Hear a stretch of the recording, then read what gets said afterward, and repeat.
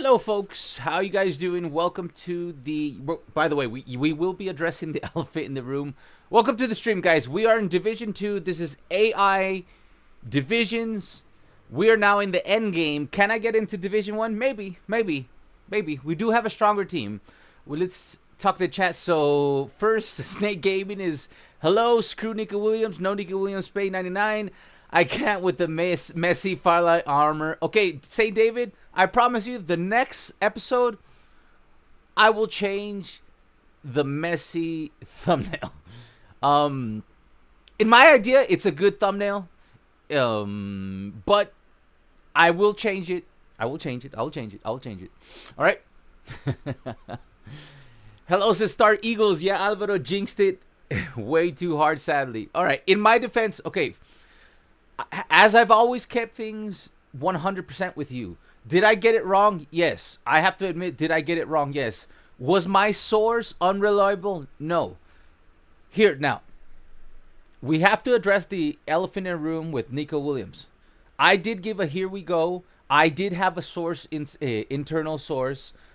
Here's the thing. Here are the facts. I, as a human being, don't have a problem saying, dude, I got it wrong. There is technicalities on how I got it wrong, but I'm not going to be like, Fabrizio Romano that did not. If you see Fabrizio Romano's, and I actually respect Fabrizio Romano, guys, but let's be honest, man. Everybody here is trying to save face. I'm not here to save face. I'm here to give you, like, what are the facts and my honest opinion and a couple of facts that you need to reflect upon. Number one, people like Fabrizio Romano, they're still reliable. I'm not saying, okay, fuck him. He did give a full verbal agreement between Barcelona. So why did he end up signing for Athletic Club Bilbao? It had nothing to do with the agreement between Barcelona and Nico Williams. That deal was done over a week ago. You could take a look at the Discord. I have it posted in the Discord. You could go visit Fabrizio Romano's official Twitter, Instagram. He gave full agreement between Nico Williams and Barcelona. Now, between that and now, we always knew, and I told you from day one when I first gave the here we go, it would not happen in June. I said it would happen between today, and the 15th of July. So I always knew that when the deal was going to get done, it was going to happen in July. Now, here's a couple of other facts that you guys need to know. Number one, Nico Williams was not on our radar at the beginning of this whole thing. We were not thinking about Nico Williams. That's just a fact. We were thinking about Luis Diaz. We were thinking about Rashford. The person who entered the chat and put himself on the map was Nico Williams. He came to us because, unfortunately, in this world, I'm gonna plant this seed. What you do with this seed is up to you. There's two types of people. There's many types of people.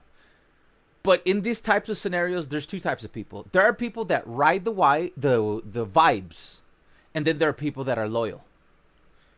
People that are loyal are people like Dani Olmo, that they're like, dude, I want to play for Barca, and then Barcelona he asked Barca, will you be able to register me? And Barcelona will reply, yes. In that moment, could Barca register Dani Olmo? No. But he gave faith in Barca to register him. Now, then you have other people that do not, like Nico Williams is not, like he doesn't wear, like he is not from La Masia. He comes from a team, and I'm sorry if this is gonna hurt some people's feelings, especially if you're Athletic Club Bilbao. He comes from a supremacist team that does not allow anybody. If you do not have blood in your veins from the area where Athletic Club Bilbao plays, you're not allowed to play. They are literally a supremacist team that you must have the DNA blood in order to play on that team. So they are very supremacist to their people. It's a very supremacist team. So why do you think they were desecrating his mural, this and that? So he's not a kind of person that ever carried the Barcelona DNA. He comes from a team that's extremely supremacist in their ideology and their views about people that are not from the place they are from. That's number one. Number two, when Barcelona found out that Nico Williams wasn't coming, it wasn't directly from Nico Williams. Barcelona was just as surprised as we all were. And tell me this, answer me this question, and let me finish with the vibes thing.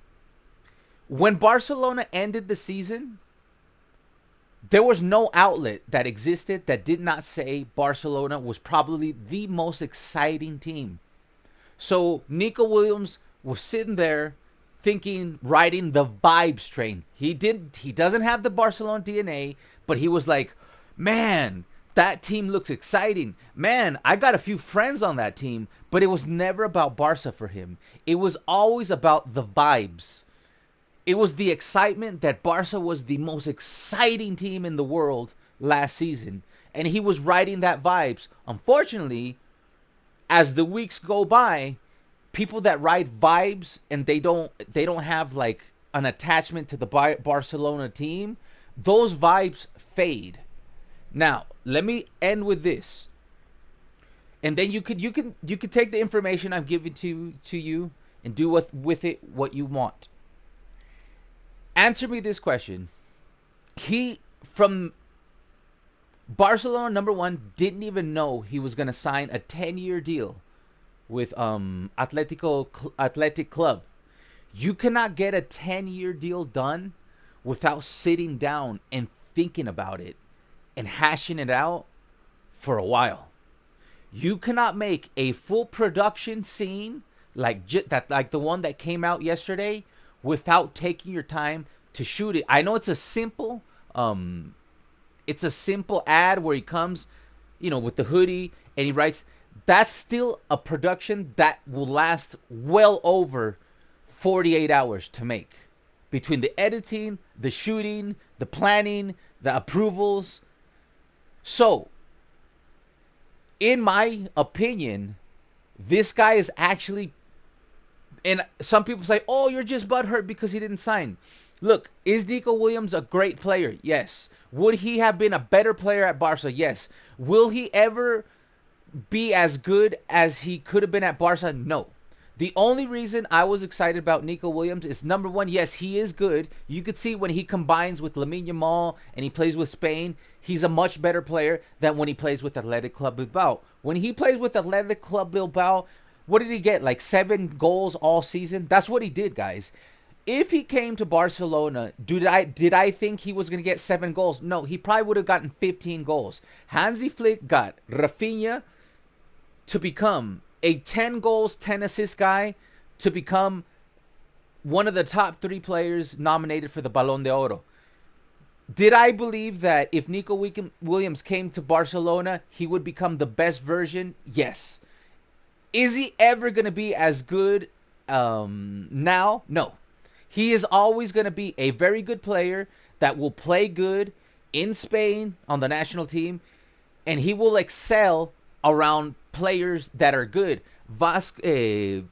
Athletic Club Bilbao is not the greatest team. He will never excel to his full potential playing at Athletic Club Bilbao. If he would have joined Barca, he would have had the best season of his career. Now, all of that doesn't matter. But I will tell you another thing. Besides the production, and yes, it does take time to make contracts, Barcelona did not know until they posted that video. Barcelona had full intention of playing the release clause. They had the money to play the release clause. The only issue with Nico Williams going to Barca was the registration. The same issue we had with Dani Olmo. Some sources were telling you that we are now at 1-1. Some sources were telling you we're not. There was meetings between Athletic Club Bilbao and the president. So, in the end, what is my opinion? To me, it looks like somebody that never really, like, he was riding the vibes of, oh my God, that's such an exciting team. Like, maybe I got it wrong. Maybe I should play for Barca. But it was always about like, but I like that my friends are playing there. But he never fucking gave a shit about Barca. You know how I know that for sure? For sure, because what he actually did was very disrespectful. He should have talked to Barca and said, "Look, man, I'm sorry. I got cold feet." He didn't do that. He kept his mouth shut. He went out, dealt with Athletic Club Bilbao in secret, hashed out a 10-year deal, got a bigger deal that he would have gotten anywhere else. So it looks like he was playing everybody just to get more money. And some people say, oh, you're just butthurt. Just look at the facts. How do you make a deal happen in 24 hours? A 10-year deal happen in 24 hours? How do you produce a video when you don't already have a plan B? Or maybe that was your plan A and you were just playing the market to see if you can bring your value up higher and get a bigger salary. To me, he's somebody that came to us. He did not act in good faith, and you should not miss that he's not coming. He is a great player, would have been a great player at Barcelona, but he did play us. He played me. He played my source. He played Fabrizio Romano. He played Gerard Romero. The only people that knew that this deal was going to break down was in the last 24 hours. That's the only, you could scan the entire internet. The only people that had information that this deal was going to break down was in the last 24 hours. And you do not create a 10-year contract, and you do not create a full produced video in 24 hours. So he had this planned I don't know how long ago. Could have been a week ago, could have been 72 hours ago. But he was definitely sitting down working on a deal, knowing full well that he was not going to go to Barca. When he had publicly agreed, you can see Fabrizio Romano's Twitter. There was a complete agreement between Nico Williams and Barcelona. All of a sudden, you're hearing, oh, it's because Nico Williams says that his agent all of a sudden changed the thing, saying, oh, we want to guarantee that you can register in. Bullshit. They would have had that conversation when Fabrizio printed. Nico Williams and Barcelona have reached a full agreement on personal terms. That is when you negotiate because there was that's when you negotiate a clause that guarantees your registration. So that whole talking point that Nico's gonna come out with, oh, I just wasn't sure about, guys, like Crew said in the Discord, the only reason he did that video was to save face. This guy is not an honest actor. He's not an honest actor. And I'm not saying, oh, everybody should go to his website and put a whole bunch of hate messages. No, man. Let him go play for Athletic Club Bilbao. But here's the thing. He did play a two-faced game. We did get played. My sources got played. I got played. We weren't wrong, but we did get played. And because I got played, I have to admit to you, yes, I am wrong. He did not sign for Barcelona. Did I have it? Did I have internal contacts? Yes. But he was lying to those internal contacts. He was playing a game of he was playing a two-faced game, and that's not the kind of player you guys are going to want. And some people say like, "Oh, you're just saying this now cuz he didn't come." Guys, do you not believe that 5 years down the road, somebody who has done this 2 years in a row will not do what Dembélé did? Everybody, including Dortmund, told us do not sign Dembele because he's gonna do what he's gonna do. Everybody told us, and what did we do? We went out and signed him anyways. Now, do you really want on your team somebody who has twice played us? The first time, he didn't have faith in us. Who did? Dani Olmo. Who got registered? Dani Olmo. Who was the number one target? Nico Williams. Nico Williams would have been registered last season, but he didn't have faith in the club. Why? Because he does not bleed Blaugrana. He has friends on that team, but he does not bleed Blaugrana. He is not a culé. He's not, man. If he was a culé, he would have done what Dani Olmo did, and that's why Dani Olmo plays for Barca. Nico Williams was above Dani Olmo in Barca's priorities. They gave Nico Williams the same deal that they gave Dani Olmo. But then Nico Williams didn't want to take the risk. Dani Olmo was like, I believe in the club, and that's the club of my dreams. And guess what? He signed. We went to the court, and we were right. Year number 2, Nico Williams comes to us after we had no intention of signing him, and he wastes our time. This whole time, we could have been working on other deals and hopefully Deco and Laporta, but he did trick us. He did hurt the club because we did waste at least a month of energy, negotiations, and time that could have gone into another player because he was not transparent with us. He came to a full agreement on personal terms, and then he tricked us. There was still time until the 14th, 15th to get this deal done. Literally, Barcelona are selling Paulo Torre, Dominguez, Ansu Fati, and they're still moving all these players with the purpose of bringing somebody like Nico Williams. It doesn't mean we won't get maybe a better player. It doesn't mean we won't get a player, because we definitely have to have somebody who can play on the wings and somebody who can be a striker. Maybe Rashford. I know some of you won't like that idea, but like I said, guys, when Hansi Flick gets a player, look what he did with Rafinha. Look what he did with Pedri. Look what he did with De Jong. He tends to bring out the best out of the players. So, can Hansi Flick make Rashford the greatest version he's ever been? Probably yes. And the last thing I'm going to end is, do you really want a player on your team who played you twice, didn't have faith in you one time, played you the second time, played all the reporters, and in the end got a fat ass paycheck? Because that's what happened in the end. The end of the story equals Nico Williams got a 10-year deal, a fat ass salary beyond what Barca was ever going to pay him. Could that not have been one of the major factors while there was still time? Do you really want a player like that to come over? And do you not believe that he would do the same thing that Dembele did?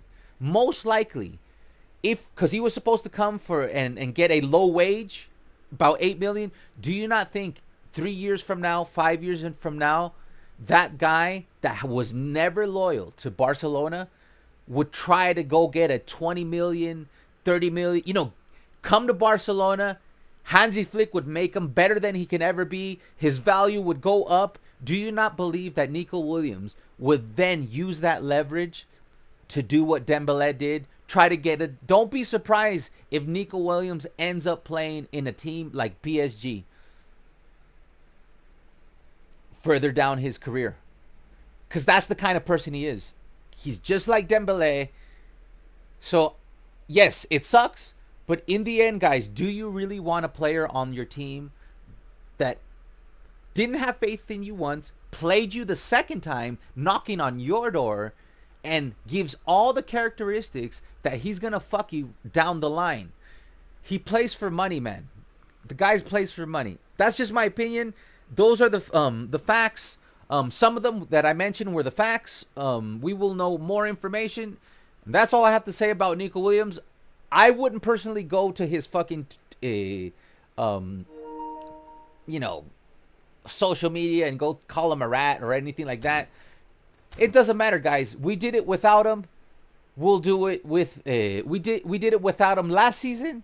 We will have a couple of better players this season, and you never know. Maybe somebody from La Masia will come up. You never know. Maybe we'll sign Grimaldo. You never know. Maybe Ibrahim Diallo will break out. You never know. Tony Fernandez, who can play right wing forward, might be given a chance. So I wouldn't worry about this, guys. I was excited. I cannot hide that I was excited for Nico coming. I did give the here we go, but I did get played. Fabrizio Romano got played, but at least I have the balls to say I got played, unlike Fabrizio Romano, who right now doesn't even mention, oh, I'm sorry I got this wrong, because he did get it wrong. Because he did publish the full agreement between Barcelona and Nico Williams on personal terms, and there was no issue with the release clause. Barcelona, you will see in this transfer window, what was his release clause? 68 million. I guarantee you Barcelona will spend around 68 million in this window, and you will see Barca always had the money. It's just that Nico Williams was playing the market, and he played you, he played me, he played everybody. He played Fabrizio Romano, and Fabrizio Romano's out there selling you. Oh, I'm here to play for the club of my dream. He's just saving face, Nico Williams, because he's two-faced, man. He's a businessman. Nothing wrong with being a businessman, but do you really want a businessman on a club like Barcelona? I'd rather have Dani Olmos on my team. I'd rather have Lamine Yamal's on my team. I'd rather have Lewandowski's on my team. I'd rather have Pedri's on my team, Gavi's on my team, who kiss the crescent and actually bleed Blaugrana. Somebody like Fermin Lopez. I'd rather have Fermin Lopez on my team, Marc Casal on my team, than a businessman like Nico Williams that really, when it came down to it, it was all about the money, man. All right, let's kick this off. Hello, I freaking hate Nico Williams. I knew the confidence was strong. Alvarez was way too confident. The reason I was confident is because I had good sources. And you can say, like I said, man, I'm not going to take any of this personal, but it wasn't just me. It was public statements by the president, public statements by Deco, public statements by Fabrizio Romano, public statements by Gerard Romano, and the entire media. Literally the day before this happened, Gerard Romero gave it a 150% chance that Nico Williams is going to sign. The confidence was high, not because, and I got it wrong, not because we did our work incorrectly. You know why our confidence was high? Because Nico Williams planted the information that he's coming to Barca. The person who approached Barcelona was Nico Williams. The person that gave the information for all of us to have so much confidence that he's coming was actually Nico Williams' camp. The sources did not come from Barca. The sources came from Nico Williams' camp. The source that I had did not come from Barcelona. It came from Nico Williams' camp. So what does that tell you? That tells you that he was playing us. I love Nico because of what he does with Spain. Like I said, dude, let him be who he is. A Bilbao player that plays good at Spain. Doesn't matter, man. Wish him luck. He will never be as good as he could have been at Barcelona. Especially because of the way we play. He would have excelled more than ever. We basically have the Spanish league on Spanish team, but on steroids. Alvaro want to play against me. I'm playing the AI today. Also, Nico stayed because his brother convinced him, which made him sway Bilbao. I kind of disagree with it. I think that was the factor last year. I don't think it was the factor this year. I think this year was all about playing the market, being a businessman, laying seeds in the market to confuse everybody. And in the end, what did happen? God always come to the conclusion. What is the conclusion of this story? There's still time to sign Nico Williams, but he chose not to wait. What does that tell you? Guys, use your critical thinking. The market is still open. Barcelona could still sell Christensen or somebody. Barcelona could still sell. Barcelona could still buy. Why did he sign right now, and why did he end up getting a 10-year deal for more money that Bilbao was going to offer him to begin with? That's a businessman. That's somebody playing the market. That's not a Fermin. That's a businessman. You got to ask yourself, what did happen in the end? In the end, there's still plenty of time. The market closes the 1st of August. It is July 4th. It is early in the window. Why did he close his deal with Athletic Club right now, knowing there's plenty of time? What did happen? He ended up having the bigger contract than he was ever offered at Athletic Club Bilbao. And now his release clause is also double the size it was right now. So Bilbao wins, Nico Williams wins. And what do those wins actually equate to? Money. It all has to do with money. In the end, what are the facts? The guy's going to make more money than Athletic Club originally was going to offer him. And Bilbao also has a guarantee that if he does get sold, Bilbao will make more money. It was all about money in the end. All right. Now, Bilbao went to La Liga to make sure that Barca followed restrictions behind the scenes. However, we were renewing Nico's deal like it was Luis Figo. Say, David, with all due respect, I think you're wrong. The same thing happened with Dani Olmo, and what happened to Dani Olmo? He got registered. Whatever La Liga and Bilbao think doesn't really matter. What Barca can do legally does matter, and they showed it last season that despite, I think you guys, don't be a goldfish. Literally, the president of La Liga, because you guys have short-term memory. The thing is, I never forget things in the long term. La Liga president came out multiple times saying, you cannot register Dani Olmo. Barcelona said, yes, we can. La Liga president came out and said, you guys did not properly register the information, the documents to register Dani Olmo. Barcelona said, yes, we did. And what did Barcelona do? They went to court and they proved everybody wrong. So this whole talk, that the Bilbao and this is bullshit, man. You already know that La Liga's corrupt. You already know that FIFA's corrupt. You already see, I don't know how many games that you need to see where referees influence, impact games to realize football is a corrupt sport. More corrupt than the NBA, more corrupt than the MLB. It is probably the most corrupt sport in the world. And if you don't think it is, then you're living your life with your eyes closed. So, of course, in a corrupt system, people like Bilbao and the president will work together, because you guys don't forget, man. Barcelona did not sign the CVC deal. That is why Barcelona has the problems they do with the legal. What the CVC deal? You can go look this up yourselves. You can go look this up yourself and you can fact check me. The president of La Liga told Barcelona, if you sign the CVC deal, I guarantee you can register Messi.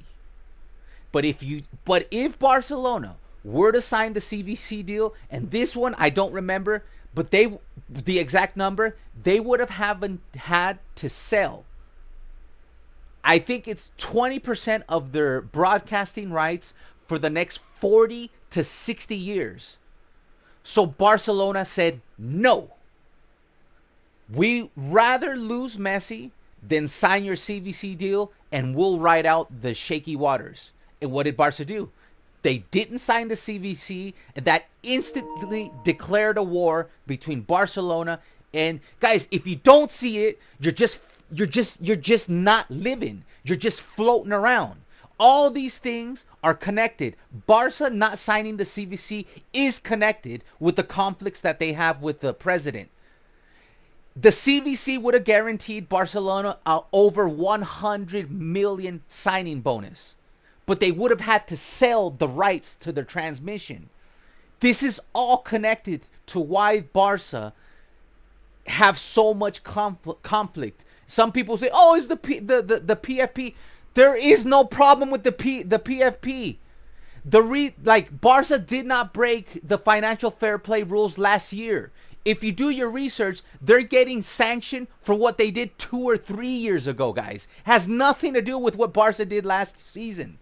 But do your research, guys. Don't you just blab your mouth and say fucking nonsense. Do your research and know what you're talking about, because you don't know what you're talking about.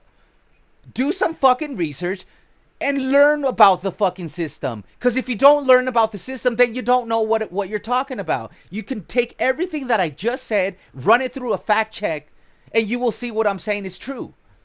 What else?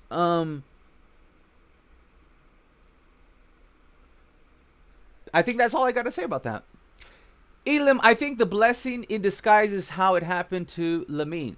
Guys, always remember, whenever we get fucked, somebody pops up and we forget about Dembele, we forget about Luis Figo, we forget about whoever. Do we ever, like, all the people that left, are we still crying about them? No, man. They got replaced by Lamine Yamal, Fermin Lopez, Marc Casal, Marc Bernal, Balde, Kubarsi, Rafinha, Dani Olmo, and the list goes on. So one thing I can guarantee you, by the end of next season, we're not going to be like, oh, if only we had Nico Williams. Barcelona always finds an alternative. And at least Barcelona never had to sign that CVC deal, and we retained our rights.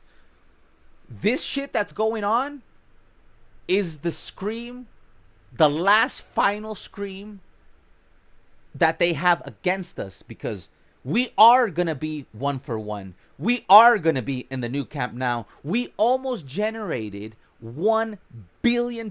You can fact check this on me, guys, because I actually do my homework. I don't just blab nonsense into a fucking microphone. Go check out how much revenue Barca generated in 2024-25. It's over 900 million. Now, go take a look at the other teams. We almost generated $1 billion in revenue. What do you think that looks like next year when we don't have to, when we're in, like next season, we will make even more money with a 110,000 packed Camp Nou. There's not going to be a single game the entire season that's not sold out. And no, I'm not ignorant. I do know that we're starting out with a crowd about 35,000. But eventually that Camp Nou camp is going to fill 110,000 people. And guess what? It will sell out every seat for the first year. Guaranteed. They literally just broke the Barca just broke the all-time record kit sales. You could look this up, because I actually you guys, because some of you complain why I don't answer to you. You know why? Because I actually sit and do research. I don't just come here and have diarrhea of the mouth. Go look at everything that I have stated. Barcelona literally broke the single sale day of kit sales of their entire history. So you got the Camp Nou revenue coming in. You got the broken records of kits. You got the brand new deal with Nike. What do you think? Why do you think La Liga Bilbao are so fucking scared of Barca? Because they didn't sign the CV deal, and now Barca are not tied to the CVC deal, and they just made almost $1 billion in revenue without playing in the Camp Nou, having to play playing in the 1/4 rule.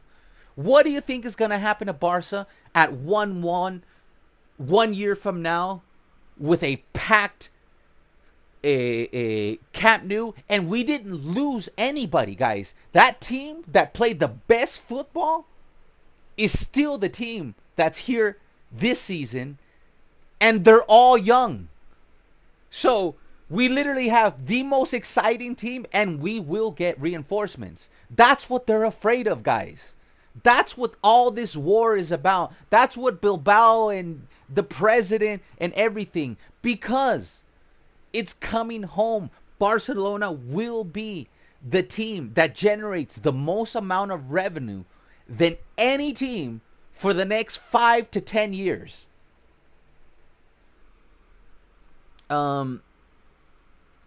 Now, what are you going to do? I'm going to do something, as Spain99 says, what am I going to do with the career mode? I'm going to make something interesting. Like, I'm not going to pretend like there's not an elephant in a room. Like I did with my offline career modes, I would make a plot twist. I'm going to create a plot twist because he's not going to be playing on my team.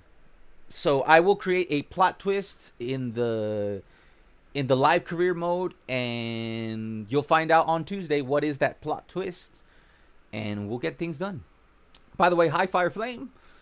Spain is in the house. He reminds me of player 456 has been eliminated. No spoilers, guys. I'm on episode... There's 6. I'm on episode 5. I still got to watch episode 5 and 6, so please no spoilers for Squid Game. All right. Player 456 has been eliminated. Hey, how's it going, Emily? GG's. We're about to get it popping. We had to address the elephant in the room, guys. There's no way we could have started this stream without talking, about what was going on with Nico Williams. Bro, St. David, you spelled it for me and Alvaro. Well, I'm sorry, but nobody told me. Wait a second. Did you just spoil it? Oh man, don't tell me you just spoiled. Dude, I literally told you guys in the last 2 live streams, do not spoil Squid Games for me. Jesus Christ, man. What is wrong with you guys? Dude, a series just came out. Don't spoil it. My God. Look, man, I expect better from my fucking mods. I really do expect better from my mods. Stop being such fucking child, man. You're gonna lose your mod. You're gonna use your admin if you continue to act in this way. Oh, I didn't know. I didn't know. Guys.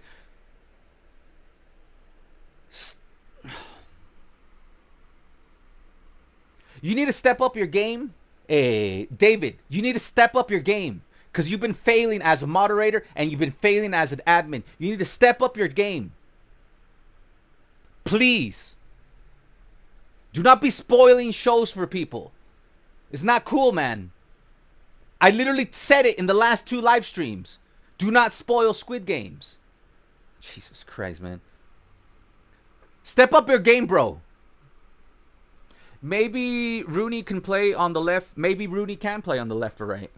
Edgar Summers, just go Rashford and Grimaldo, 2 buds. There's like I said, I do believe that what's his name? I believe Hansi Flick could do magic with whoever's gonna come in, whether it's Grimaldo, whether it's Rashford. So I wouldn't be too worried. I don't want Nico at PSG. I hope you get Nico at PSG, David. David the spoiler. David the spoiler. You're no longer Saint David, man. You're David the spoiler. At this point, sign Rashford. He's desperate to join Barca and willing to take a pay cut. Well, I agree. I definitely think Rashford can be restored. I agree with that. KS10, he played for us, man. Look, back in 2003, Laporta wanted Beckham, and he said no. We got Ronaldinho, Cruyff, and he said, like I said, exactly. Everybody who eventually said no, for some reason, we actually get something better. So I wouldn't be so worried about it. You would rather, yeah, I would rather have Spain 99 than Nico Williams on my team. If a player actively decides to reject us, needs to cut ties. Yeah, our mistake was not sticking to, like, if you reject us, you shouldn't go for us. What tricked us is that Nico Williams came knocking on our door and asking forgiveness for not joining you next year. I want to join you this year, just because he was playing us because he wanted more money. Emily, if you're interested, so drop your Discord or Twitter on Instagram here. I don't know what you mean, but our Discord is pinned to this chat. So if you want to join our Discord, it is on the chat. And if you want to join from Twitch, it's in the bio. If I didn't understand the statement, but if you're trying to join our Discord and you're on Twitch, it is located in the bio. I respected his decision. I also didn't blame him for not joining Barca. Taking the Barca fan for a sec when you see Olmo in the middle and a season isn't part of the squad, they can't guarantee that. Like I said, he's a businessman, and I literally told you guys, I wouldn't go to his social media and just, like, let him live, let him be at Bilbao, who cares? Let him be happy at Bilbao, who cares? People are allowed to be businessmen. There's nothing illegal about being a businessman. But like I said, do we really want a businessman in our club like Dembele? Dembele's a businessman. Do you want another Dembele on our club? So, to a certain degree, I do agree with the sentiment of Edgar Summers. That I actually don't respect his decision because he played us. But you are allowed to play the market. Now, maybe we should have been smarter. Maybe we shouldn't have believed him. But he did play us. So that's all I have to say about that. He's playing Barca and Bilbao at this point. Yeah, he played both Bilbao and Barca. And everybody's going to pretend, oh, this was the plan all along. Bilbao's like going to play like, oh, we already knew. Everybody's going to try to save face. There's very few people in this world that'll actually show you, like, dude, their true face and say, man, yeah, he wanted to leave. You think Bilbao's going to be like, oh, yeah, we were about to lose him and da-da-da. No, man. They're all going to give the illusion, because one thing that has always been consistent throughout history is that people that have a lot of money and power will never give you the truth. Like, they will always pretend to save face, because people in power, or humans in general, have this lack of ability of telling other people I was wrong, because it makes people think that makes them look weak. To me, it's courageous to say you were wrong. It's courageous to tell the truth. You don't need to treat humanity as children. And all these institutions treat humanity like children, like they're not ready to know that Santa Claus isn't real. And that's what Bilbao does. That's what Nico Williams does. That's what, that's the way it is, man. And I don't believe the 1v1 until I see they have said something. The thing about the 1v1, Edgar Summers, you can even find a quote by the president of La Liga saying they're at 1v1. And then you can find a quote by the Liga president saying they're not at 1v1. And I also mentioned La Liga and football is the most corrupt sports institution in the world. So riddle me this, riddle me that. If you guys need me to give you If you want me to do more research and come into these live streams and show you them, I'll do it. You can do your own research if you want. You can find a direct quote from the mouths of Tebas saying Barcelona are at the 1-1. You can also find a quote from Javier Tebas saying Barcelona are not in the 1-on-1. And all of this happened in the last 3 months. So what does that mean? It means the same thing about every other politician. Javier Tebas speaks from both sides of his mouth. There is a lot of people in power that speak from both sides of their mouth. That should be an indicator. I know a lot of you are young. When people speak from both sides of their mouth, do not trust them. There are always tells, just like there is in card playing. People have tells. You want to know when somebody's corrupt? If they speak from both sides of their mouth, then don't believe anything they say, man. He literally also said you will not be able to register Dani Olmo. Where is Dani Olmo right now? So it doesn't matter what Javier Tebas says because he speaks from both sides of his mouth. Now, I'm not saying now we should religiously, believe that Barca are at a 1-1. The thing is, both Fabrizio Romano, La Liga, Javier Tebas have confirmed that Barca are at a 1-1, and then the same sources have said they're not at a 1-1. They're actually 8 million short. So when it comes to the 1-1, I actually have no fucking clue because everybody's speaking. Even the most reliable journalists are saying yes and no, not because they're bad journalists, because the sources, like the official La Liga, are talking from both sides of their mouth. So if you're a reporter and the president is saying yes, and then a month later he's saying no, as a reporter, what the fuck are you supposed to do with that information? So I agree at a certain extent with that comment. Until I see the 1-1, I don't believe it. The thing is, to a certain to a point, I do agree with you. Because you cannot rely on what the president says, because the president will say yes and then he'll say no. So until it's written and registered in La Liga fucking documentation, I guess we're all gonna be playing this guessing game and not really knowing. Here's my Discord username. Yeah, if you want to self-promote, this isn't the place to do it. I wouldn't have joined Barca if I was Nico Williams and all the financials. Okay, whatever, dude, Edgar. Then good for you, man. Go join PSG. Be like a PSG dude. The WWE corruption never gets old. Hey, show! Hansi Flick said that he believes that Bernal is going to be the best midfielder in the world. I actually believe that.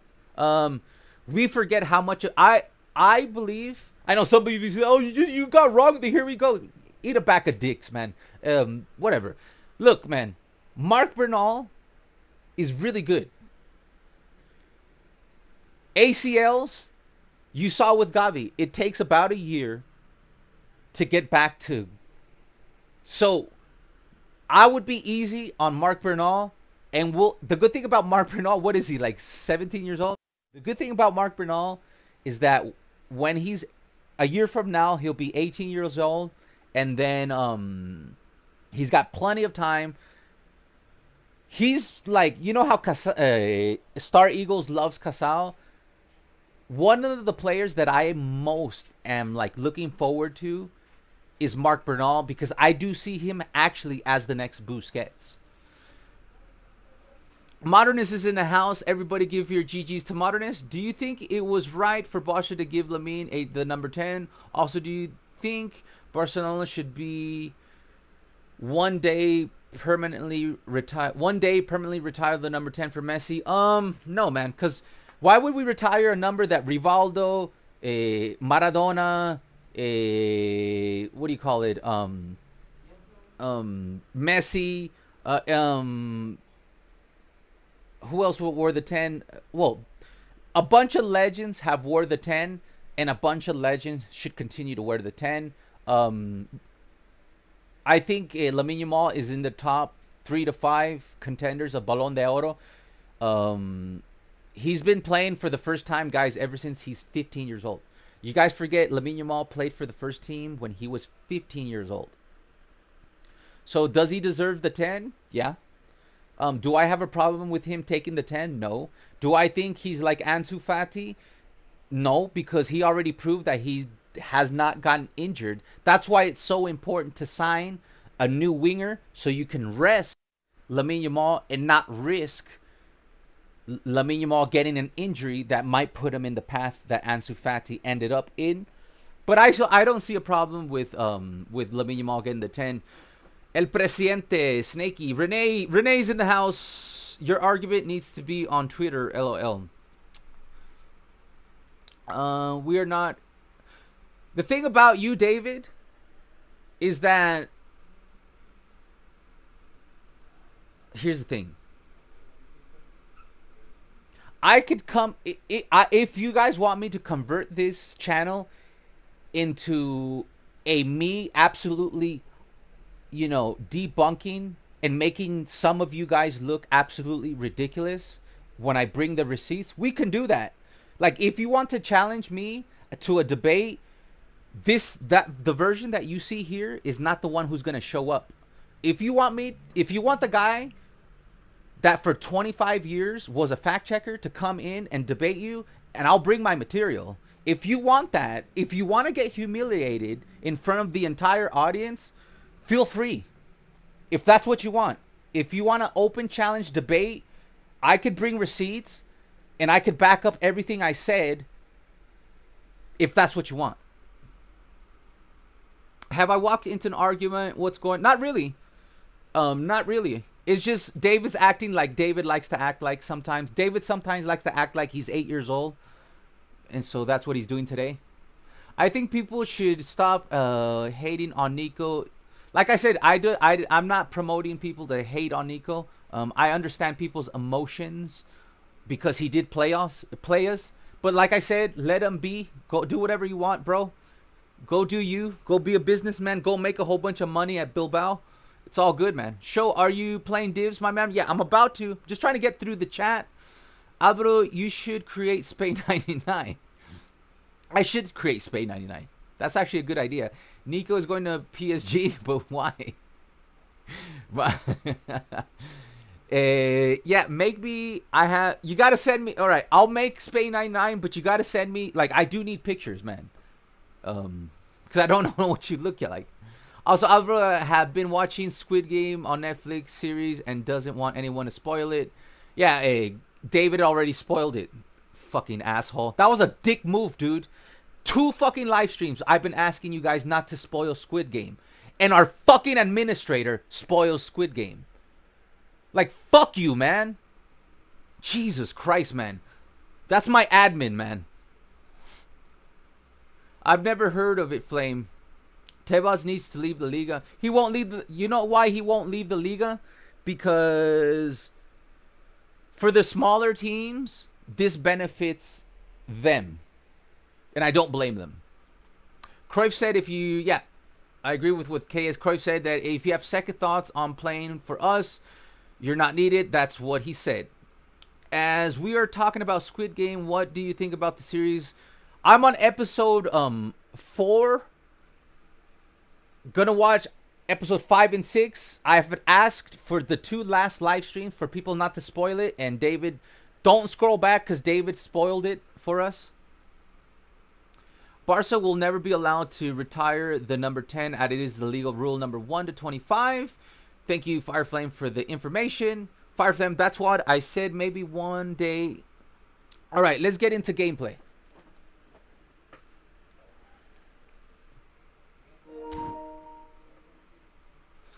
All right, so I am in Division 2. I will be using this formation. I might have to bring in Darwin Núñez later Well, I'm not gonna start Frankie De Jong unless I need to. We do have the option of using the roaming flank.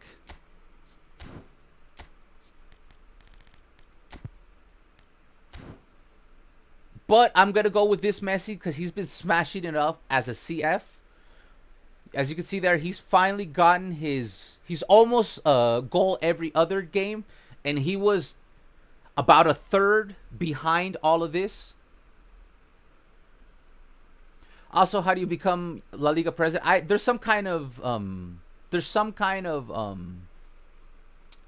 do you call this?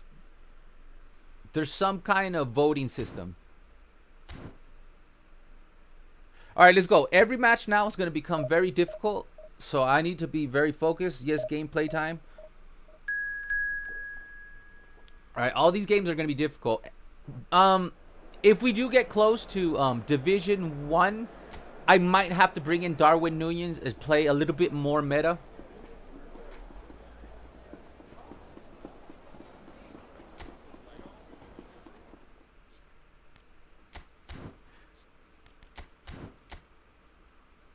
Once again, let me reiterate this. This is now the third stream in a row. Do not spoil TV series, especially ongoing TV series. Do not spoil it. Because if you do, you're a fucking dick, bro. Especially, I have kindly asked twice for people not to spoil Squid Game. And our fucking admin spoils Squid Game. Our fucking admin does it. Am I asking for too much for people? Does that make me a fucking asshole for asking people not to spoil a show that just came out? Am I wrong, guys? Am I being an asshole for asking people not to spoil Squid Game? I dropped from 9K to 12K in divs because Vieira walked the ball into my own net. 90th minute. Nice. KSN, who knew you had elected the president? Who knew you had to be elected to be president? Also, we understand what Madrid want through with Mbappe. Focus, don't talk much to beat them. Elim says, how do you feel about the Dumfries rumors? He could be good. He could be good.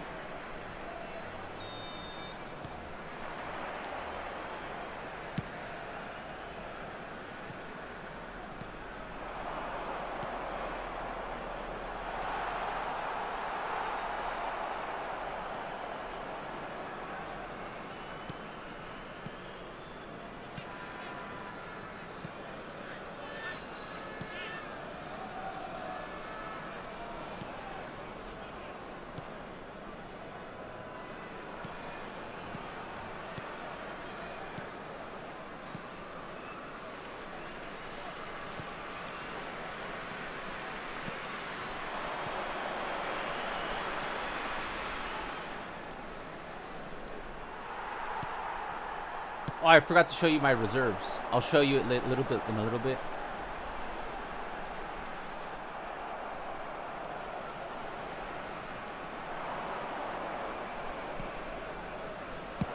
Oh, too hard.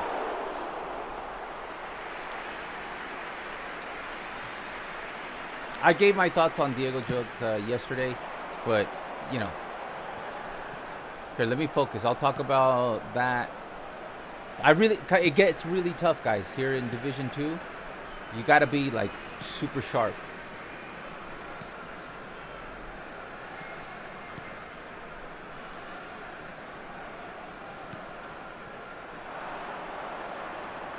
Ah, too late.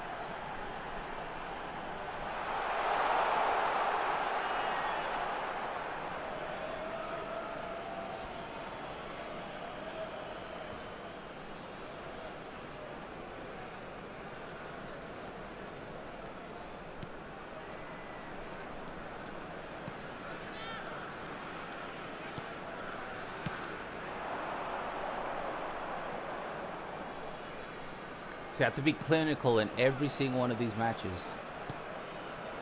Because it gets rough. And this is the beginning, right? It's going to get tougher.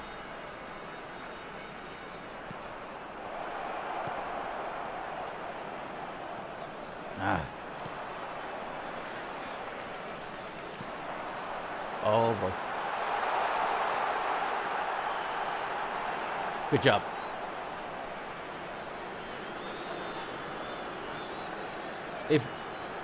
That's why I do like to play with Ter Stegen. That's a defensive goalkeeper.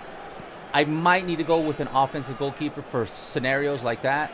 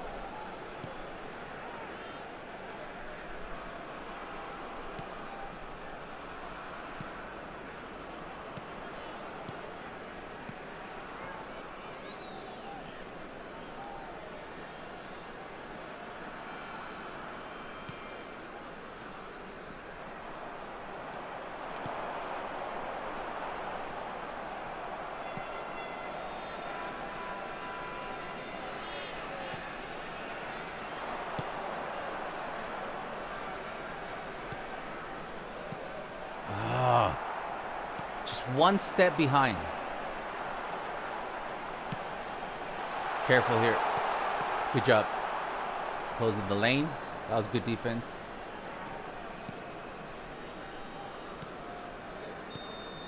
That's the first half. Hey Loki, welcome to the stream.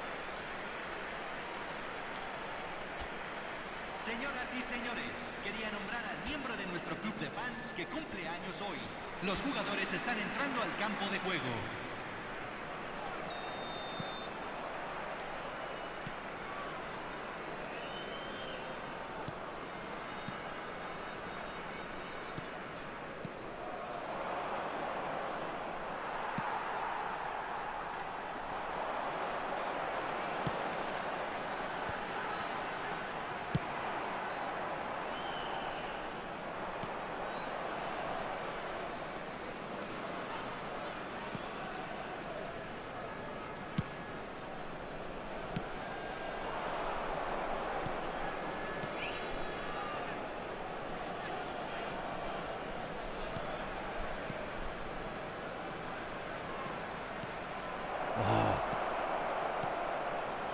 It always takes something special.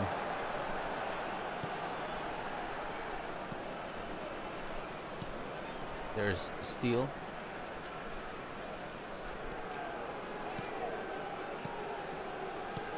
Messi. Oh, that was close, man. That was close. Hey, game over.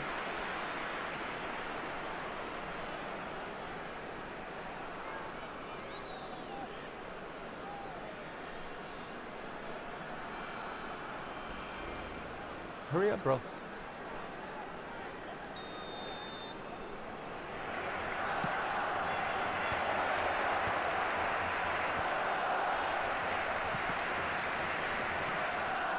Ah, got away from us.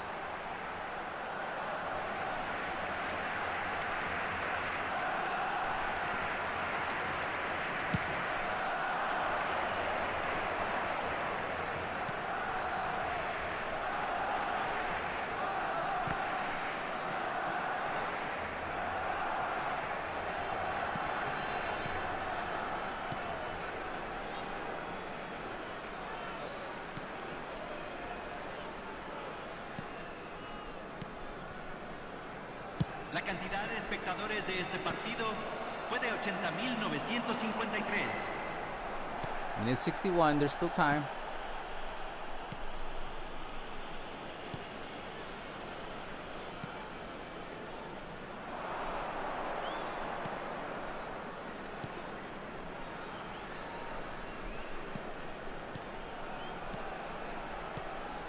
Oh, almost.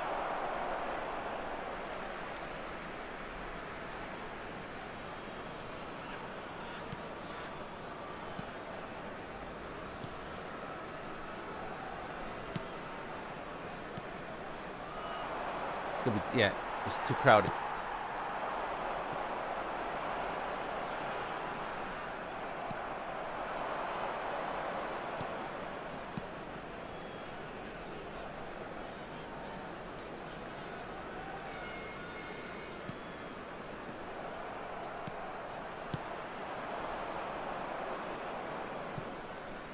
Alvaro, I'm trying to get the capture card, but it is hard to find one that is like spinning for Barca player. I don't understand the question. Reframe the question, please. Número 9.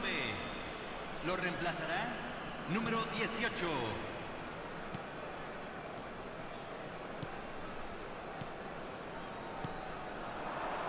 Oh, right there. Oh, man. That was it, man. That was the chance we were looking for. Hold on. Let's have Frankie come in. Maybe we could break the lines a little bit. Here. I'm going to have Super Sub Ronaldinho come in here. Maybe Lamine Yamal could get one here.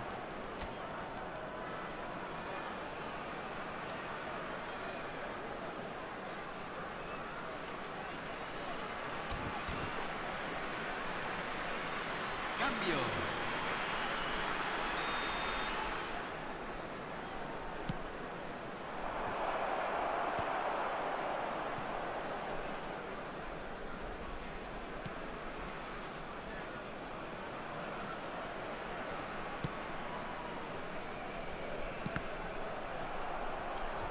I read the 150 million hot dogs are consumed in the U.S. on the 4th of July. That's crazy.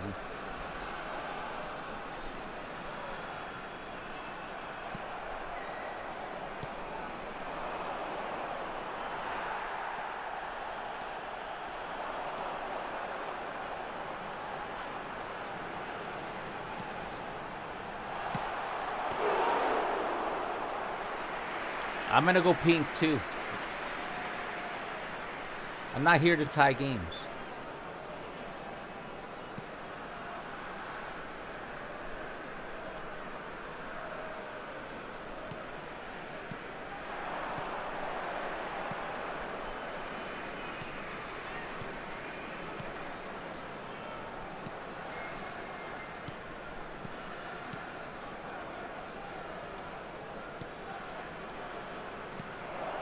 There it is. Oh, man. 1 second of hesitation by Messi. That 1 second of hesitation by Messi.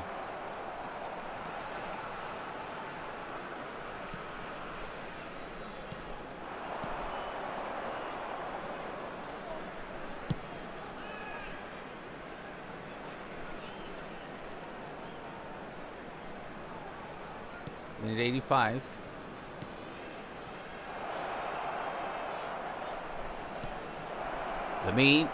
Lamine. I told you it was going to take something special. And we got something special. David talks a lot of game, man. Sometimes I wonder about David, of his true intentions. Because he pretends to be on your side. But throughout the months, I have seen he has this tendency of enjoying to see me fail. So the things I said today, number one, were true. And I have noticed that the guy does get off to see me fail. And I'm not saying at a game. Like, who was the first one kind of gloating about me getting Nico Williams wrong? I expect more from my it's not like you know, if you're gonna be my admin, you know, you have to lick my boots. You know, you don't need to glaze me. You don't need to give me a hot stone massage. But I at least expect you to be a team player. You know? And that guy seems to enjoy when I fail at something. And then he comes up with just random ideas that have no backbone to it. So I called him out on it, and he spoiled. And I asked you guys twice nicely to not spoil Squid Game. And what does David do? He spoils Squid Game. So then I told him to do better. And apparently he cannot take he loves to dish out. But when you do something I ask you not to do and you do it anyway, you're gonna get a reaction from me, especially if you're my administrator.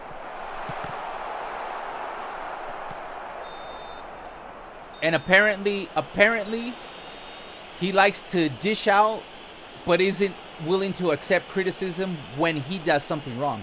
Because when I do something wrong, I've asked for apologies. I've said that I'm wrong. I've asked the channel not to spoil Squid Game 3 streams in a row, including this one. Administrator spoiled Squid Game. So I asked him to do better, and apparently he got his feelings hurt. Now I want hot dogs. Alright, so we got the deal done. That's how hard it is to beat, to win in Division 2. We're now at 13K. There are a lot of there's a late goal. It's nice when it's you who gets them. Yeah, because we do concede a lot of late goals. Spain 99, you're so funny. One of my friends spoiled Squid Game for me, and I still haven't forgotten what the spoiler was. Just wondered, did you get my message, Fireflame? The message here or on Discord? Yeah, I did. I will do after the stream. All right, let's go for game 2.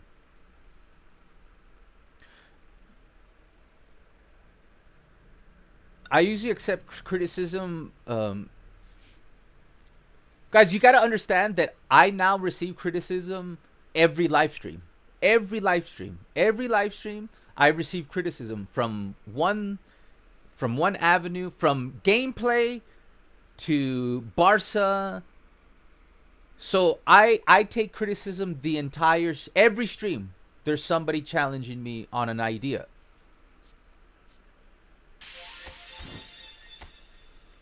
If you're gonna be challenging me on an idea, I am allowed to challenge you back.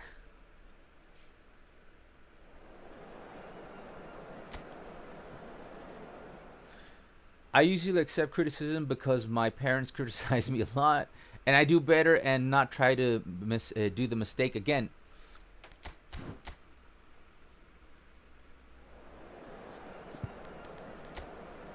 Like number 1, I asked you guys twice, the last 2 streams, do not spoil Squid Game for me. He spoiled Squid Game for me. Number 2, Frankie De Jong's up, so we're going to play him in a deep line. Number 2, in general, guys, when there's a show that is out, that just came out, it hasn't even come. I don't think, I may be wrong, I don't think it's even been out for a week, right? Like it came out last Friday or something like that, last weekend. So it just barely came out. Why are you going into a chat room full of people to spoil the ending of Squid Game?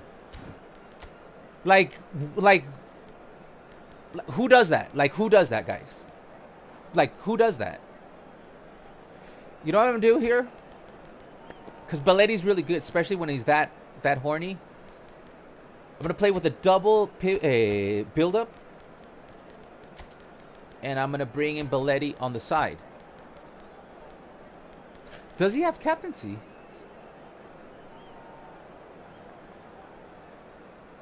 Like, you should know better, guys. You should know better than to be spoiling shows that just came out. That's a dick move, man.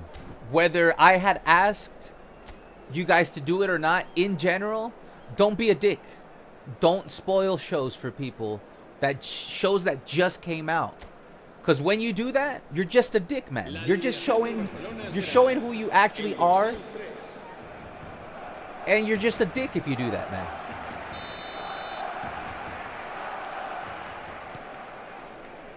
It's like what I said yesterday, man. Most streamers will just not react.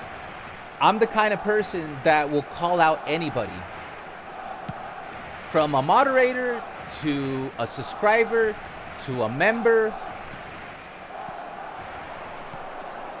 If you fuck around, you're gonna find out. Messi almost gets... I challenge Alvaro to a cringe battle.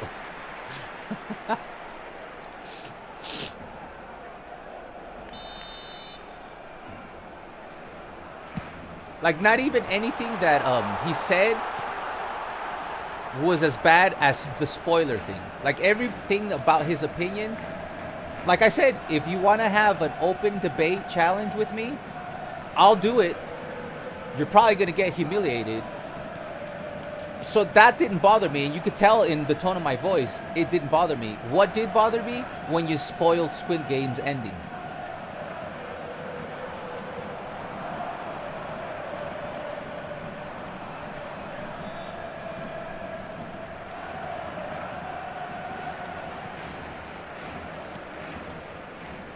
So if you don't want Squid Game spoiled, do not scroll back early into the chat.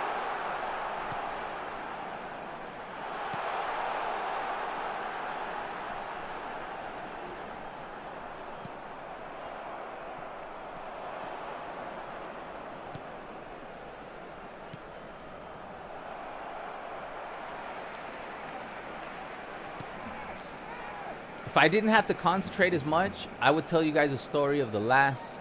You guys ever see Succession? I'll tell... Like, after this game, I'll tell you a story. Alright, let's lock in.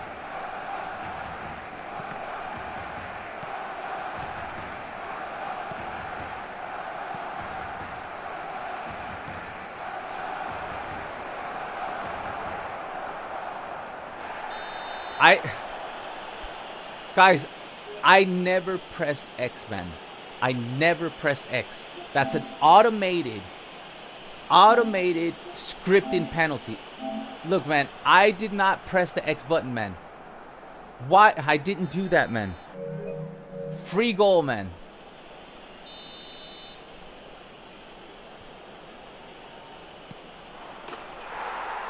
I just don't get it, man.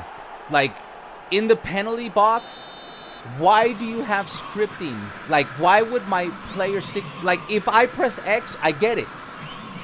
You guys know how I play defense. I play zone defense. I do not press X in the square. I do not press square in the square.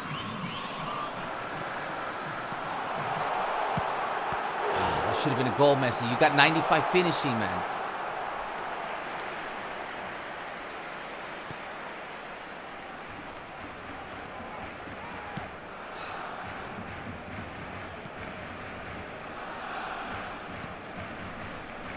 That's where the game ruins itself. You know, I'm here sitting here focused, laser focused.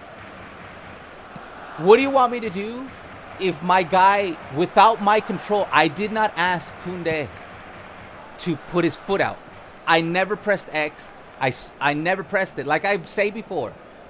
And you guys will know when I admit to it. And I would admit to it if I did. I didn't press X.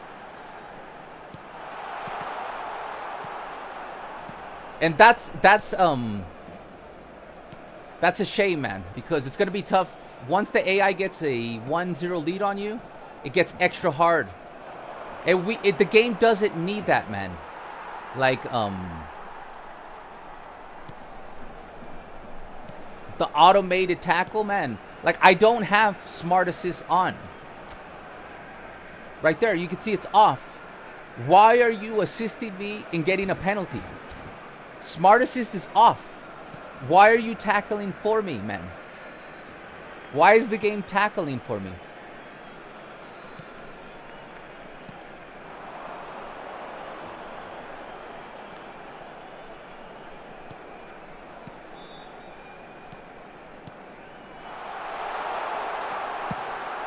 Golazo by Eto'o.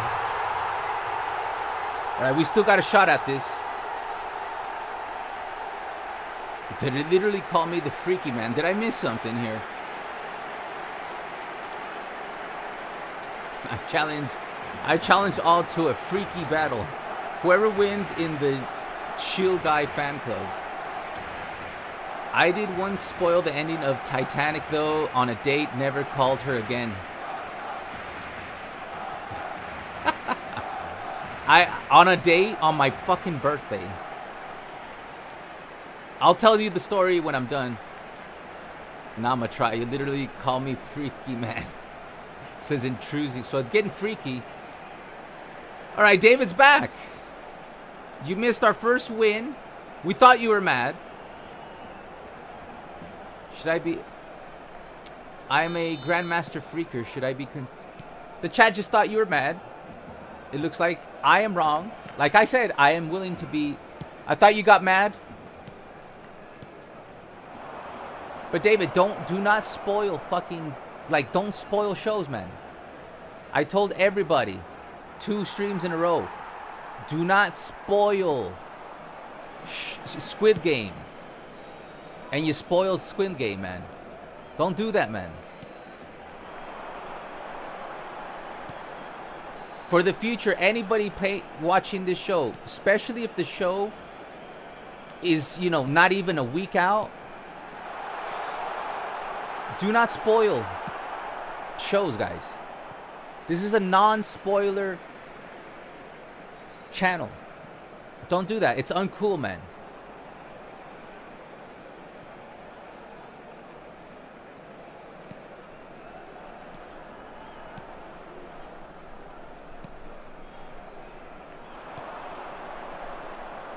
We got a game winner in the minute by Lamine Yamal. And then we got a scripted goal penalty called on us. This is where we can need, right there, that's where I would need Darwin Nunez. Because every now and then we will be able to go like this, put it in the box, and get a header goal. So I think I'm going to bring in Darwin Nunez.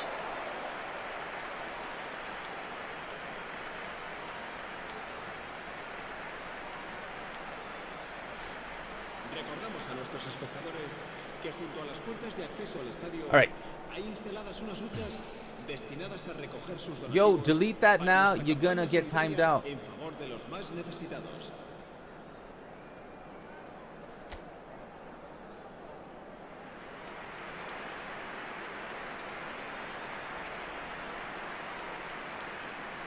Guys, please drop. I even forgot. Drop a like. Don't forget to drop a like. We are 5 subscribers from 13,900.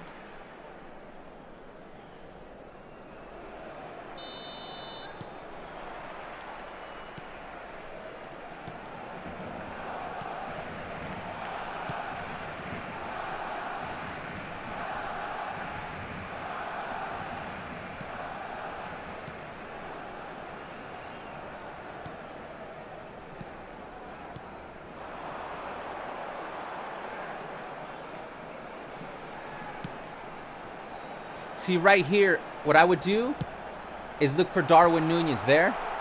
I think we're going to have to bring in Darwin Nunez. Guys, it's just in Division 2, you have to be able to beat your opponent with everything. Including giving good head. And Darwin Nunez gives good head. And not having Darwin Nunez takes away my ability to create damage for my opponent in the air, in the box. So I think I'm going to have to bring in Darwin Nunez. I would play, hold on. I would play Robert Lewandowski, but he's just useless, guys. He's too slow, and he doesn't have bullet header. So we're going to have to bring in Darwin Nunez. Because a game like right now, it'd be perfect to bring in Darwin Nunez to try to get a header. Here, let's focus, because I am losing control of the game. Almost. Yeah, for some reason, Snake Gaming is in a freaky mood today. He's calling people out for a freak challenge. It is Freaky Friday. La asistencia a este partido asciende a 96.026 espectadores. Bounces right to them. We got lucky there, but you see how the balls bounce right to the legs of our opponent? They would fix. I wish they would fix that. All right, it's minute 61.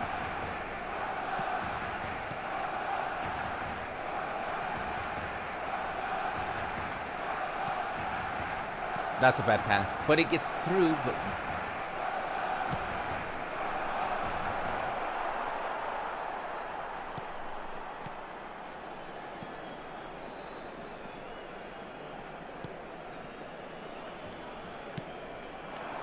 bad pass, man.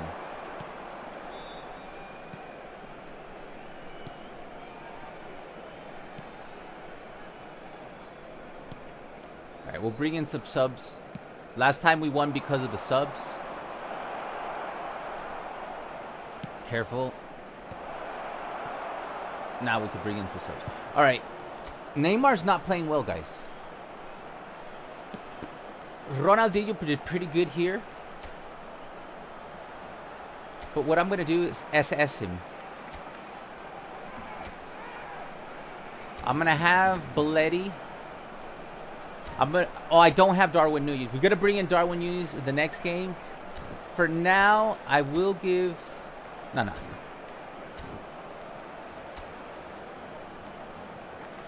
You think Lamine Yamal will come up with another game winner?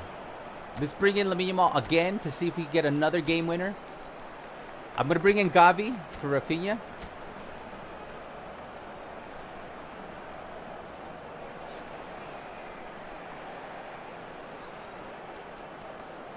Get in there, buddy.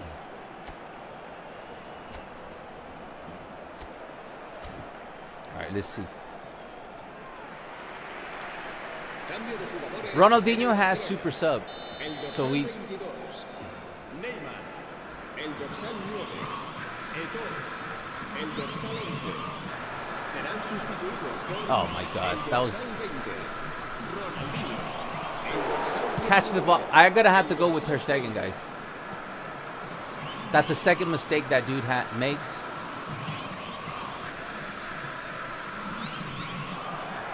Here's where we got to be careful. Here's where we have to be careful. Good. Xavi immediately makes an impact. Triangulation. That was supposed to be for Messi, and then I was going to pass to Lamine Yamal.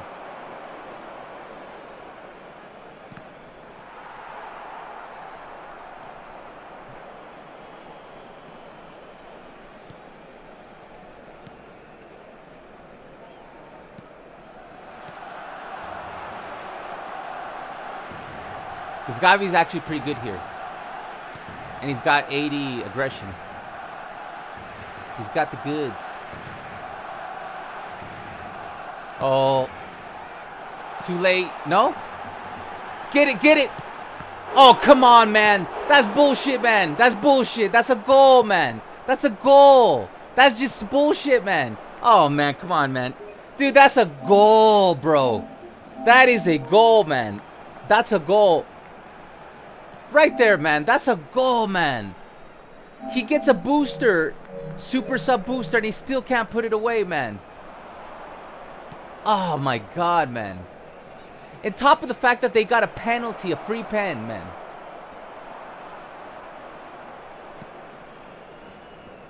That's a goal, bro.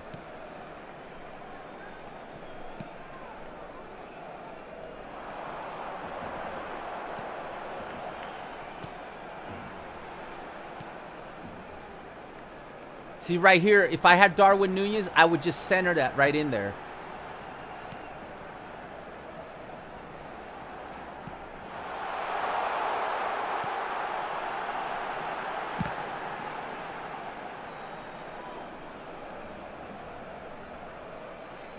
Patrick Vieira outpowers me. But I get it back. This is it, guys. Let's go pink. Let's go for the win.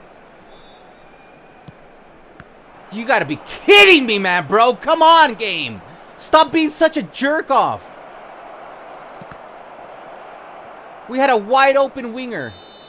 We got the tie, man. What a fucking jerk off game, man.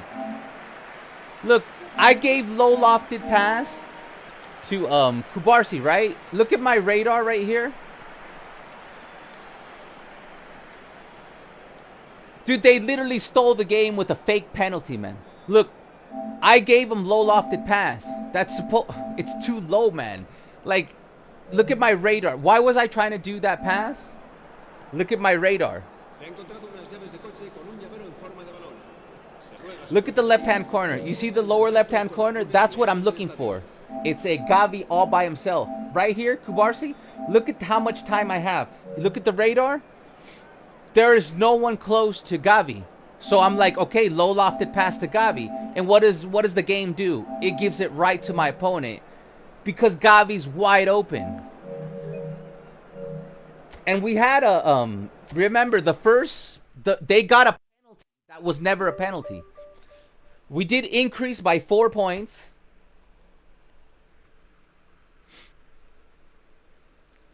Let's take a photo take a photo of a goat in a boat. Then we could float in the moat and be freaky. If you make me, you should use me in your Barca career mode if you want. The only thing it would have to be next year's Barca career mode because I can't mod a PlayStation. Wow, they bought more fireworks eFootball.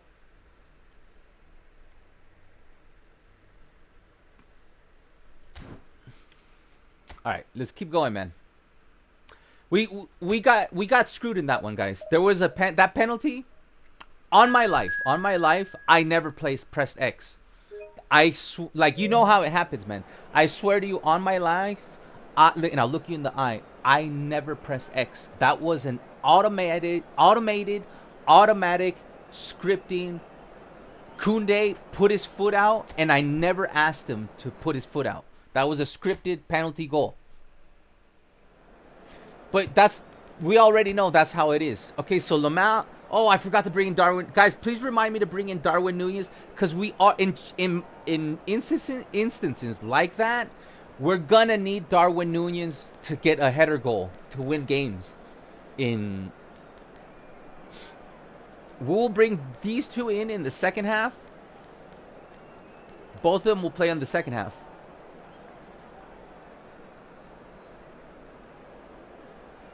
All right, let's go.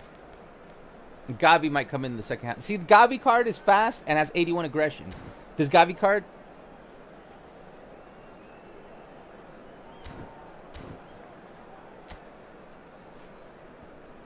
Guys, guess what? Says Intrusion. I got the Player of the Week Messi card on my free account. Dude, that Messi is really, really good. I don't know if it's still available, but on my free-to-play, I never had a good Messi, right? I finally have a Messi, and he starts on my team, and that was the Player of the Week Messi that just came out. Dude, he's hella good. Like, he's hella good. He's one of the best Messis I've ever used. It's a deep line Messi forward, but he's fast. He could dribble. He is super. Like, if you don't have, I don't know if it's, we'll check if it's still available. I think it's no longer available. But that Messi is actually really, really good. So I finally have a decent Messi on my free account.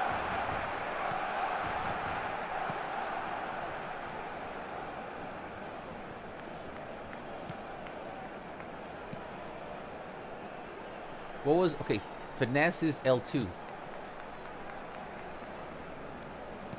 We lost the ball there because I couldn't remember what was the finesse.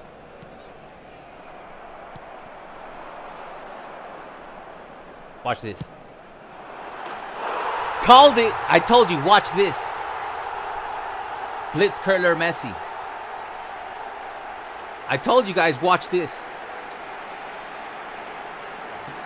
Shot caller, baby. I timed that perfectly. I used no turbo. You know what I did? Remember, I spoke about this right here. This cross right there. To make sure he didn't go into, like, here's the thing. One of the reasons why I miss a shot like this. Hold on. One of the reasons I would miss a shot like this. If you want to know how did I score this goal, I know plenty of you guys know how to score this goal, but it was very, very well executed. Like, it was like I literally controlled. Look, let me explain what I did here. So number one, I went to the right, and I already saw that Pedri was making a run, so I knew Pedri was going to distract the defenders. And I also see that Pep Guardiola is still coming at me. So I'm purposely moving him to the right. I am already planning to go down the middle.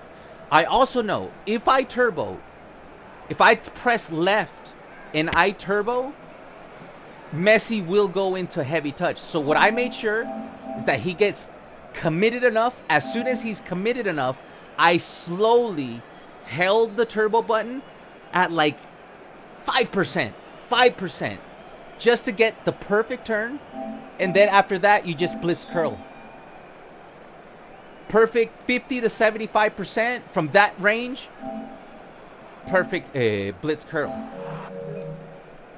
But you gotta hit 5% on the turbo. Like the manual finesse, if you do a full turbo, he will go into a heavy touch.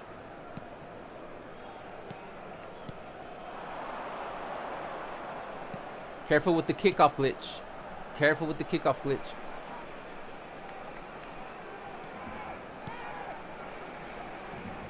Good.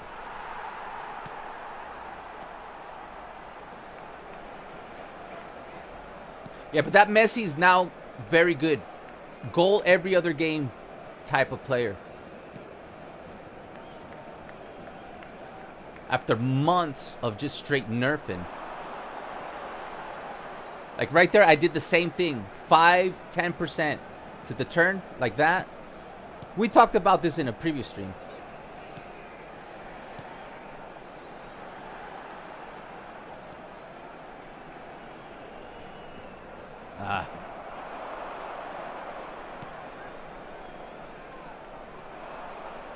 Koundé's the man.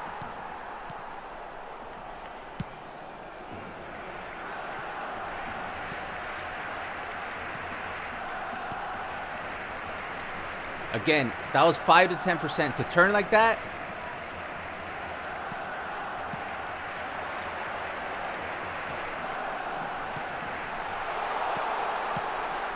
Beautiful. That's beautiful, baby. Think you could play good with 3 at the back? I've tried 3 at the back, 1 at the top, but in my opinion, I don't play as well. And in my opinion, you gotta have a bullet header. For me, because we all play different. Because show that might work for you, but I've tried 3 in the back, and I know a lot of people are playing 3 in the back. But I tried it for about a month or 2. I did not play that well. Like, I tried because I saw Rock Chalk playing it. I was like, hey, he plays possession. I tried it. Maybe now that I have a box-to-box Pedri, it might work better. And if I put in Darwin Nunez, it might work better. But I would love to play 3 at the back because that would give me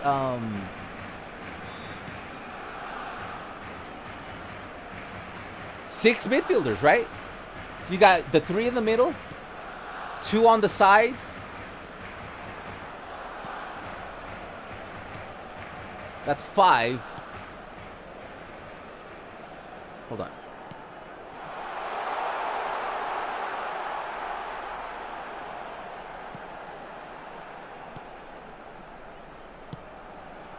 That was my fault, man. We don't need to do that because it's minute 20. It's too early. If we give up a goal, the game will get too heated early. Okay, careful here. They're moving the ball well. Careful, careful, careful. Do not fall for the feint. Do not fall. Oh, my God.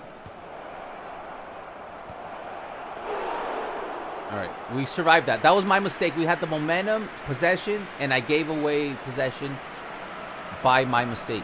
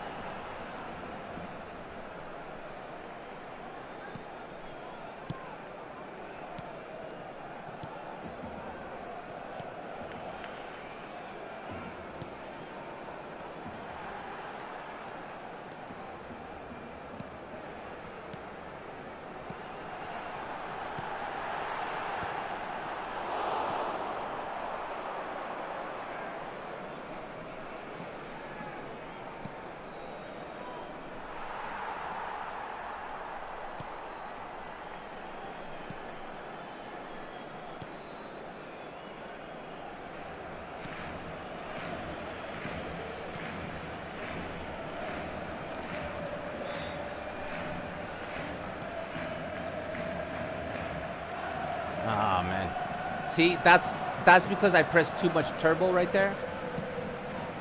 If you press too much turbo on in these divisions, you will lose the ball. Habrá un minuto de Good descuento. block.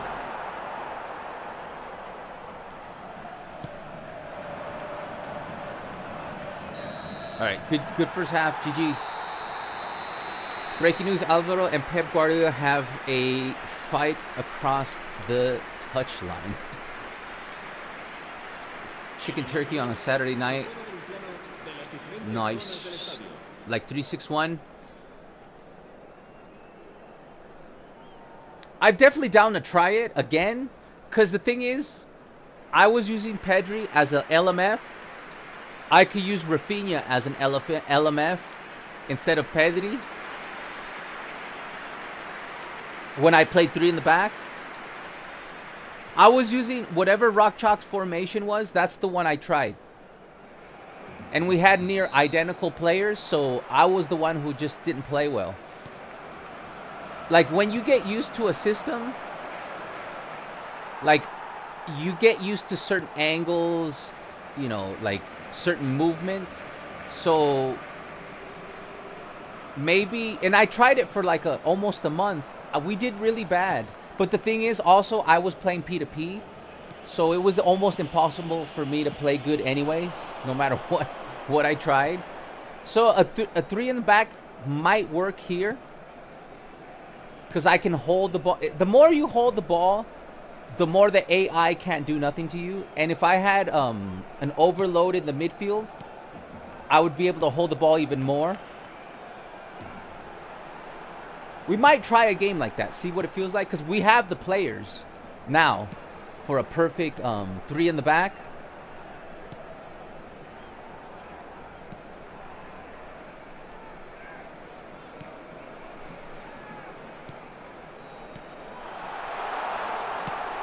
Boom. But the thing is, the formation that I'm using right now works really nice too. Like the game that we tied, it was a scripted penalty kick. Like the overloads, what's happening here, you see there's the whole player. What's happening here is Iniesta as a whole player is overloading the middle. I'm playing with 2 CFs, so the middle is already overloaded. So then Pedri as a box-to-box is also overloaded the middle. And then Rafinha as a whole player is also overloading the middle from the outside. And I do not put individual instructions. Oh, I do. On Koundé.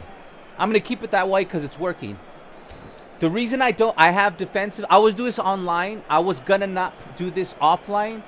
But the reason I have defensive on Koundé, which I normally do not, is because I usually play Messi over here.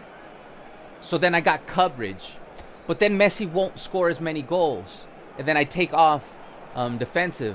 But since that side is no longer covered, and he is an offensive fullback, I'm asking him to stay back so my right side doesn't get exposed, and I make sure that Busquets and Koundé cover my right side, since Messi is leaving the gap on the right side. On the left side, it's the opposite. We're overloading the defense. Like here, you got the destroyer. You got track back on Iniesta, so he helps cover the middle. Pedri covers the half spaces between the defenders. Jordi Alba is allowed to move forward freely, but Jordi Alba has track back. And also Rafinha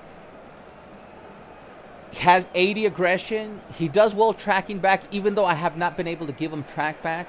But my dream, and now that we have probably as we go higher, I will probably give Rafinha the individual instructions of deep line, like this, just to overload the defense and overload the offense. Get what I'm saying? I just put it on him so you could see. Now look how well we're going to be covered defensive-wise. And also, we'll have Frankie come in to clean up now that we have a 3-goal lead. Guys, please remind me to bring in Darwin Núñez, because we are going to need Darwin Núñez. Trust me. if we're gonna make it to Division 1, we're gonna need somebody to get a couple of headers. Like when we're at because we will get there. When we're at 3,675 points. No, 3,700. I think you need 3,800 for Division 1. Once you're at 3,775 points, that last game is gonna be like steroids scripting, right? Always is. You guys have seen me play that final game about 3 times. You're gonna need an X factor goal, and it could be a bullet header by like right here. That could have been a bullet header goal by Darwin Núñez. So I gotta bring in Darwin Núñez as a guest, and maybe in the future someday we will have some version of Lewandowski that's fast, like maybe a Bayern Munich version of Lewandowski where he was hella fast and that has bullet header. Oh, now we get a pen. Oh no, it's offside. I play 3-3-1 in my CF is a deep. Here, let me. Because I am interested in exploring different formations. And I do have a couple. Hold on, AI. Fuck. A screenshot. Because I do. Like, I like this formation, but against the AI, I would like to experiment different formations. And I do have a deep line forward Messi with 90 physical contact. That is extremely useful when you're trying to get to Division 1. Like, this guy might get... He's got 72 physical contact. But we might have to bring in 90 physical contact Messi up here. Deep line forward. And Darwin Núñez right here in order to get the job done. If you have a quick chance, hermano, can I have a quick look at your build for him? For who? For Van Dijk? Okay.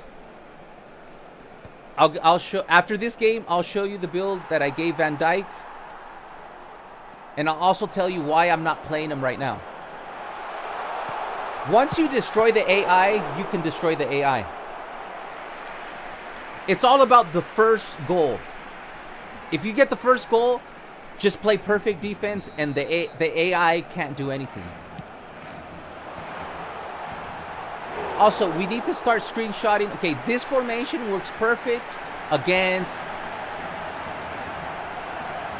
whatever the fuck this guy's. He's got 5 in the back.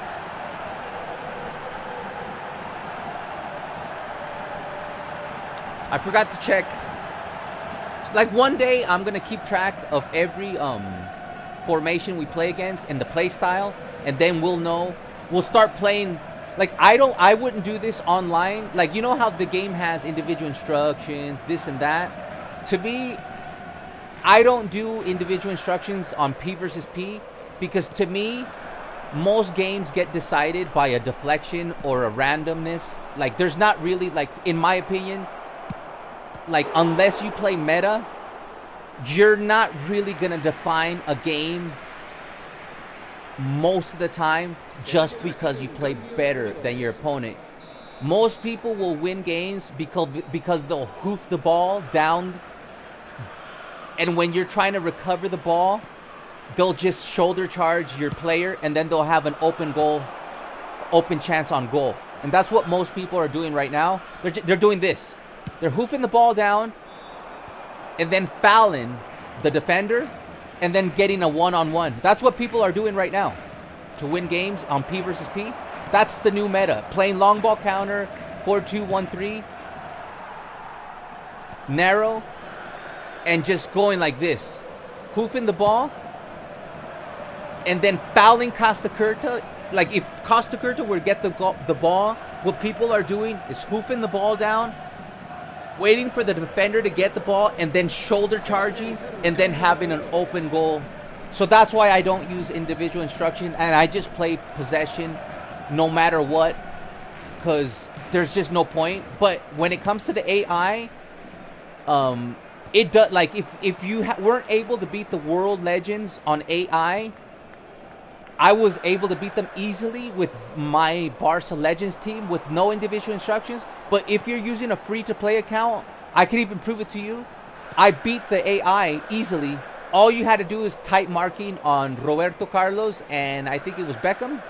Whoever the LMF, RMF were out wide, just put type marking on them, and then the AI can't do anything. And then you just beat them. So what my point is that against the AI, it is worth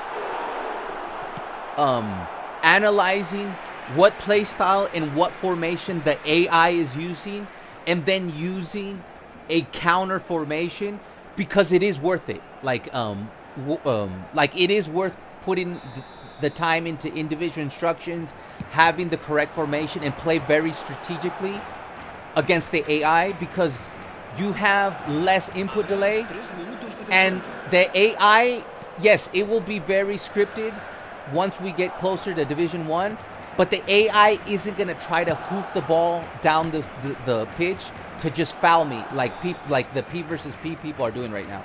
Because that's all they're doing right now. All right, we take the easy win here. Let me show you the Van Dijk. Is that like some kind of... The Van Dijk? Isn't that like a mustache? I'm going to show you guys the Van Dijk. Feature time 2. Bring Alvaro Darwin Nunez. Yeah, let's bring in Darwin Nunez, and then let me show like Darwin Nunez is... I'm sorry, not Darwin Nunez. Van Dijk is meta, but I'm not a meta player. He didn't... That's why he's not playing. Not because we play with mostly Barca. So, okay, we're at 11K ranking. We're almost at 1,600 points. Too bad we got robbed. We would have already been at 1,600 points. That penalty, that wasn't a penalty. We got an 81. I know you guys can't see it. We do have an 81% win rate. It's pretty good. All right, so let me bring in Darwin Nunez because we're going to need him. You'll see why.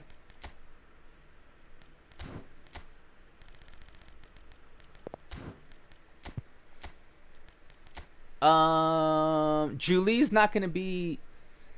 Julie is good, but once you get...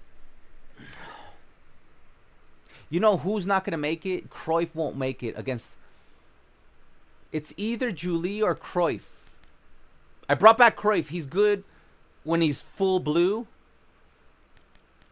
But then Suarez... If Suarez will not... Once you get to 1,700 points, Suarez will not score, man. Like, he doesn't have it. So let's bring in Darwin Nunez for Suarez. Suarez is good up until right now. Right now and above, it's going to be too hard for Suarez. Even though he has 90 physical contact. And we might have to bring in this Messi once we get far enough because of the 94 physical contact. And deep line works very well if you have a whole player and a C center forward in front of you. So this creates a nice triangulation. But we don't need them yet. So far, this one is getting the job done. As soon as you'll notice when the physicality and the hordiness of the AI becomes so unbearable that you gotta bring in a 90 physical contact deep line forward. So we got Darwin Nunez. Now, Van Dijk is very meta. So if you're playing long ball counter, this guy's perfect for you. This is my build. The reason I don't play Van Dijk is because if you look at his... I would play Van Dijk if I had one-touch pass, through pass, weighted pass, and low lofted pass. If I had those 4 additional skills, I would play Van Dijk.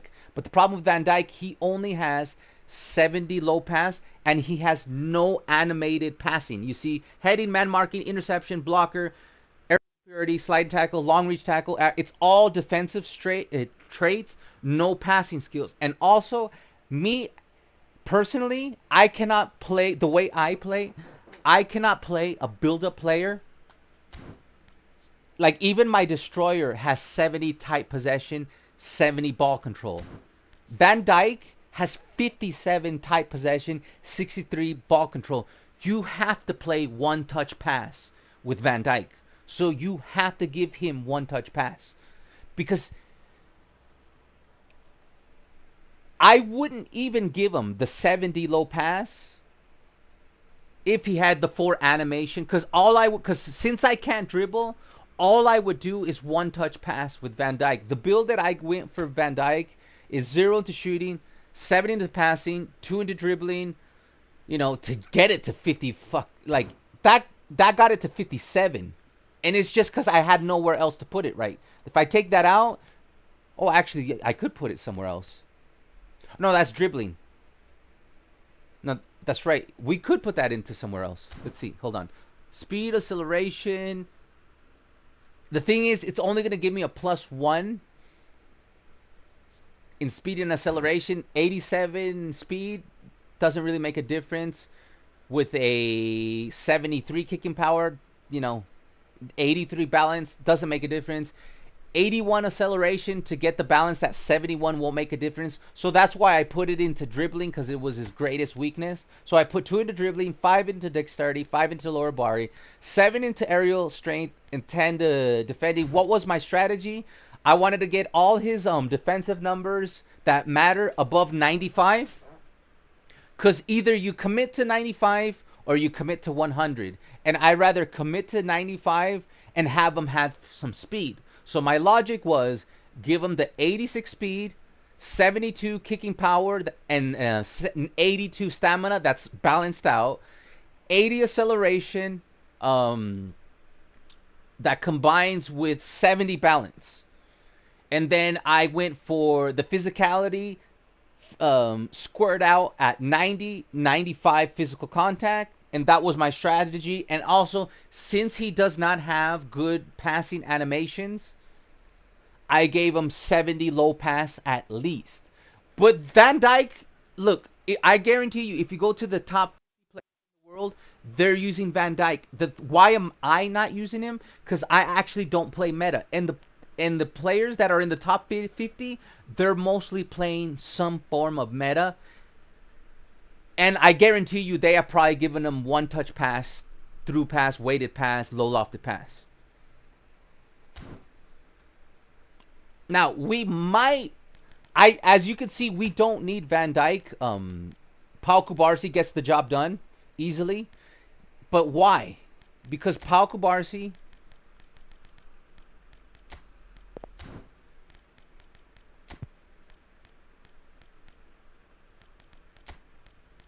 Because Pau Cubarsí has everything you need from a build-up player. He has 85 tight possession, 77 dribbling, 83 ball control, 82 low pass. He has all of his defensive numbers except one at least in the 90s. And for a build-up player, that's good enough for me. My destroyer is the one that I make horny with the defensive stats. My build-up player, I just need them to be 90. But this is just the way I play. Like, if you don't play like I play, this might not work for you. I also have 83 speed, 81 acceleration. I have 89 jumping, 88 physical contact, 80 balance. That's plus 10 over Van Dijk. So the main reason why I choose Pau Cubarsí over Van Dijk is because, number one, I could dribble with him. Number two, I could pass with him. And as you can see here, he already comes with weighted pass, low lofted pass, one touch pass, and then I gave him the through pass. So when it comes to passing, he does everything that I need from a build-up player. And what was his weakness? That is, jumping is 89, because I preferably, for somebody that's 184 centimeters, his weakness with an 89 jumping is not good enough. So then I gave him aerial superiority and heading. And the reason I gave him outside curler, and you guys have seen it, when you do a low lofted pass, you can not only cross the entire pitch, you could do it with the outside of your boot. Because outside curler, you can see it right here. I'll show you right here real quick. Who's missing a skill? The new guy. Here, let's give De Jong something. Man marking, maybe. If you check out skill training and you look at outside curler, enables the player to shoot and pass using the outside of the cleat. So that's why I gave Pau Cubarsí the build-up passer outside curler. And lo and behold, he is one of my best defenders. All of his weaknesses I've taken care of, and he's OP at passing, gets the job done. All right, now, before we continue, let me see. Coolers, I got him now with a cheeky 100. I got him on the second spin with a 100. Van Dijk, yesterday's stream, before yesterday, we got Van Dijk on the second spin, and it wasn't a 10-pack spin. It was a single spin, because I started out the stream with 3 or 4 single spins. I got Van Dijk on the second spin. 100% 60 feet, lob passing, shoulder charging every single opponent.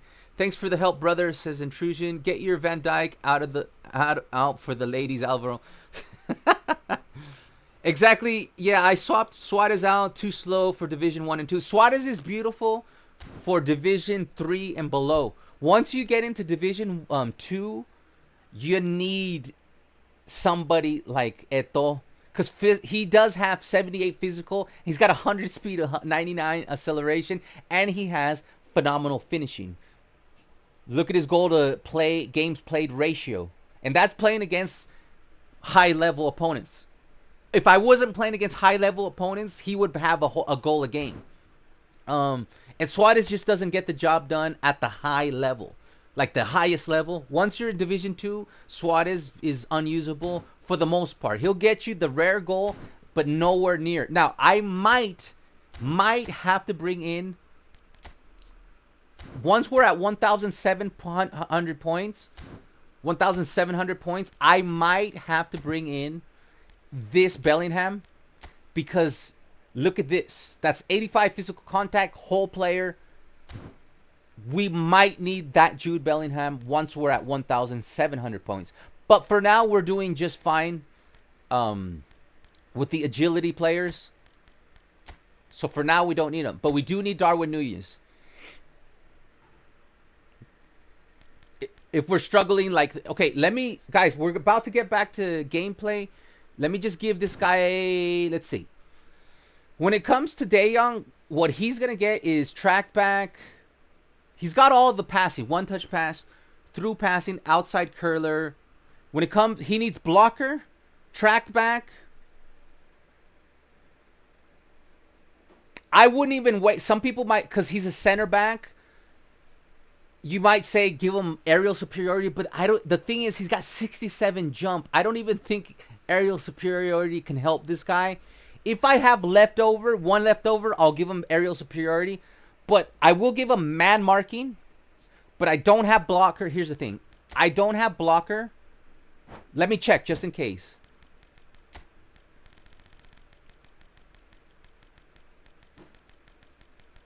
Hold on. Sorry.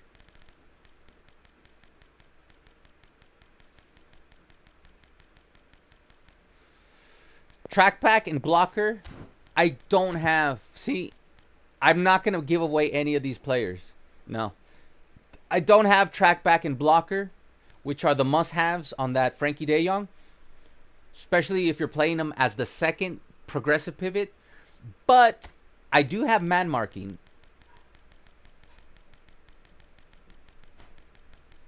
So to give him at least one little booster there. Oh, please tell me I have. Yeah, I have one man marking. So I will give him man marking. And he just needs blocker, track back. I might give him aerial superiority and heading, just because if you take a look at my bench, I don't really have a good build-up backup. Like, let's say Pau Cubarsí's down. What I would do is I would bring Koundé over here, and then I would play Belletti over here. But what if Belletti is down?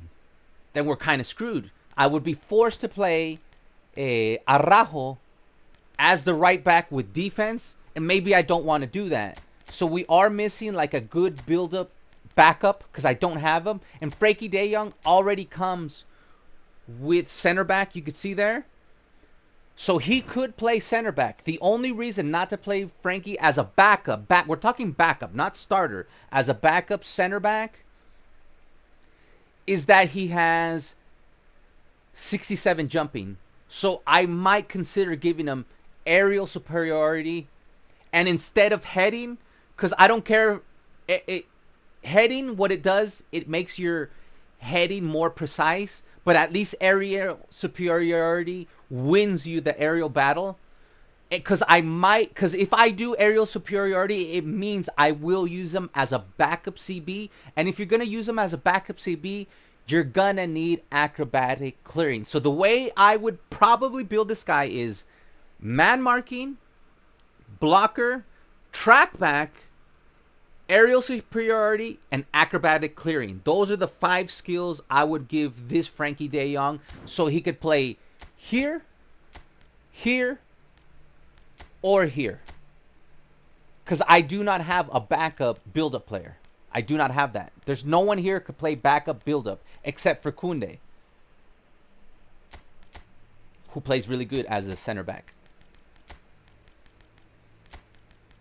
But for now, I do not have the rush. First, I want to give him blocker and track back before I consider giving him the heading and acrobatic. Anyways, back to gameplay, guys. Back to gameplay. All right. Did any of my individual instructions get moved? No, we got it there. Let's continue as we were. We're doing very good. I'm not here for this. Yeah, we have Freaky Friday going on. You never saw me here. I'm playing Homescape now. I'm going to stick super sub on him. Super sub on Van Dijk. All right. Let me get through a couple of these. Don't forget, guys, please drop a like. We are undefeated so far today. We're at 1-5-8-1. There was one penalty that wasn't a penalty cause. That's the only blemish on a record. True. You got Van Dijk. The second spin. It was the first spin? Okay, maybe it was the first spin. One individual spin, I got Van Dijk.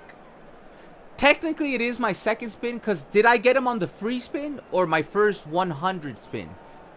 I gotta review the tape on that.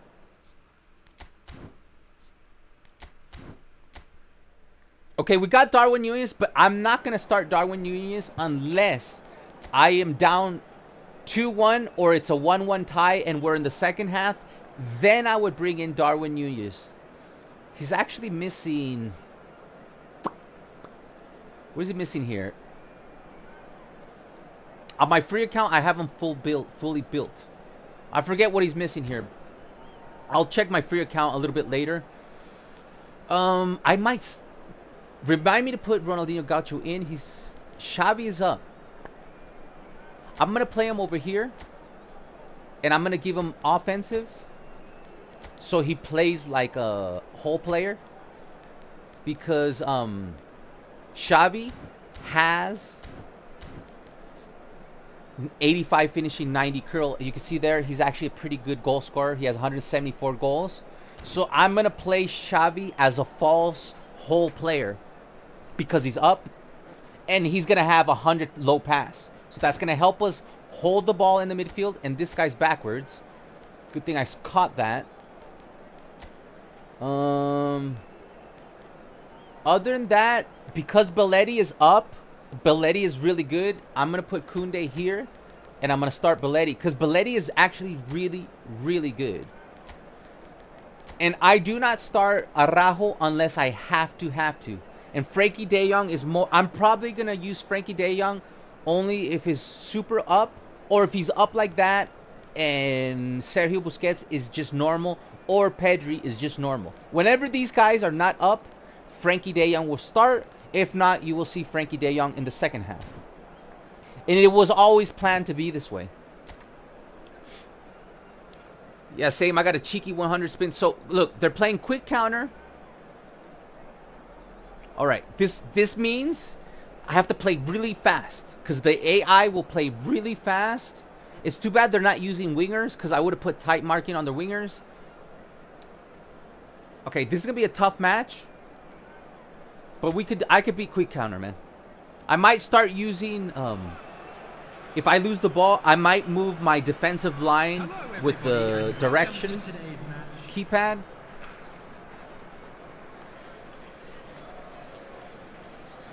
We're doing AI. We do P versus P on Wednesdays. We do AI on Fridays.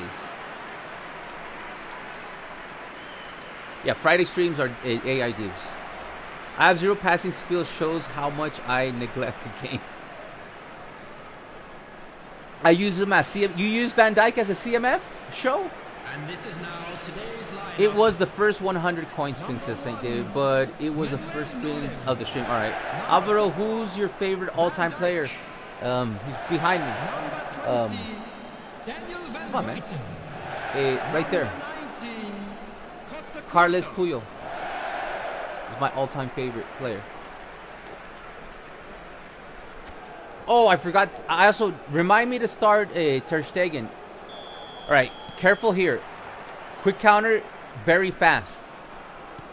But if you can hold them, you can start to break them. See, they're going to be very fast.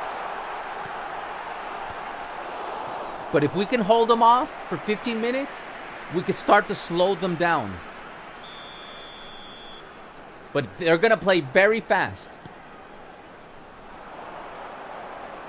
Okay, that's all we got to do. Be extra patient. I'm not even going to try to play at their, like, quick. The worst thing you could do is play quick counter on possession against quick counter. You want to break down the AI. You want to frustrate the AI. Never let them touch the ball. Do not let them have a quick counter.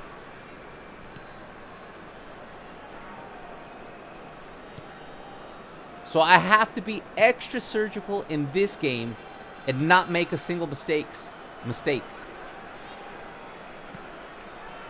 Because the AI, when they get the ball, they're going to be explosive fast. But they are exposed in the back line. Quick counter. So people like this guy is going to be wide open. And then I go over here. See, there I would float it to Darwin Nunez, and he would get a header. And that's why I would use Darwin Nunez in that scenario. Like right here, perfect scenario to put it in the air for Darwin Nunez. See, this is where we got to be careful.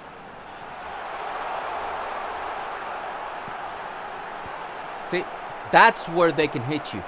That's why you don't want to give up the ball unless you are 100% sure you can score the goal.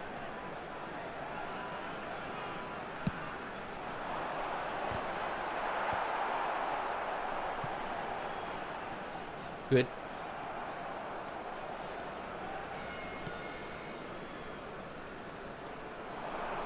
Make a run, Eto'o. Why did you stay there? No, it's too late. You got to be patient, man. You cannot quick counter on possession. Unless your players are making the right run. There's the right run. Dummy run.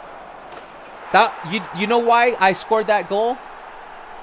Because of the this is why I wanted box-to-box Pedri. Look at the dummy run by Pedri right here. Watch him.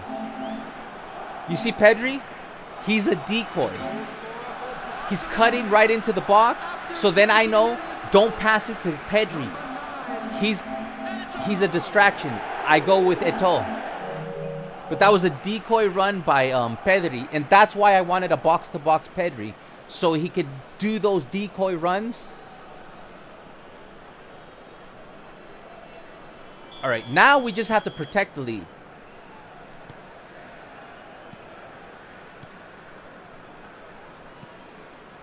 I forgot to tweet out the stream. Oh, well, whatever.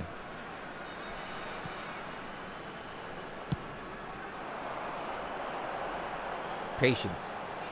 Patience. See, if you're just patient, do not let them through, man.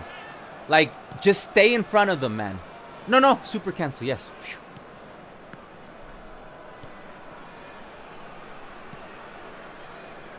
And I wouldn't even go blue because it affects me how high I can have my line. We just got to play exactly how we were playing. And we'll be fine. That was a big mistake. Big mistake. Good job, Koundé. Koundé's the man. But we need Ter Stegen. That's going to be a liability. Because we're going to need to play the ball to the goalkeeper. And it's always going to be risky if your goalkeeper doesn't have the skills to dribble or pass.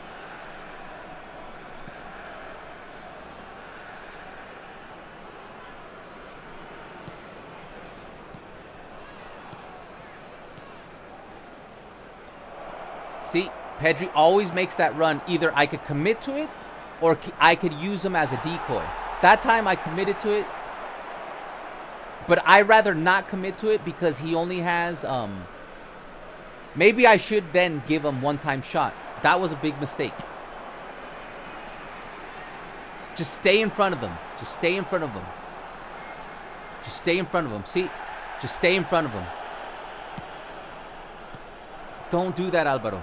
Never through ball pass to the middle. Never, ever. Stay in front of him. Good job. All right. Do not through pass to the middle. Good job. I see you.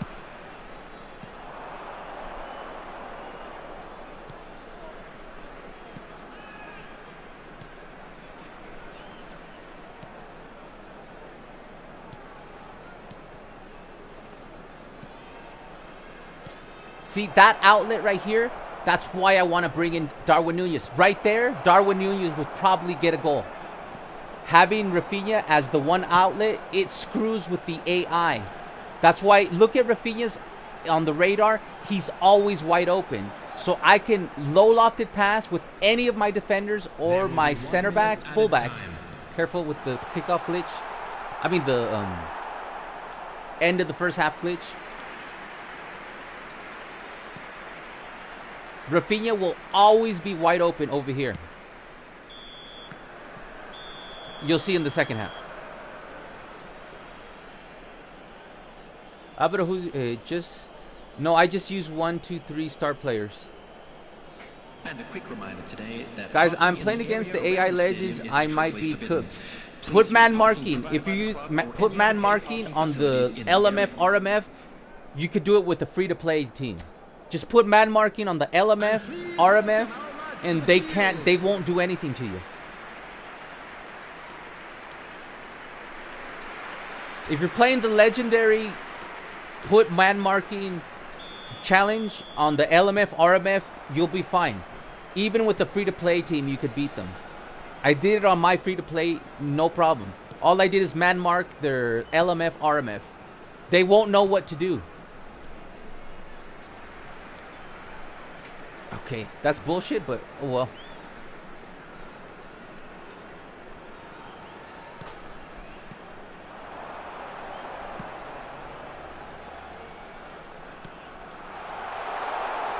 I super canceled him to not touch the ball, and he touches the ball. I knew the ball was going to go out, and I didn't try to get the ball. The game is just so stupid, man, sometimes.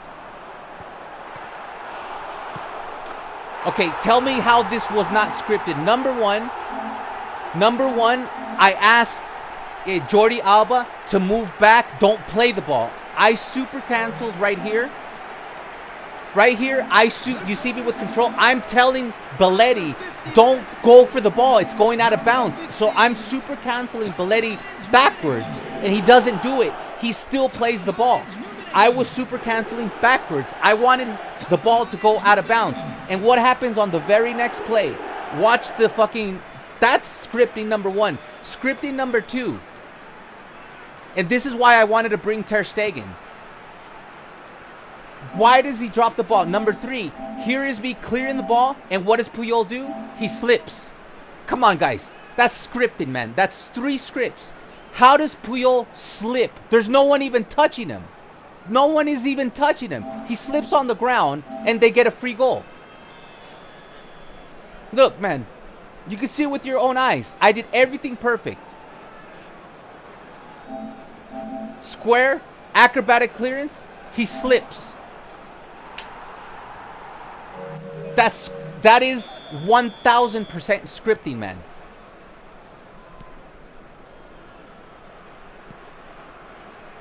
That is incredible, man.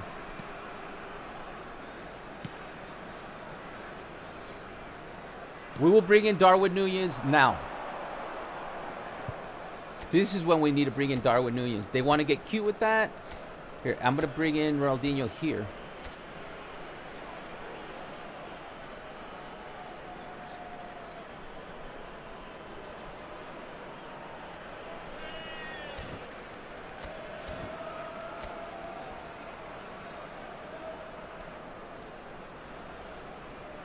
I wish Frankie had 80 physical contact, but it would be unreal. He doesn't really have that much physical contact in real life.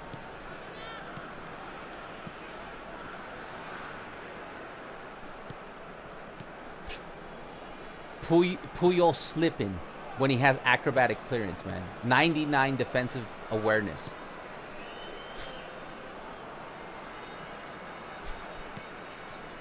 He slips. He airballs it.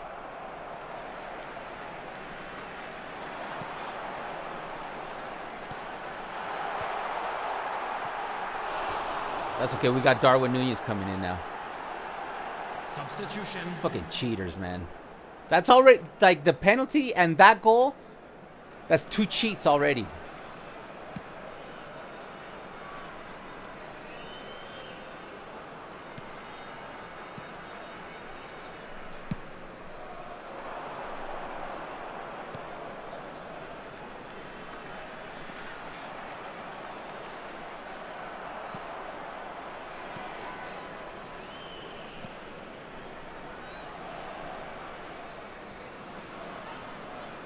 The attendance for this match was 71,550. I'm overcommitted. Don't overcommit. You got to lay back. You can't go forward against the AI. It works on P2P to go forward, to press them. Don't do that against the AI.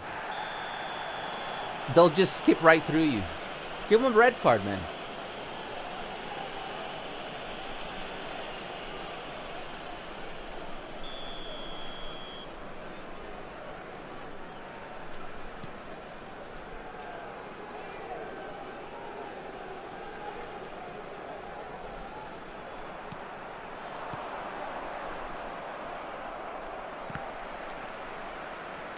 Come on, we're out of it. We're out. As soon as we got that goal scored on us, we haven't been able to get into a rhythm. Now we're cooked. See, Ter Stegen would have came out earlier. We got to use Ter Stegen, man. I had to force the keeper to come out, and defensive goalkeepers take longer to come out.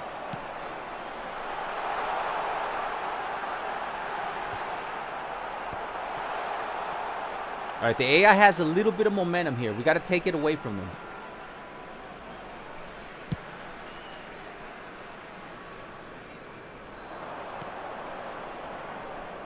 Messi. Darwin. Here we go. This is for Darwin. Blocked. See, out there I was going for Darwin Núñez. Here, we're probably going to win the ball in the air. We might be able to get a knock-on goal. No, not touching. Oh, the wrong person moved forward. Darwin was perfect. Oh, well, here we go. Darwin, get in the fucking box, bro. Messi's getting in the middle while Darwin scoots out. Makes no sense.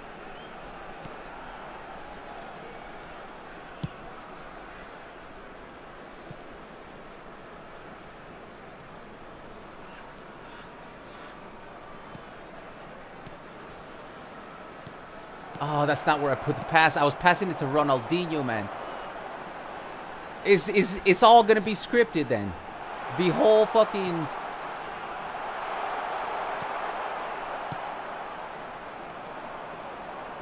Oh, Messi. I super canceled. I saw him stop running. I thought he was gonna screw me. And Darwin Núñez is actually fast and physical. There he is. Get into position, Darwin. Get in the box, bro. I need you to get in the box, bro.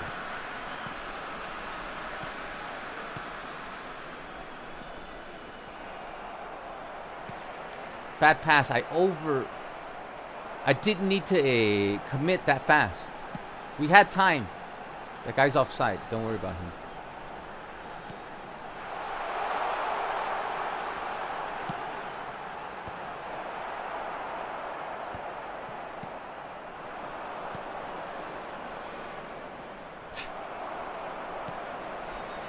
That's offside. Oh, that guy's not offside, though.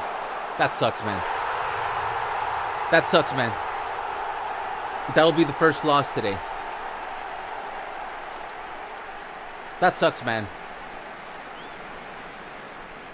Goal! After 89 minutes is number 10, Kylian Mbappe. Kylian Mbappe. Kylian Mbappe. Substitution on the field. Number 14, Zakaria. Coming on to replace him is number 3, Partey. 4 added minutes has been indicated. Oh, that sucks, man. Substitution on the field.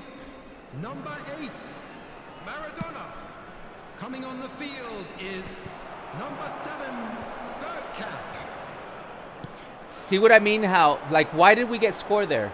Because they're extra physical. So they just kept on pounding. Like, look, right now. The physicality is overwhelming my team. And that's why I think I'm going to have to bring in the 90 physical contact Messi. Because the way they got that last goal is they just kept on pushing my forwards until they won a counterattack. And then the first one you saw, Puyol just slipped. So, GG's Kanamis, here you go. If you're wondering how did the AI win this one? Puyol slips. Number one, I will go over this one time and one time only. I chose super cancel on Belletti, and I told him to come into the middle of the pitch. Right there. Right there, I'm super canceling backward. The AI forced Belletti to still move forward because I knew that ball's going out of bounds. Right there, I know the ball's going out of bounds. Mbappe's not going to get to it. So I am super canceling Belletti backwards. And what does he do? He keeps going and he touches the ball, conceding possession. We didn't need to do that. That's scripting. So the script starts right there. And then what happens? And we got to bring in Ter Stegen. The ball bounces off my goalkeeper right here. Perfect, fine. Puyol's right there. He's got 99 defensive awareness, 99 tackling, 99 everything defense. He's got acrobatic clearing. He's got every pass in the book. Just press square. So I press square. And what does Puyol do? He slips. Nobody even touching him. He slips automatically. That is scripted, man. He slips. One of the greatest fucking defenders of all time, stacked defensive wise. He fucking slips to the ground when he tries to kick the ball. And they get the tap in. And there you go. And there you go. First, that's only the second loss ever since no, ever in the division run. It's only our second loss. But the thing is, guys, that is gonna happen, and there's nothing you could do about it. Like, that is gonna happen. What we have to win is 75% of our games, because 25 to 15% of them, you're not gonna be able to win no matter what you do. Because the game will do that. See you, Snakey.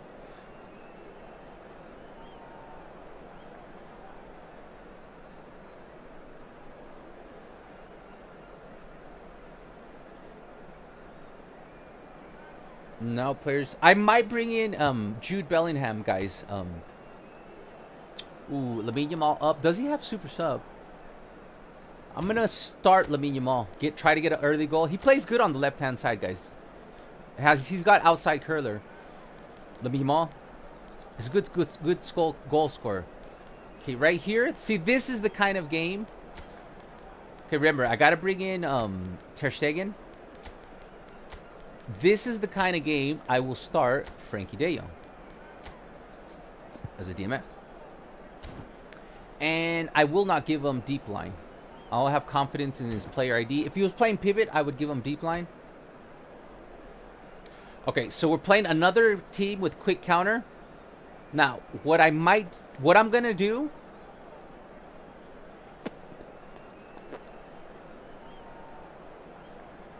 I'm going to tight mark Rafinha and Diego Valdez.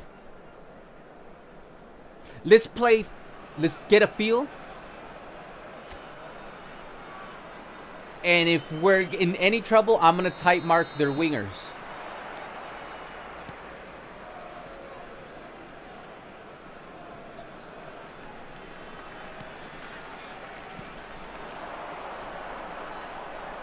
Good job, Busquets. And also, that game was scripted, but in the second half, I didn't create anything. Like, I played really bad. So we might have been able to tie that last game, but I didn't do anything creative in the second half. Like, we didn't do anything to earn a goal.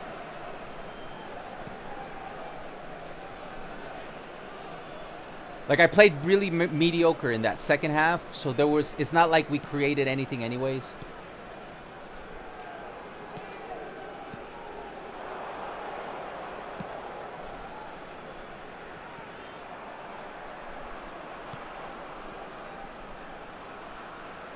Ole.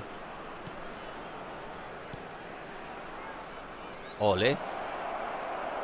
I hate how they recover so fast. I smoked you, got past you, and then the AI is able to recover immediately. I smoked you, man. I smoked you. You should have been on the ground, bro.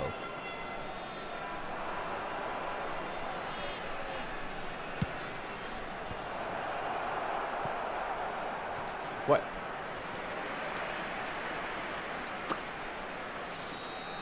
I'm playing it short. There's just not much I think we could do here. Get it to Lama.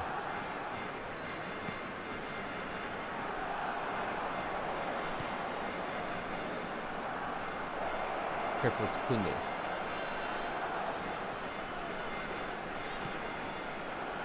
I see you, I see you. Messi. That should have been a goal, man. 95 finishing, man. That should have been a goal. Goddamn game, man. Good steal by... I should have super canceled into Messi's run. You see how he lost speed there? If I would have super canceled Messi's run, I might have been able to get out in front. Good first touch. Oh, Lamine Yamal. Dude, that was your left foot, man.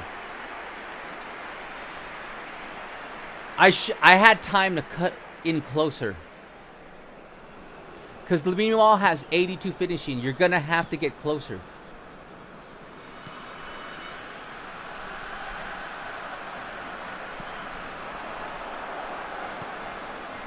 I think this Lamine Yamal is better than the new one. Because when they nerf Blitz Curler, it's like a curse. Because most of your... finesse shots get confused. If you don't time it perfectly, they get confused for a blitz curler. And when they nerf blitz curler, see how Kubarsi never loses in the air? When they nerf blitz curler, it takes away your ability to get a lot of finesse shots that you would usually get. So blitz curler's kind of a curse. So I prefer to have this Lamine Yamal than the new Lamine Yamal that has blitz curler. Because blitz curler can be a handicap on your shooting. Unless you're like, you know, get it perfect 25%, 50%, depending on where you are in the box. Almost. That was almost the goal.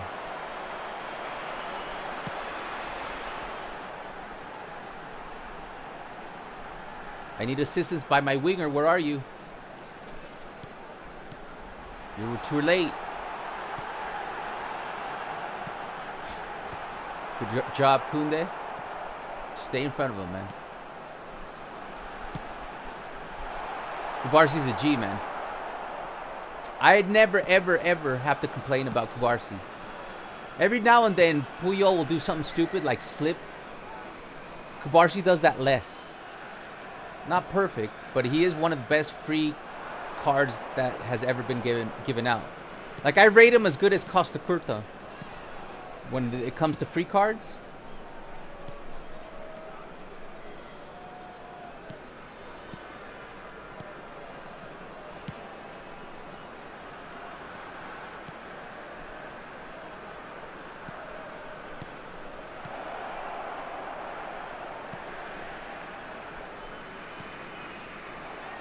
Messi. Levine. Turns. There you go. Ah, see, just doesn't... You got to be closer. He was a little bit off balance, too. Kind of forced that too much. Khan is goated. I'll check the facts. I read something about Costa Rica in the chat. I think a goalkeeper or something.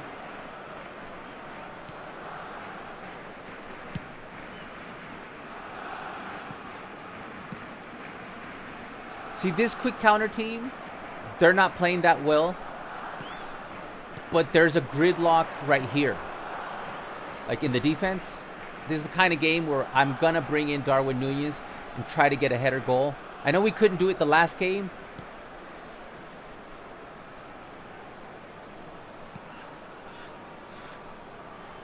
There will be 1 minute added time. Ooh. Frankie almost. Get one last shot in there. Ooh, backdoor. That was supposed to be for fucking Iniesta. He was in the back door. This is what I hate about this fucking game, man. Every single time you have something big, the game's like, I'm not going to allow you to do that. Look at Iniesta as he sneaks in the back door right there. This is what I hate about the game. He's calling for the ball, man. Iniesta is calling for it. I'm facing Iniesta. Yeah, one will say you got to put more power into it, but he's calling for it. I'm not facing Lamine Yamal. That ball was supposed to be for Iniesta. Whatever. We got 70%, 5 shots, 3 on target. The AI has nothing. 0 shots, 0 possession, 0 targets, 26 shitty passes versus our 83. We could beat this team, man. Very beatable.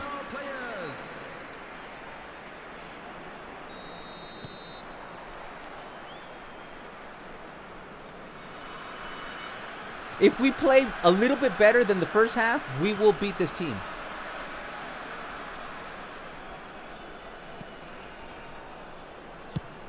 That was supposed to be... Guys, the manipulation of passing, man. A deflection.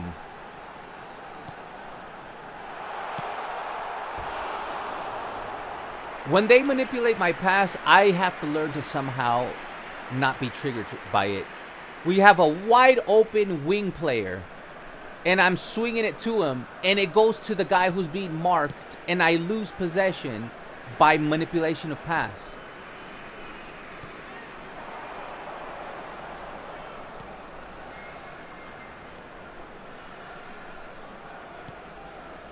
Messi's going to be open down the middle. Turn. Too long, man.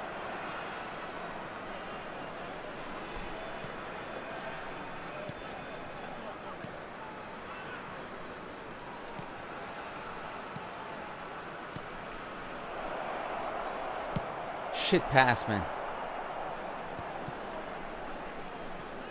Careful. Ooh, Rafinha. Careful here. We're outnumbered a little bit. Good job. Just calm things down a little bit here. I'm gonna bring. See, we have isolated Lamine Yamal. Let's get Darwin Núñez in, and I'm gonna actually. What I'm gonna do? Fuck, he's up.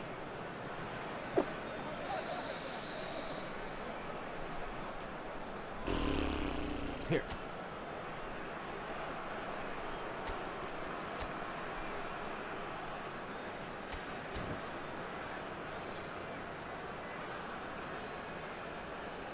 Lamine got his chances, but I just couldn't get a clean shot off. And somebody with 82 finishing, you gotta get close.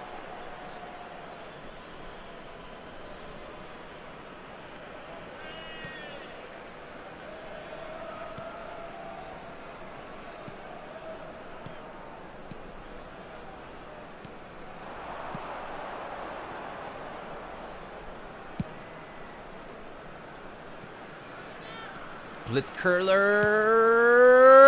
off the post. Why do you do this to me, Konami? That was beautiful, man. Darwin Núñez, you saw that? That's what we're going for. That X factor right there.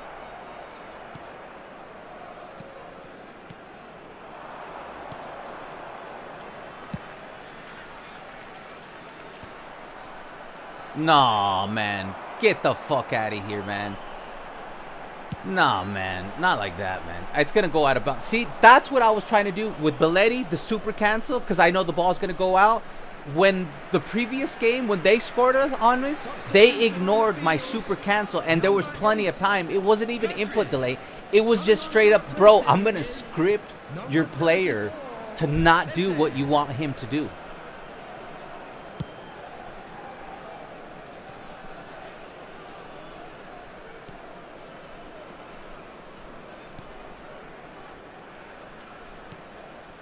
Come on, faster. Why are we playing so slow? Darwin Núñez.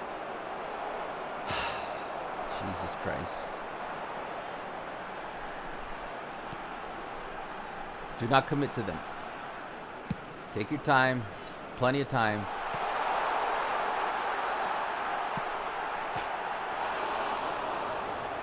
Fair enough. One post for one post. A post for a post.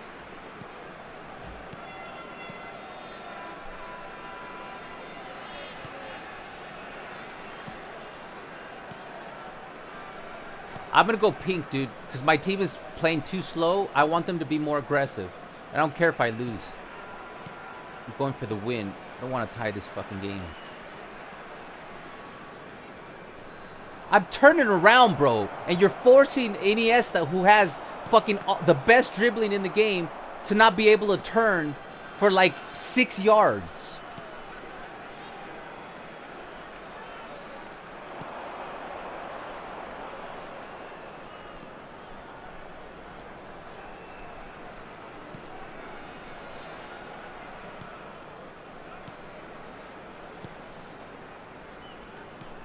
Oh, come on, bro. Fucking Eze with his fucking 12-inch schlong. Just blocking everything down the middle.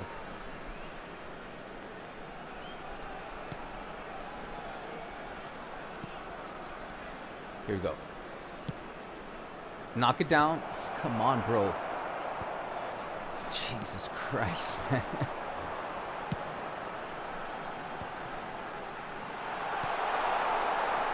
Job. It's gonna be another fucking time. We haven't even been able to play. One of my days, bro.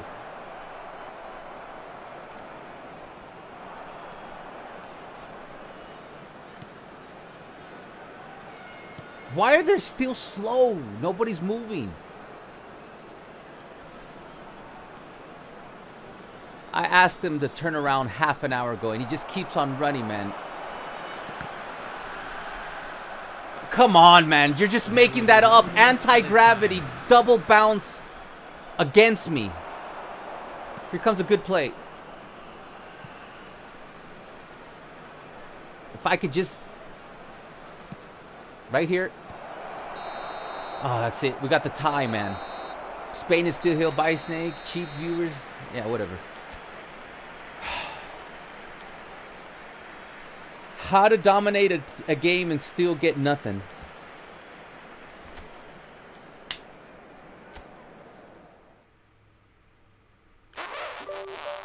We got 3 points, man.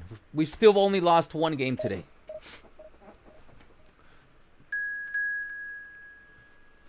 I should have brought in some super subs at the end of the half. Okay, number 1. You gotta fix the formation by default because it's fucked up. Number 1.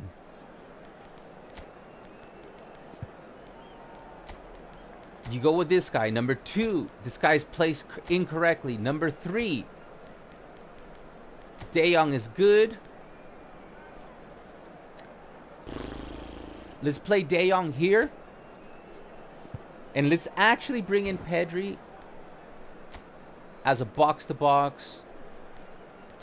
Nah, I'm going to go with the guy who's up.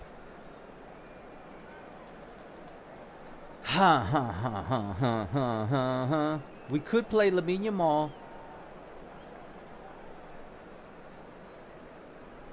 We could bring in Cruyff. But Iniesta's usually our go-to guy down the middle.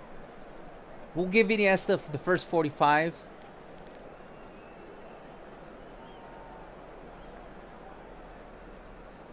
We'll start with Darwin Núñez. And we'll go from there. Oh, what were they playing?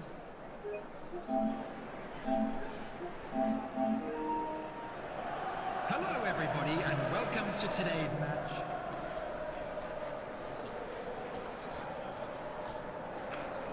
They were playing quick counter. Dude, why is everybody playing quick? LMF, RMF. I'm going to put tight marking on their LMF and RNF right away. Because they're going to be trying to get the ball down the middle for a header to Cavani and Haaland. So I'm going to put tight marking on Lamine Yamal and Vinicius Jr.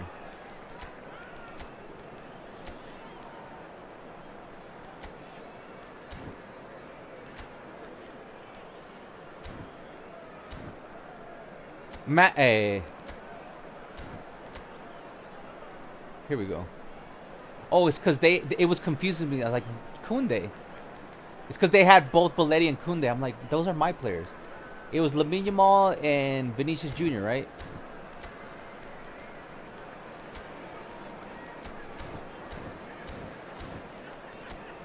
Yeah.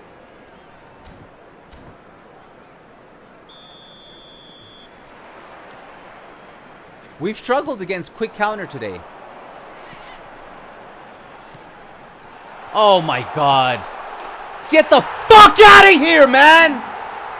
I'm right in the middle of the pass!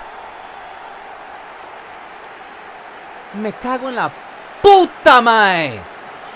I'm right here in the middle, right there! Puyol is right in the middle of the pass!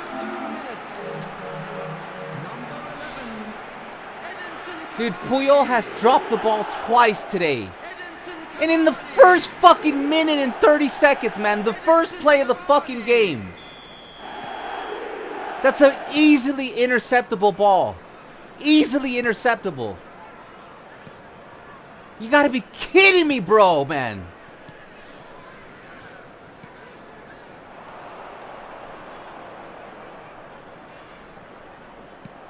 Got Darwin Núñez. That's why we have Darwin Núñez. That goal, that's why I have Darwin Núñez. Because Jordi Alba has edge crossing, pinpoint crossing. That's how you fucking get the that's how you beat the script. That's how you beat the fucking script. And that's why I brought in Darwin Núñez. It's a beautiful goal. Look at this. Cut inside. Boom. Right to bullet header Darwin Núñez.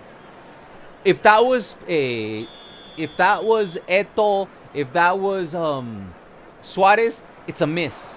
And that's why I brought in Darwin Núñez.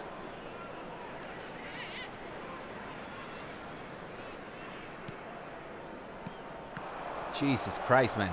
All right, we got to be like Clint. Look at that. How is that not a fucking foul?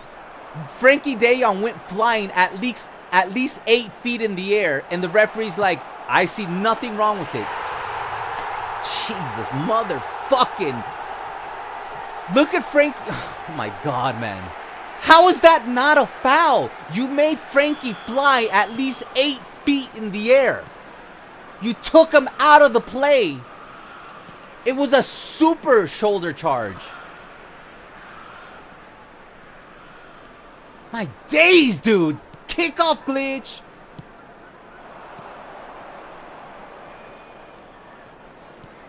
God, it's annoying, man.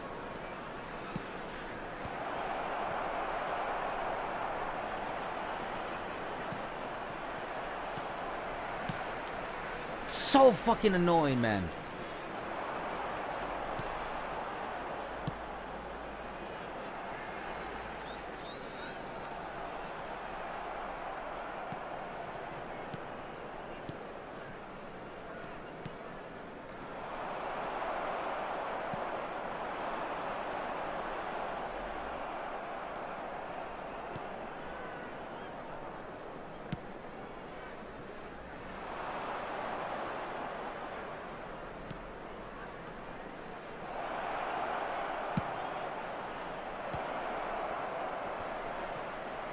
Messi, come on, man. I know you're small, but win one in the air, man. One battle in the air. Will it hurt you? You got some physical contact, man.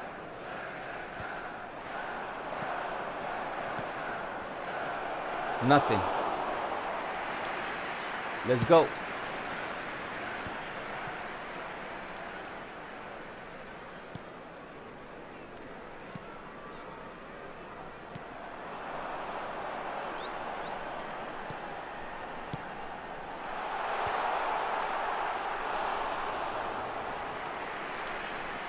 This game is a scam.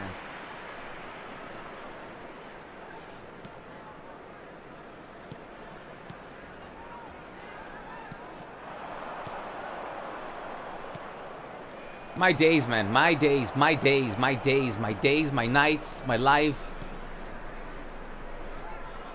We're gonna literally have to pass every fucking pass to the guy who's right next to me, like this. We have to do this for fucking 90 minutes, like this. This is the only way we're gonna be able to pass the ball, like this. If I do anything other than this, we're done. I have to do this for 90 minutes now. Like this. And I gotta keep on recycling. Because every time I try to play anything past one layer of the defense, it gets intercepted. So I have to pass right to the guy right next to me.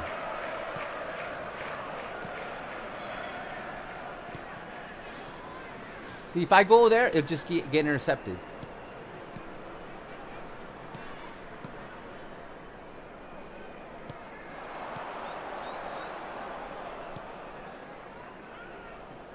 Oh my days, man. Jesus fucking Christ, man.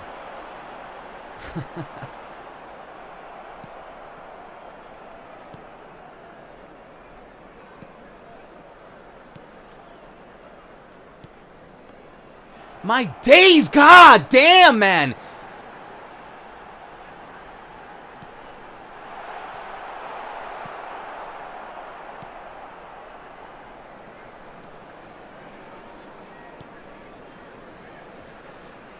Fucking.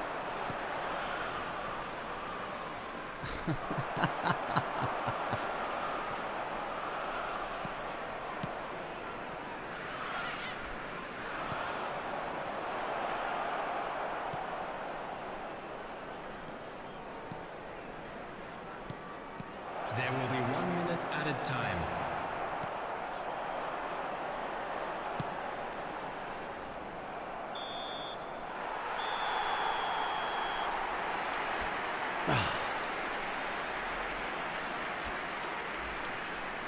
And there they are. Please welcome our players, everyone. I don't think it's a coincidence that they've made us play 3 straight quick counter teams. I don't think that's a coincidence. 3 straight quick counter teams, man.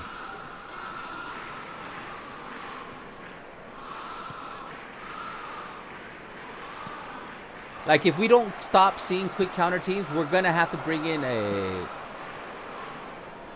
Frank Rijkaard.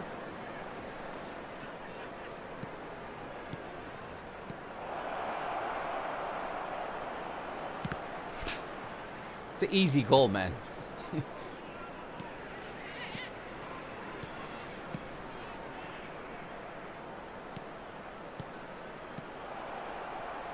Another easy goal. That one goes in, though. That's 2 goals for Darwin Núñez. See, the thing about Darwin Núñez, he's not a complete waste of space like Lewandowski in this game. I love Lewandowski in real life. I love Lewandowski in FC 25. But in this game, Lewandowski's too slow. He doesn't have bullet header. He doesn't bring anything to the table. Unless you're 100% wide open, then you just get a tap in with it. That's all he can do. But Darwin Núñez actually has speed. And a little bit of dribbling. He's got physicality. If the game, like right there, the game made my player run into my own player. That would have been a hat trick by Darwin Núñez.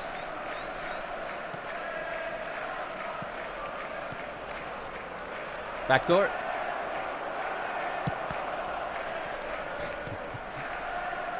All right, Jan. Careful here.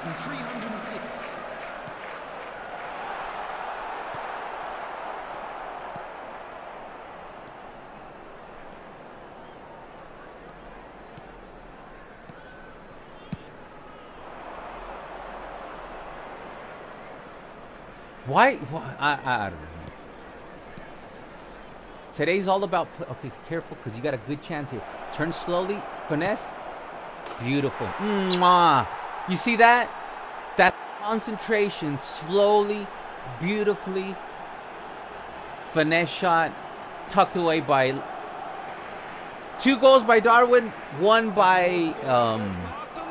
double remontada. Now, let's hold them, man. Let's hold them. That was a beautiful goal by Lionel Messi. Beautiful fucking goal.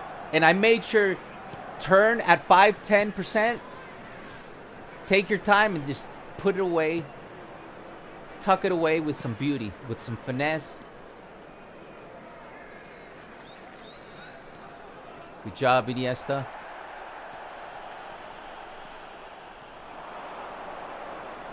Nah, it's not there.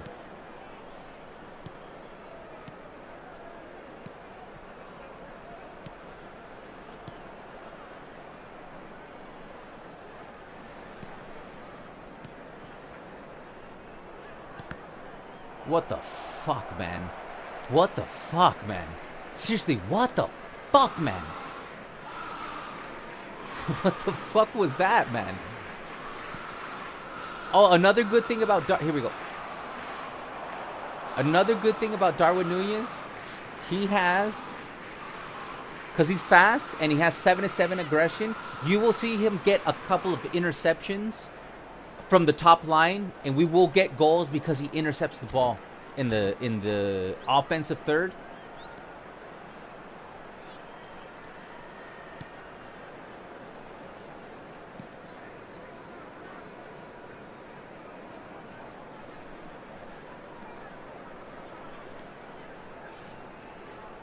Beautiful. All right, Darwin, get in there. No, don't cut the S. Nah, you're not there.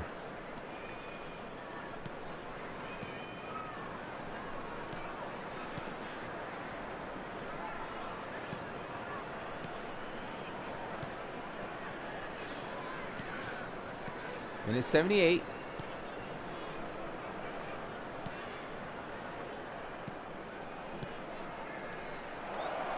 Iniesta. It's a corner kick. That was going to go in, guys, because you guys know how Iniesta is a banger shooter. Now, what am I going to do now? I'm going to bring in some super subs, unlike the other games.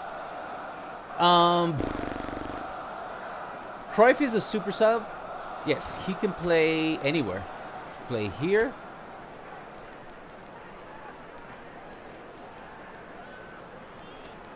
Ronaldinho is a super sub. Play here. I do like Xavi has super sub and he's very aggressive. He's gonna replace Rafinha. And De Jong has done a great job.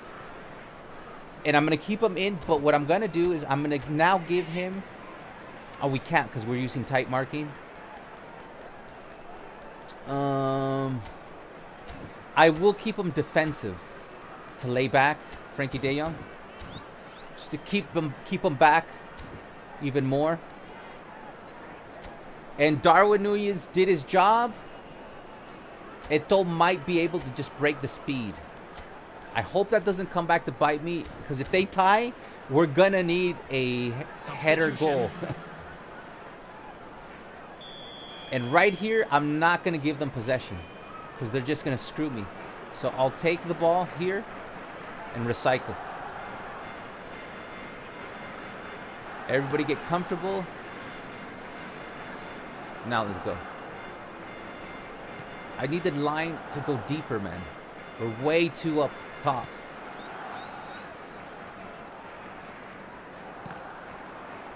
There we go. Everybody's here. Let me put a blue in it then, because the line is way. We're in that. We're past. That was my ball. Fuck you, bro. Coming on to replace him is number 22. I didn't mean to go double blue.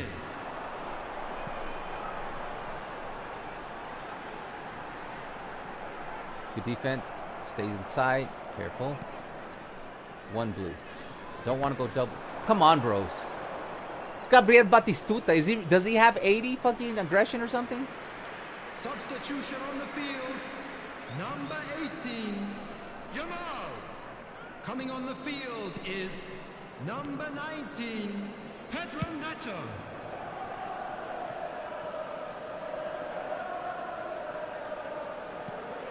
That ball,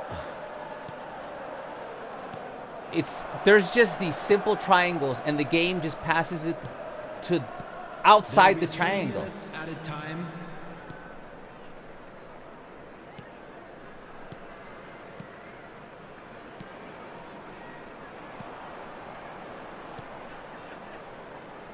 Where's my outlet? My outlet's on the other side. There you go. Job done. Good game. This is a game scam and cheating, but it doesn't make sense. Yes, I'm stuck in Division 2. I had Division 1 in it is tougher this time than it was the last phase to get to Division 1. Like I'm not gonna even lie. I was pretty much undefeated in Division 2, the last phase, up until 1,750 points. Like, I had no problem. It was difficult, but it wasn't this hard. I mean, we've only lost one game today.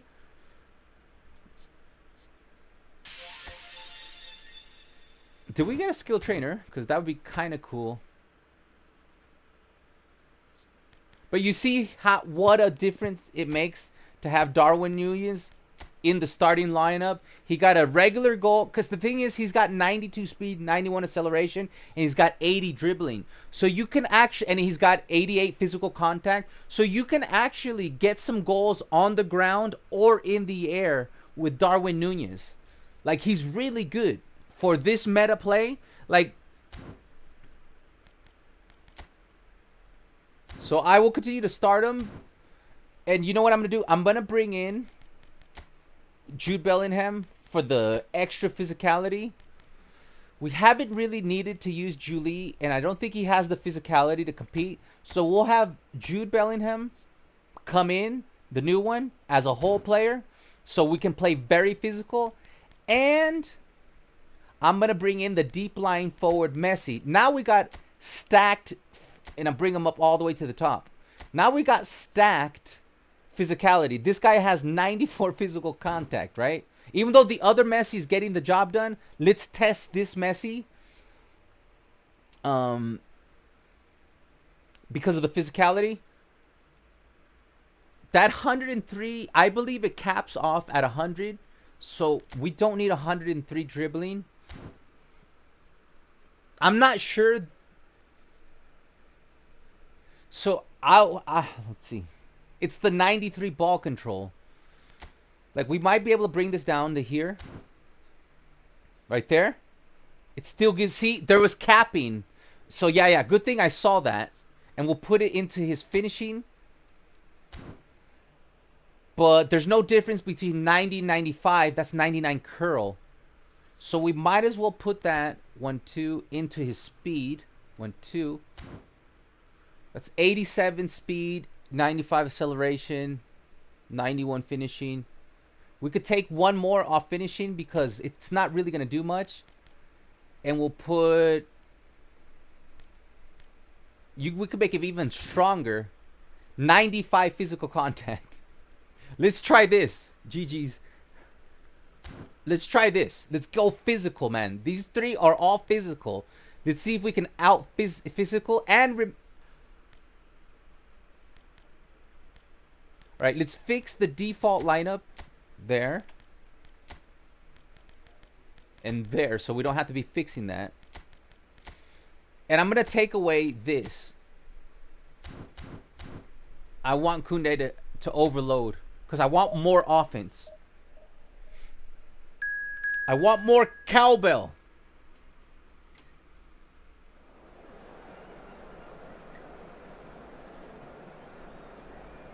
I wouldn't say it would be meta. It's not a meta formation. But we are using... Because the game is physical. I would say, is it meta to use more physical players? Yes. When it comes to a more physical team, yes, this is a little bit more meta. But the formation isn't really meta.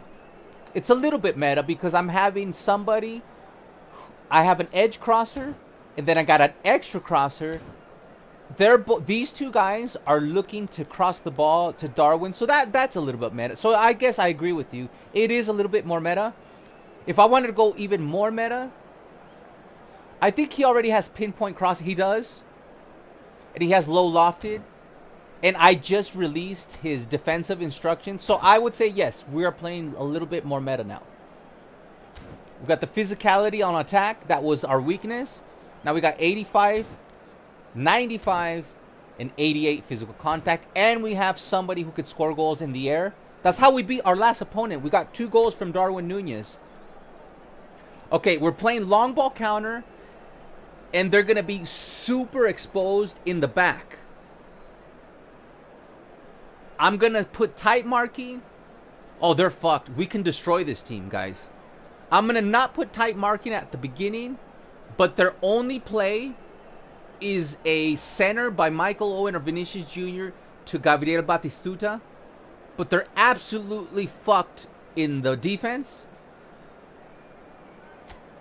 Like, whoever did that is doing us a favor. We should be able to do good. Alvaro, tiny bit meta team, also known as TBT for short. So we should be able to beat this team. Like, beat the shit out of this team. If we survive the first seconds. There we go. Alright, we didn't get scored in the first fucking play. That's why I have Ter Stegen. The other goalkeeper can't do that. Once you get past, if we get to their final third, they're cooked. Right here. Darwin Núñez. Oh, Darwin. Big D. Darwin Núñez on the outside.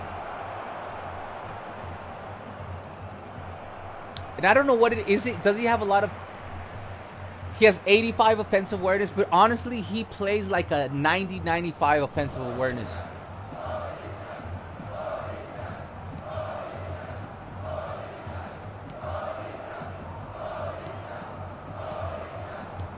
Oh, it's... Oh, man. Lack of a finesse dribbling right there. But we had a window. Like I said, their defense is fucked. If we could just get the ball past this line, we will create a lot of big chance opportunities. That's a foul, bro. Yeah, it's a foul.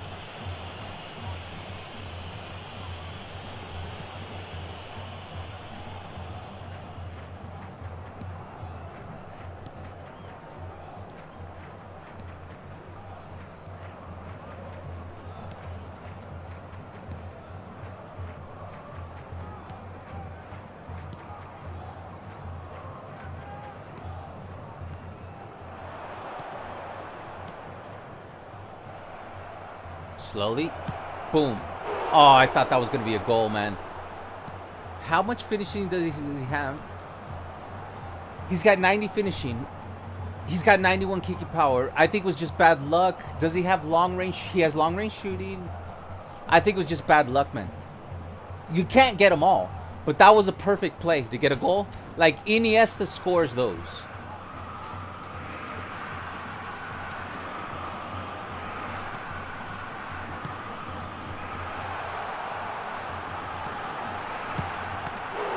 Good hand by Ter Stegen. They played like quick counter there. I know it was a long ball pass. Careful. Square here, square. Barca again in the air. It's my guy. Stay in front, stay in front, stay in front. There you go.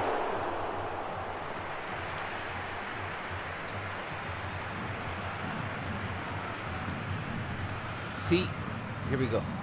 This is where they're vulnerable. Right here. They don't have the numbers. We do.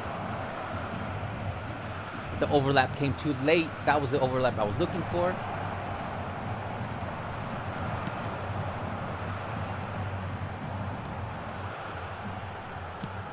Oh man, we're getting...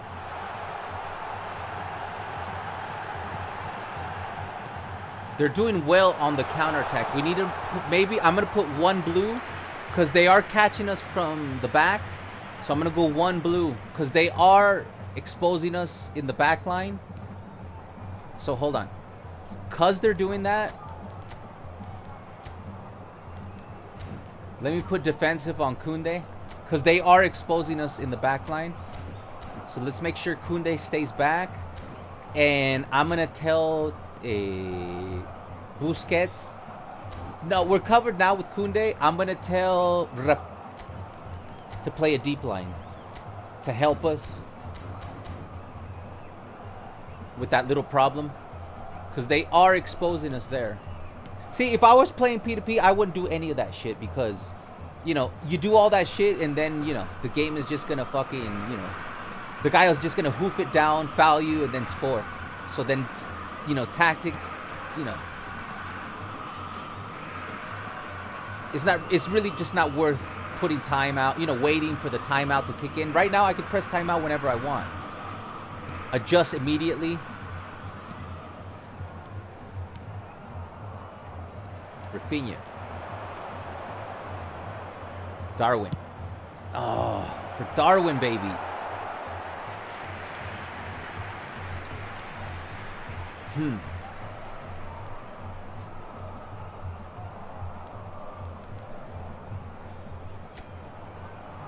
He's a deep line forward, though.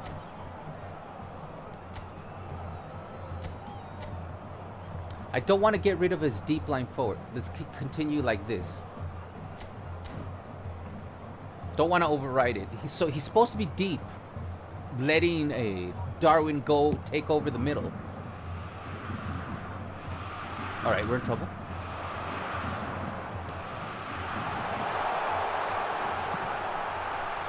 We got lucky there.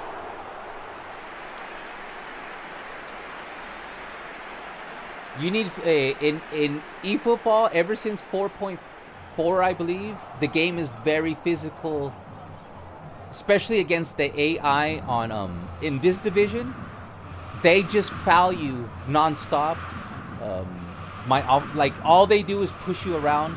So the reason I got more physical players in, it makes it more difficult for the AI to take the ball away from me in the final third, offensive third. Because my players will now be able to withstand tackles a little bit more. Not 100%, but a lot more.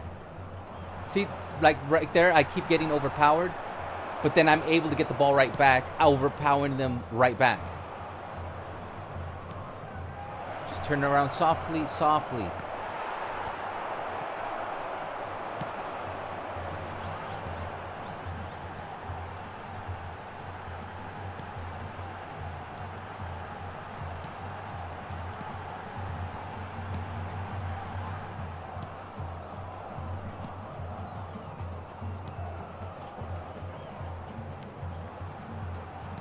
Careful. See, now we're defending ourselves better with the new adjustments.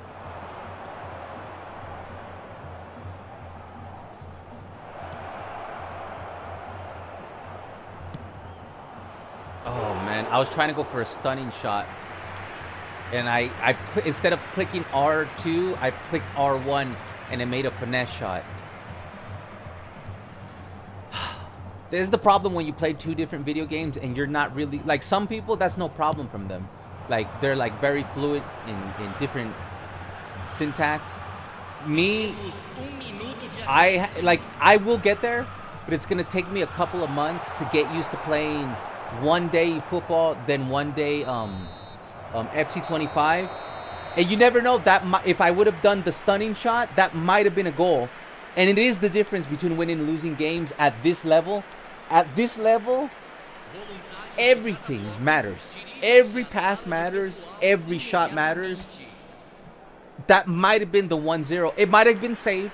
I don't know.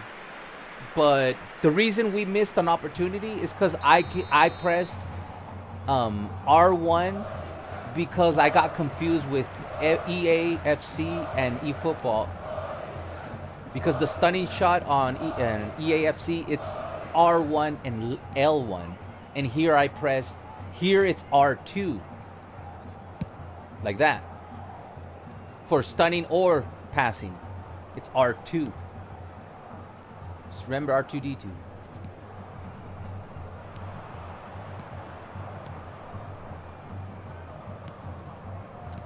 I thought we were going to have them more exposed. Jesus. The game just loves manipulating passes. All right, here we go.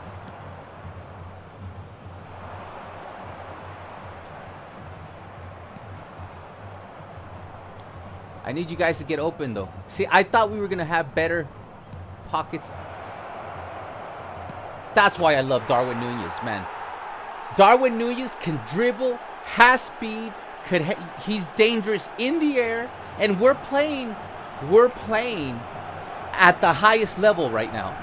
And Darwin Nunez, he has 88 physical contact, 93 speed, 90 finishing, bullet header. So he can get you anywhere. In the box, outside the box.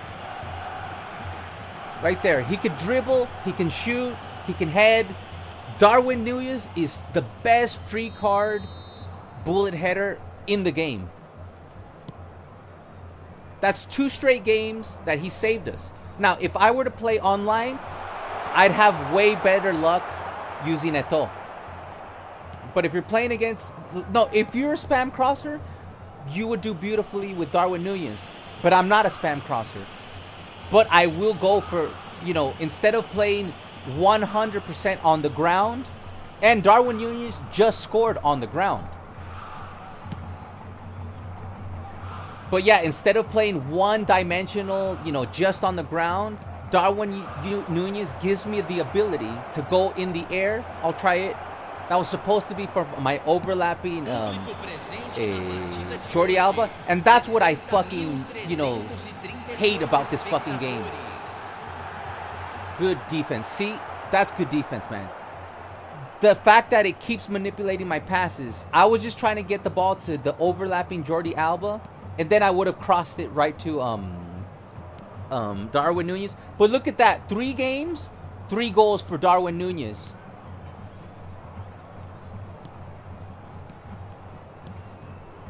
He is perfect for playing against the AI in Division 2, getting into Division 1, where it gets tough. Okay, just do nothing then.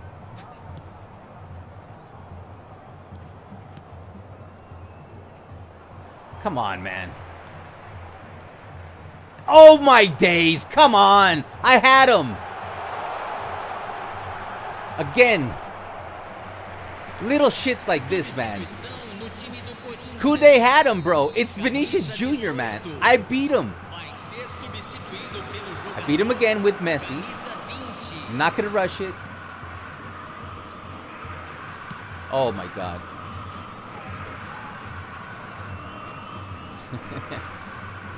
Game is getting horny, guys. The game is getting horny. Trust me. Okay, we got an outlet. Beautiful. That's why we have Rafinha there. When it gets all tight, I got my center backs with low lofted pass, and we just go to the outlet. And Rafinha's OP. You ready? Too far. Too far. It's because of the blue. Oh, it bounces off Bellingham's foot. Right to them, as usual. Good steal by Bellingham. Like, Bellingham isn't doing much, right? Maybe he could have gotten the stunning, but he is giving me physicality. So he is preventing me from losing the ball easily in the midfield. Like, even if he doesn't score or get an assist, just having his physical presence does help me. And that he does have speed does help me.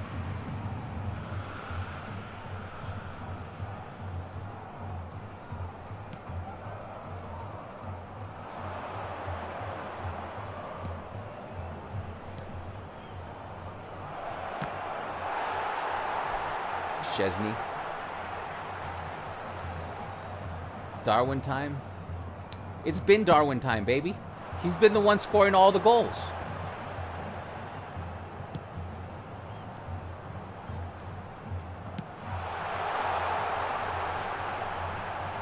I got Darwin on my free account and this account. That's how good I thought the card was when I used them on my... I think I tested them on the free account, and I'm like, dude, I'm bringing this guy to my main just in case. And, you know, good thing, because I don't win the last two games, because we're about to win this one. We don't win these two games without Darwin Núñez.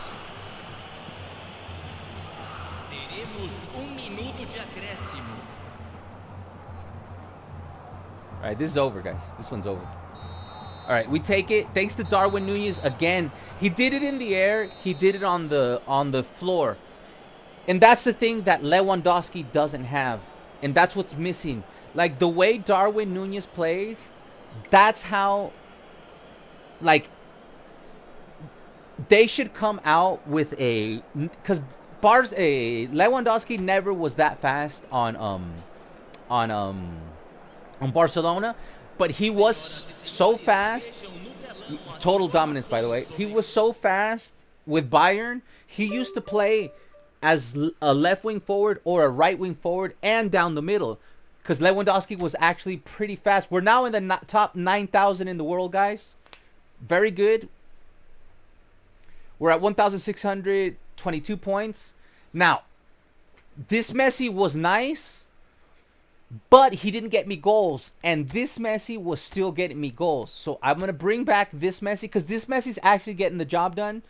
And he does have 72 physical contact. And the thing is, this Messi is scoring goals. And we can't just depend on Darwin Núñez. We do need one Messi to score, somebody else besides Darwin Núñez to score goals. And this Messi has scored the most amount of goals in this live stream. I will continue to test Bellingham. Is there anything I want to change here? There's not much I can ask. His passing is there. His dribbling is there. His speed is there. His 80 aggression is there. I wish he had blocker and, you know, track back, but, you know, you can't get it all. He has phenomenal pass, but he has 85 physical contact, which is the big plus.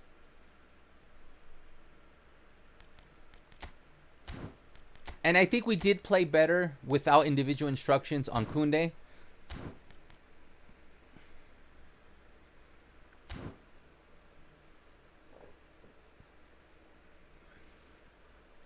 We've lost one game, guys. It's been 3 hours and 28 minutes. I've only lost one game.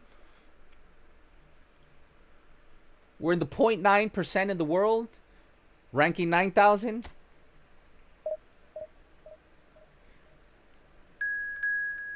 Remember, the best I've ranked is 1,800 in this event. 1,800 is my best.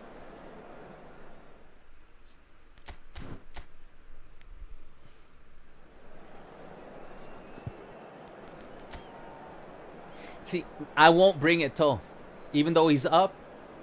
Let's see what we're playing against. I forgot to see. He's either playing possession or Luis Roman out of possession, which is going to screw him. They do have Erling Haaland, so I'm going to put tight marking on Mbappe and Danielson.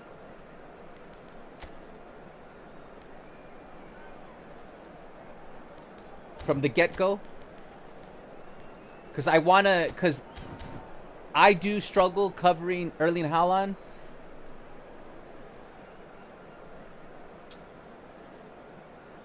And Denilson and Mbappe are very good dribblers. And we don't want to get beat on the one-on-one.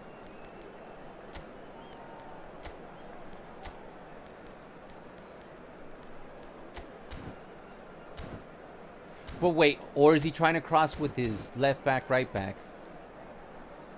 I don't know if Theo Hernandez... Well, it'll not nullify their offense.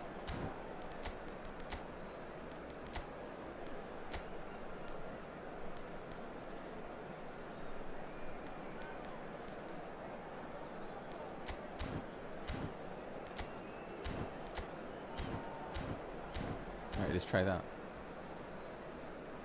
Goodbye, Al Hilal. Al Hilal is eliminated. Look at the Fluminense in the Club World Cup semifinals. Wow.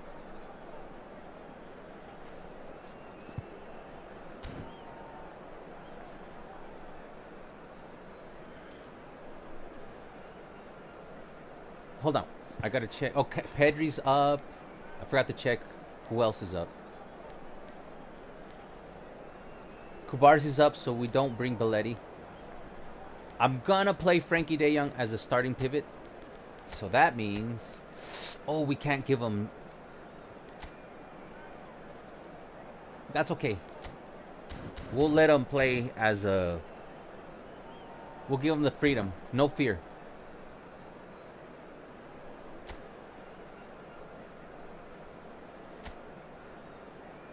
I think Bellingham made your team a bit meta. But I conceded that point earlier.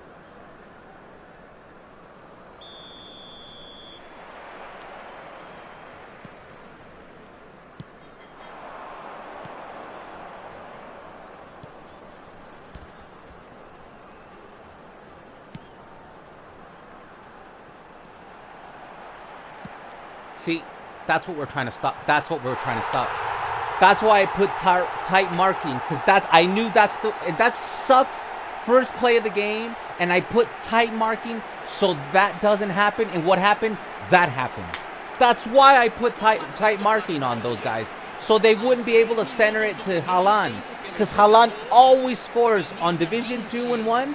He always scores, and we were trying to prevent that fucking center. Where's the tight marking, man? Jesus Christ. The first play of the fucking game, man. After I literally put instructions for that not to happen. Literally what I was trying to avoid, man. I literally knew that's what the AI was going to try to do. And it just sucks at the first play. They break down my tactics that are correctly set up on the first fucking play.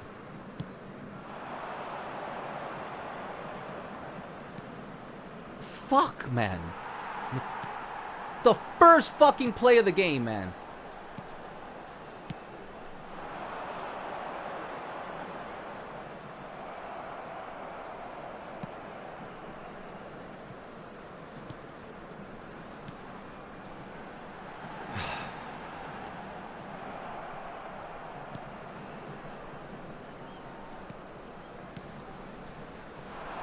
If they score this, it's over.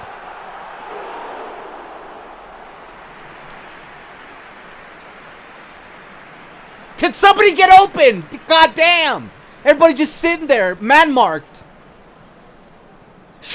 My days, man. Like, what the fuck, man? Let's not even try.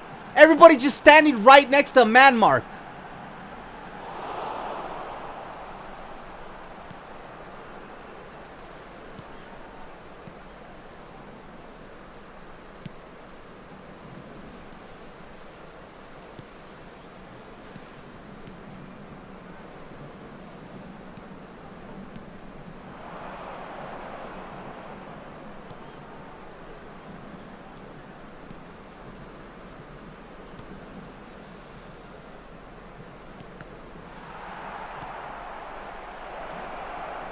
Bellingham. Come on, man. You gotta let me score those, man. You gotta let me score those. Every single shot that we've taken from that angle has 100% been blocked by the AI. For 3 hours and 34 minutes, we have not been able to score a single one of those. And I know those go in, man. I know those go in. You can't have 100% of everything, man. One of those have to go in. Boom! Frankie does it. The guy who doesn't have anything. So look at the logic of this game, right? Let's take a look at the beautiful goal. Stunning shot. Boom. Watch who gets the goal, man. So we just took an easier shot with Jude Bellingham. Perfect angle. He's got 91 kicking power, 90 finishing. He's got long range shooting, outside curler. Can't get a goal.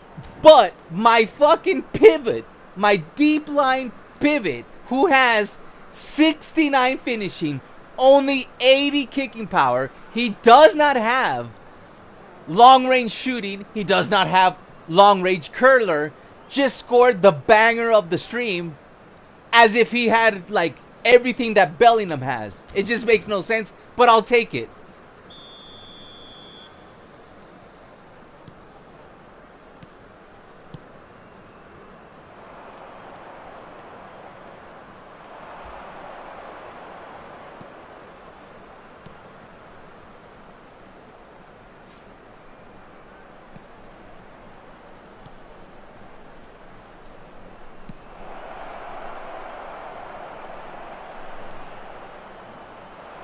That's a foul, bro.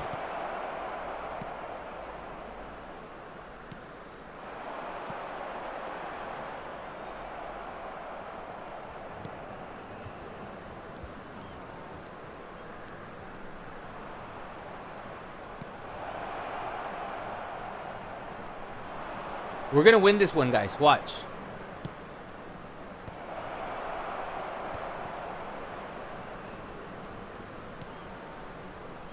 Oh, I thought that was going to get back through the back door. Playing the UEFA Super Final, Cup Final, Arsenal. Good luck, Spain 99. Just be patient. Don't rush it. We need a right-footed. Left-footed. Let's go with Pedri. Come on, Darwin. Get the knock on. Get the knock on, Darwin. Darwin gets the knock on. Bellingham misses. The thing about Bellingham, he's not a header kind of guy. He's got 75 heading yet. That's the problem with Bellingham.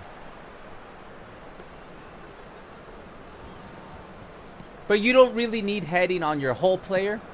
So, like, it's just known that I should have just not gone for the head by Bellingham. I should have just passed it back. Because Bellingham is not going to score those, man. He didn't do it with my other card. He's not going to do it with this card.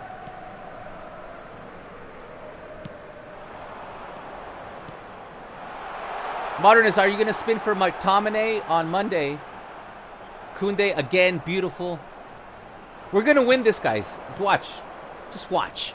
You just watch me beat this game, this team.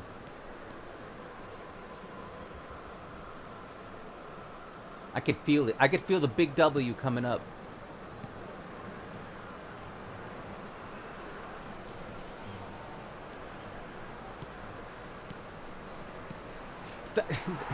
That's what kills me about this fucking game, man. Can I just play the game normal, man? Look, what do you think I'm trying to do, man? Right here. What do you think I'm trying to do, man? Look at the run. Right there. Bellingham is making the run. I got Messi. Look how soft. You saw how soft. Where's the ball going? The right place. Come on. It's fucking Messi, man. And look how soft and gentle I was. I see the run by Bellingham. I give him the 1-2 right there. Right there. You look how soft I passed the ball to Bellingham because he's crossing down the middle. And it's Messi, bro. He's got one touch pass, through passing, 86 or 88 low pass. And he's perfectly placed. And what does it do? It excessively shoots the ball as if it's red behind. Behind. It's like, come on, man, Konami. Jesus fucking Christ, man. Like, look, respect your green, soft finesse. Look how I am being gentle. Look. God. Look how gentle I am with this touch. Look how soft and gentle. Love tap. A fucking love tap. Right there. Love tap. And I'm facing him. Perfect. Look how fast the ball travels. Boom! Like a fucking cannon. Ruining my fucking play. I don't mind the trajectory was off. I do mind that the power was way off. Because I was gentle, bro. I was super gentle with it. I'm not even mad that the pass didn't make it. I'm mad that you made it look like I went red. And I didn't go red. Like, in real life, if you go up to the ball and you tap it, is it gonna go flying 100,000 miles per hour forward? No, bro. If you're gonna tap it to the right, can it accidentally go too much to the right? Yes. But if you, like, just gently tap a soccer ball, is it gonna go flying, what, 100 miles per hour? No. That's what I'm complaining about.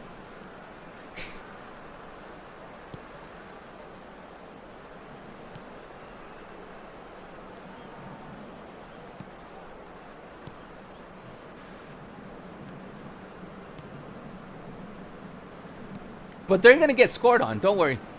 Maybe here. Ah.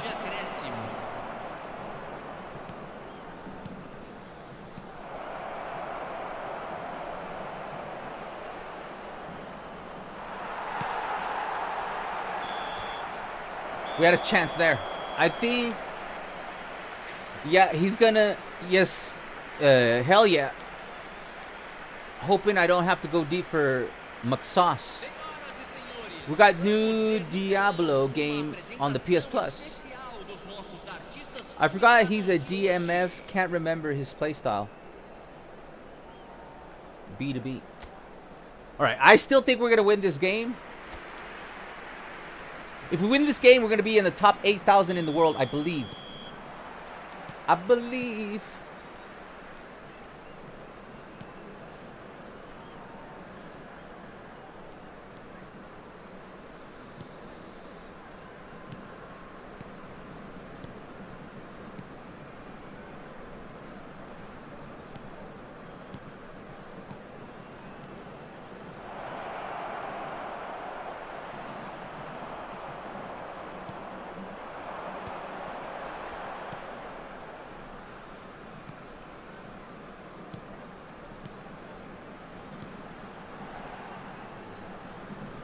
That's right.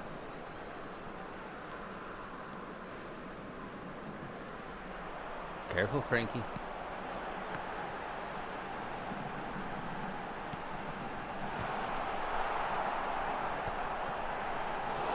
Good.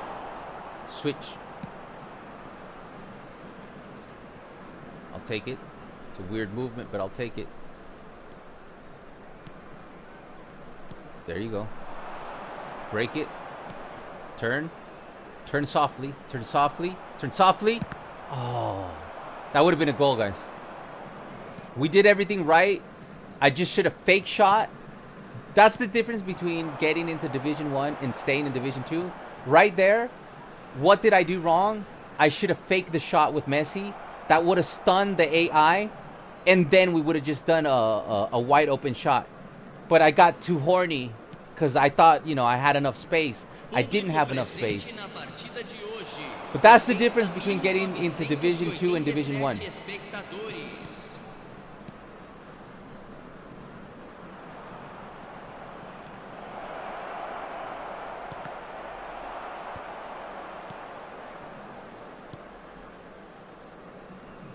We're doing good, man. We just got to bring it home, man. The goal is on the horizon. Whose ball is that? Their ball?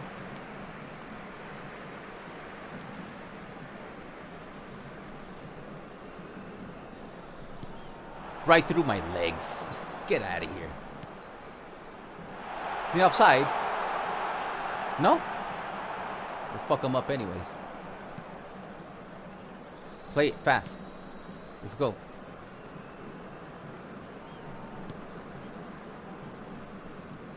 I know we could score, guys. Jesus fucking Christ, dude. It's fucking Messi, dude.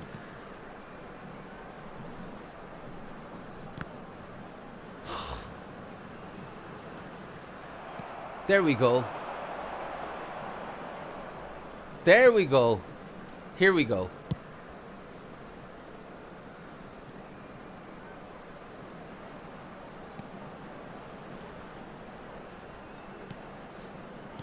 Careful. Okay, Darwin. Get in there, bro. Darwin. Bellingham's there. He doesn't have it. I needed that ball to go to Darwin, man. Substituição no time do Bahia. Camisa 22. Sai para a entrada do jogador. Camisa 8.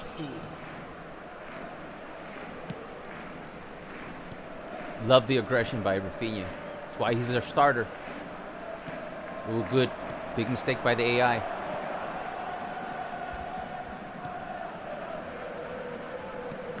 God damn it. Player freeze. Outlet is open. Oh, Jesus Christ. Messi has been intercepting too many passes. So no more passing through Messi. He'll intercept that motherfucker.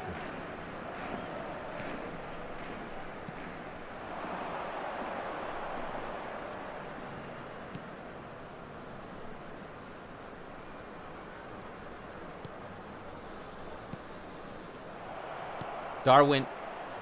Darwin. Oh, come on. Stop. Stop. Stop. Stop, bro. You know that's to Darwin. Darwin. Again. They refuse to make... Like, that's been 5 in a row. Messi gets in the better position. Dude, why are you fucking not letting Darwin get ahead? Darwin gives great head. Let him take a header, man.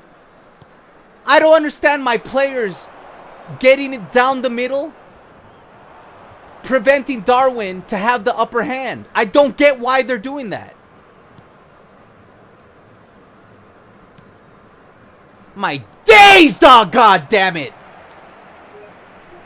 Manipulation of pass. Jesus fucking Christ, Konami. Me cago en sus puta madres. It's Pedri, bro. The simple pass to number 7 right here. I'm facing him. It's a look how soft. I'm making sure I pass it perfectly. And where does the ball go? Forward. My days with the pass manipulation. I'm even facing him. And where does the ball go? Straight forward. Nah, bro. No, bro. Dude, we're talking about a player who has 95 low pass. He has through ball pass. Outside curler. No. No. No, man.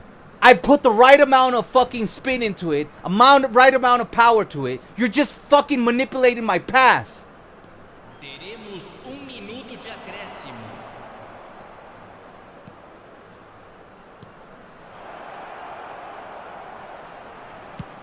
Suck on that. Rafinha with the game-winning goal. Darwin Núñez with the assist. Suck on your fucking script. You can suck on that. Suck on that, motherfuckers.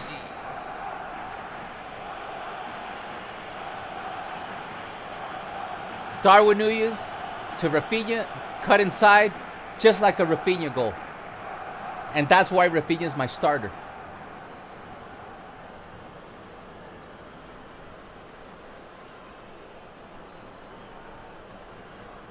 Beautiful. Substituição no time That puts do us Bahia. Camisa high, número guys. 9. High. Like, high.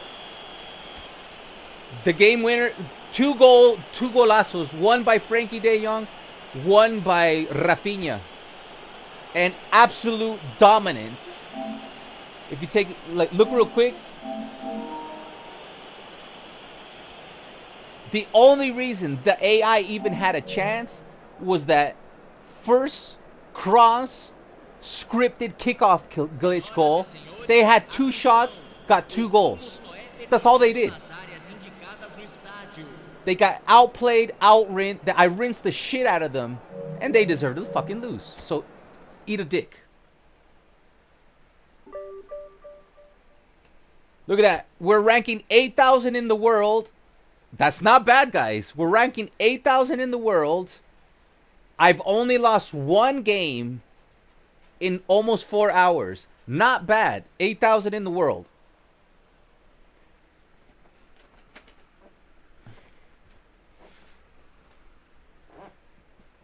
Not bad. This next win is a big win. Big ol' win. All right. We're 8,000 in the world. I still don't know about, what do you call him? Bellingham? Oh, my TV turned off. Hold on. I'll fix this. Good thing we're not playing P2P. Otherwise, I'd be super screwed. Hold on. I'm going to fix this. Don't worry, guys. I'm still here. It's just that my TV runs out of memory.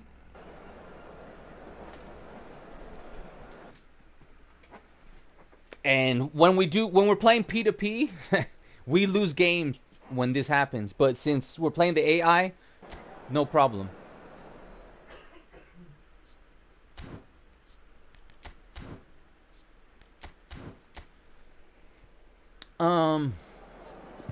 If we win, we're going to be in the top 7,000 in the world. If we win this one. Now, I'm going to play Jude one more game. Beckenbauer. I'm going to put tight marking on Carlos and Arnold. Even though they're not looking at spam cross, they're playing kind of the formation of the world team. So tight marking on Carlos and Arnold. Here, let's make sure. Yeah.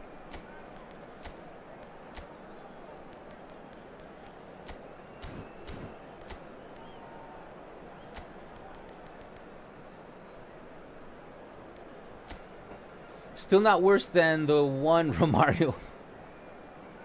But we didn't miss. We won the goal. We won the game, David. We're in the top 8,000 in the world. You're talking about the miss of Pedri's pass? Why do you think Romario's never here? Okay. Oh, man. It's hard to bench Neymar. Because you guys, you know this, modernist, that Neymar plays really good as an AMF, especially in a triangulation tight. What I'm going to do is I'm going to put SS. That's going to trigger a better triangulation. Because Neymar plays really well as an AMF, but I'm going to scoot him up a little bit. Get in there right before SS. Lamine Yamal can come in and play for Darwin. This one's tough, guys. I'm going to start Lamine Yamal. Because Lamine Yamal actually plays really good when he's in full form. From the left side, right side as a CF.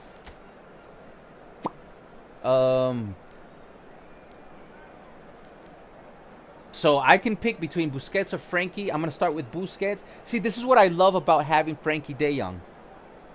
That other Frankie de Jong, I mean, the one, he even can get a banger goal. Like, he got the game winner, basically. Without his goal contribution, my TV goes to Echo Fresh 15 seconds. No, like, overall game, still better than Romario's missed goal. Oh, no, we're doing good, guys. You guys know that I just get triggered when my pass gets manipulated. And I just I get triggered when this happens. Because look, Pedri, I do it soft. Soft. It's a soft. I'm facing number 7. I'm facing him. And it's Pedri, 95.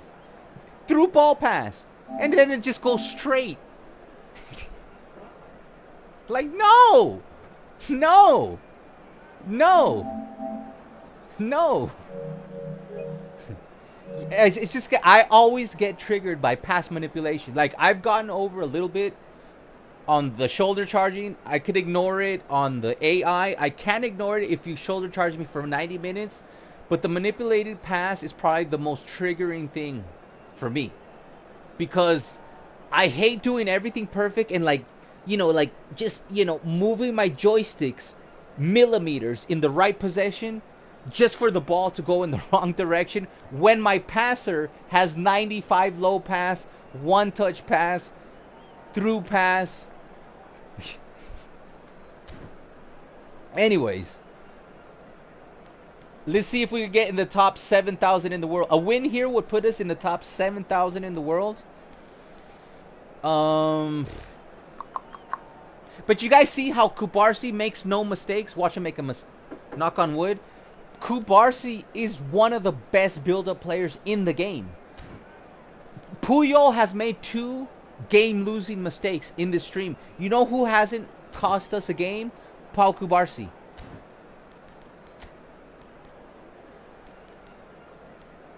Like, if I had PK, I would play PK and Pau Kubarsi, 2 build-up players. And I would actually put Puyol on the left back or right back as a destroyer. Because I can afford a mistake on the sides, but I can't afford a mistake down the middle. Like Puyol slip. Like Puyol's greatest... his little... Was it here? Is it this one? Nah, it's not this one.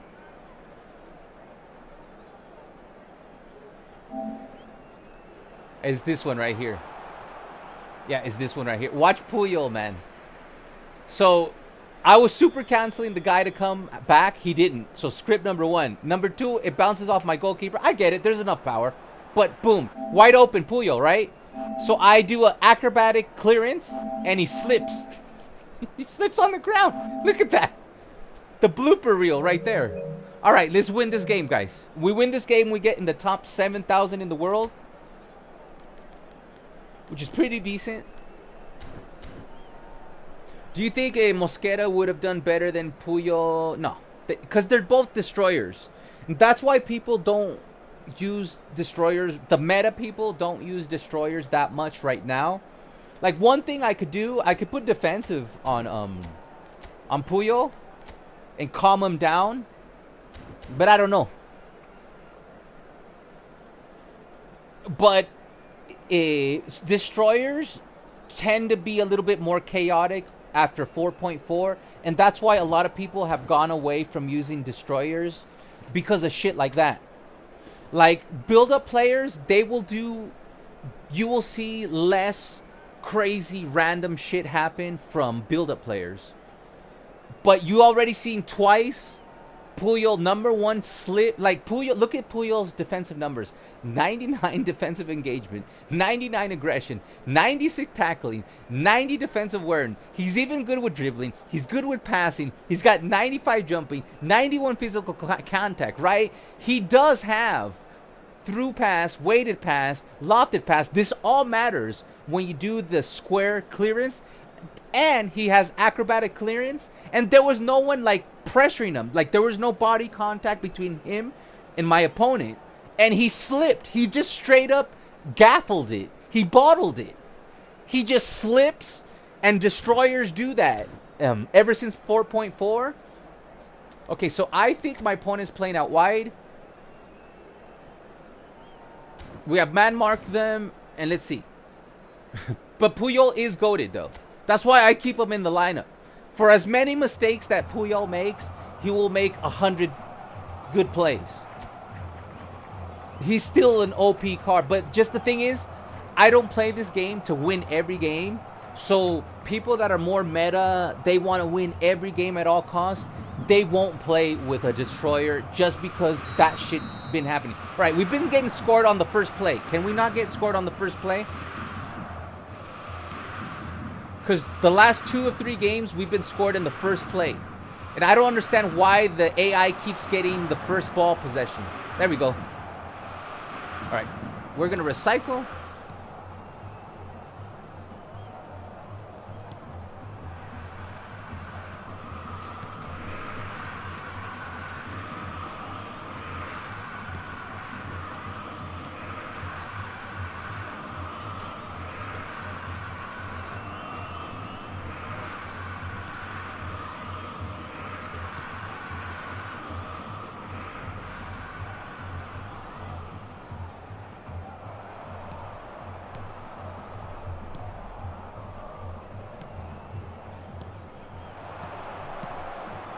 Beautiful. Beautiful. That's why Lamine Yamal's there. When Lamine Yamal is full up, he is a deadly striker. At that distance, if he's outside the box, he will miss it because his finishing is only 82. He will score all of those because he's got outside curler and stuff. 9 minutos do primeiro tempo pelo jogador, camisa 19. Beautiful goal. Beautiful goal. Beautiful goal. That's why I play Lamine. Like, I cannot get Lamine Yamal to do anything as an RMF or a right wing forward. But as a center forward, Lamine Yamal is goated. Careful. All right. Why is Lamine Yamal goated as a center forward? Just look, man. What center forward doesn't look good like this? With 99 tight position, 97 dribbling, 95 ball control, 95 speed, 96 acceleration, 95 balance. His only weakness, 82 finishing. But if you're anywhere within the 6 yards, he will score it. If you're outside the box, he will miss it. That's his weakness. So that's why I play him so, like, that's why I don't bring him down here. I put him as far up as possible, so he's as close as possible, because he will score. And you could dribble, you can out dribble the people around you with him.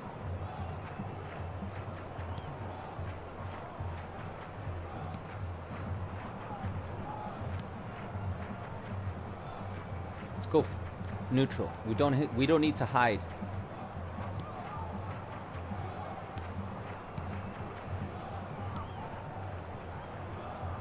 Oh, man. Good super cancel there. Good GG's to me. But I gave it away. I read the radar wrong. I thought Rafinha was more wide open. But Pedri with his track back. That's why track back is so OP. Imagine if my Rafinha had track back. What you just saw from Pedri, yes, he's box to box. But the fact that he has 80 aggression, box to box, and track back, that's why Pedri's able to make those beautiful steals. And that's why I wanted that Pedri card so badly. That's why he starts almost every game ahead of Xavi. And he's got speed, dribbling, everything. I think he has phenomenal pass. I would have centered it, but Darwin Núñez is on the bench right now because we got Lamine Yamal.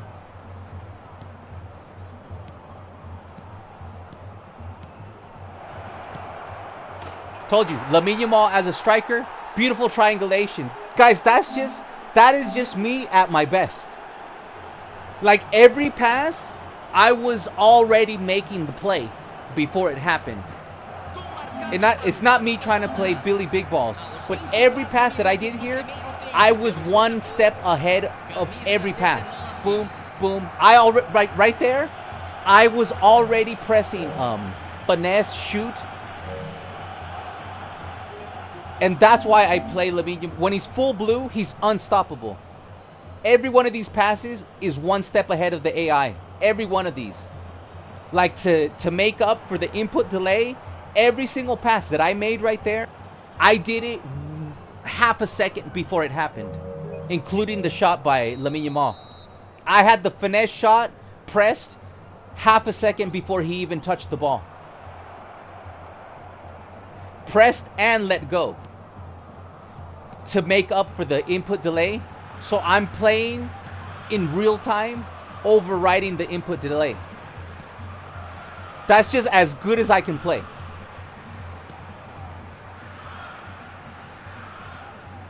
That's like, I don't know if we have any musicians in the that's like, you know, when you're recording and there's some latency. That's like when you record to perfect timing because you calculate the latency, so you compensate the latency by being a little bit ahead of the recording. That's what I just did there. Like, that's the most G shit I've done in this stream.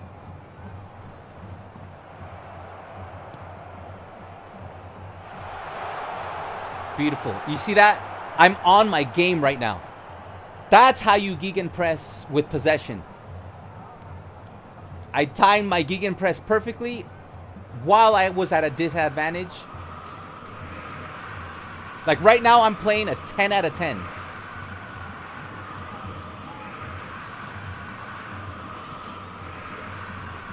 So if you're watching this right now or on replay, just drop a like, because I deserve a like for what I'm doing right now. I'm about to be 7,000 best in the world. Just got to bring it home.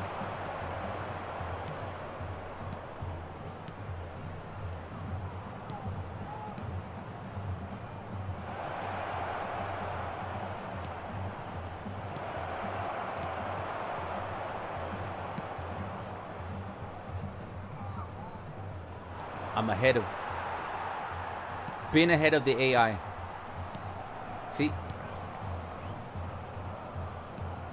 I'm all over them. Look at them.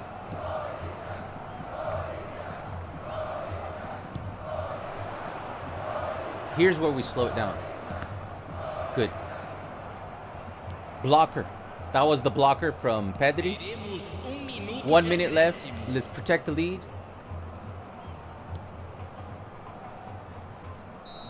There we go. Let's go, baby, says KS10. Nice, says St. David. If I were allowed to play without scripting, that's how I would play against my competitors.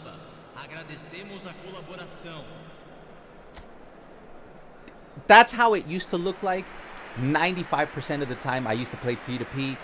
When it was version 2.0, that's how it looked like when I played against my opponents. They couldn't touch the ball. I would just do exactly what I did right now. Thing is, the game doesn't allow me to consistently do that. But that's what I'm always trying to do. Like the 2 goals that I got, being ahead of the input delay and all that stuff, that is what I'm always trying to do. The game just doesn't allow me to do that most of the time.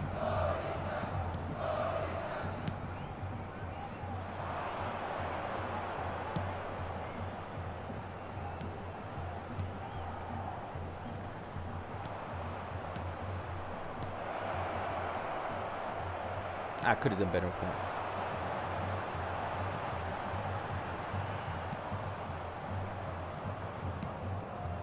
Beautiful. Oh, I thought Busquets was going to intercept that. He should have intercepted that. Careful here. Careful here. Zone up, zone up, zone up, zone up. Good save. See, Ter Stegen is actually very good goalkeeper versus Bahia. I know everybody rates Bahia, but this Ter Stegen, look at the difference of problems we did not have as soon as I brought in Ter Stegen. And look at the amount of difficulties we had. I just don't play well with a defensive goalkeeper. I know how to play with an offensive goalkeeper.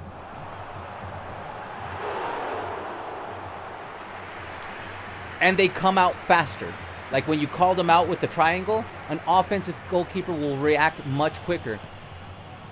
They're pressing me now, so if we could bypass this, and they're on red, so if we could bypass their midfield, we might be able to expose them in the final third.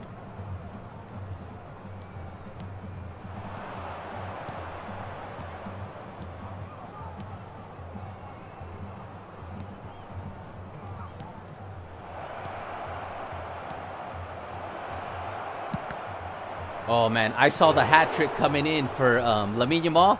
That was a beautiful cut inside.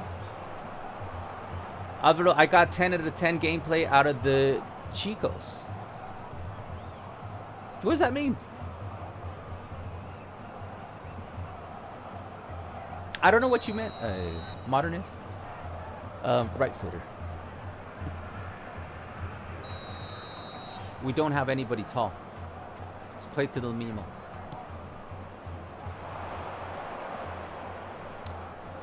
Oh, I think super sub is what's missing from Darwin Núñez. Down the middle. Ah. Público presente na partida de hoje. 60.179 espectadores.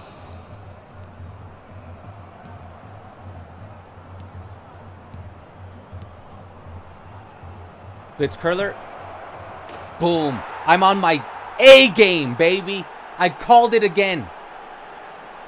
I'm on my A game. A game. Blitz curler. Turned around perfectly. Blitz curler. 3 banger fucking goals, man. Look at that fake. I fake left. I go right. Blitz curler. I'm on it. I'm on my fucking A game right now.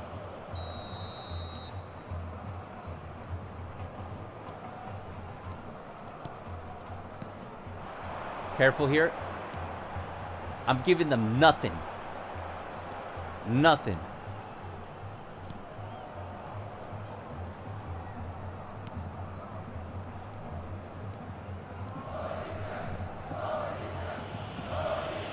Guys, I used to play like this on P for P.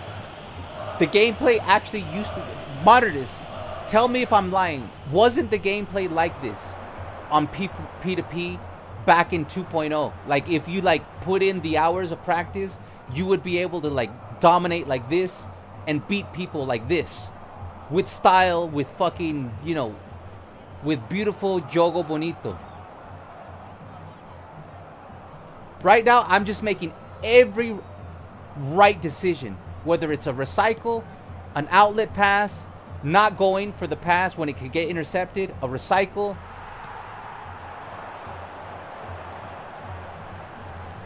But this is what it used to be like to play P for P to P, and it was even more responsive than it is now, the servers. Like, there was a lot of fluidity. Around 2.5, they had, like, some really good fluidity in their servers. Like, I remember everybody was like, wow. And we all thought they fixed the servers permanently. That was gone at 3.2. And then the servers got really bad 2 or 3 months ago. And that's when I stopped competing on... Like, I literally stopped competing after the servers became so bad. But the other day that we did P for P...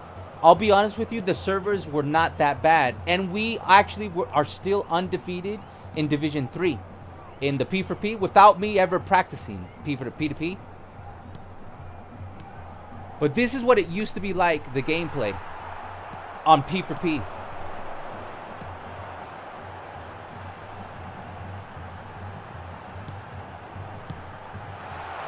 So that is my fault. 100%. Hey Fang, how you doing, man? We are now ranking 7,000 in the world. We've lost 1 game in 4 hours and 13 minutes. We're gonna win this one easily. We got 2 banger goals by Lamine in this stream, and we got... Hold on there. And we got a Messi blitz curler goal.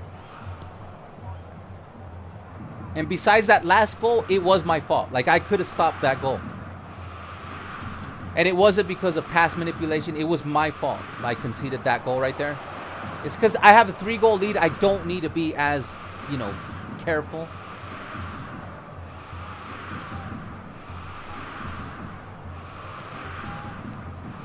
Beautiful. Blitz curler.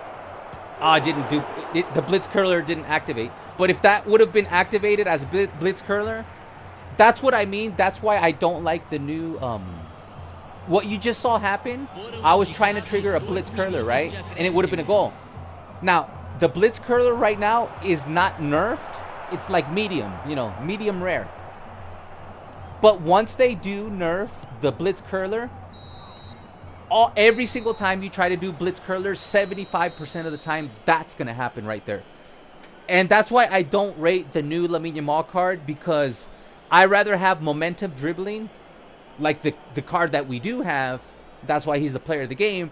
I'd rather have momentum dribbling a Lamine Yamal than blitz curler Lamine Yamal, because once they nerf blitz curler, it's going to affect your blitz curler, it's going to affect your finesse shot, and it becomes a handicap, and it becomes an Achilles heel. That is dominance, guys. We were on the upper echelons of Division 2, dominating. Sorry for not chatting. No worries, my friend. I'm doing good, and you? I'm doing great, man. I'm actually having a little bit of fun. That's why I always prefer AIs. As you guys can see, I'm now ranking 7,248 in the world. I have only lost one game. I have a 77% win rate. 17 wins, 3 draws, 2 losses. If you think I'm lying, I will fucking show you.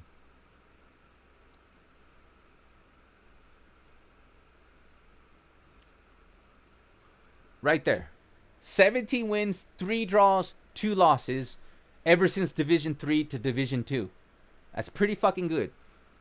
And this is why I prefer to put, like, you guys have seen me rage at least 3 to 4 times in this stream for a manipulated pass. You know, fucking Puyol took a dive.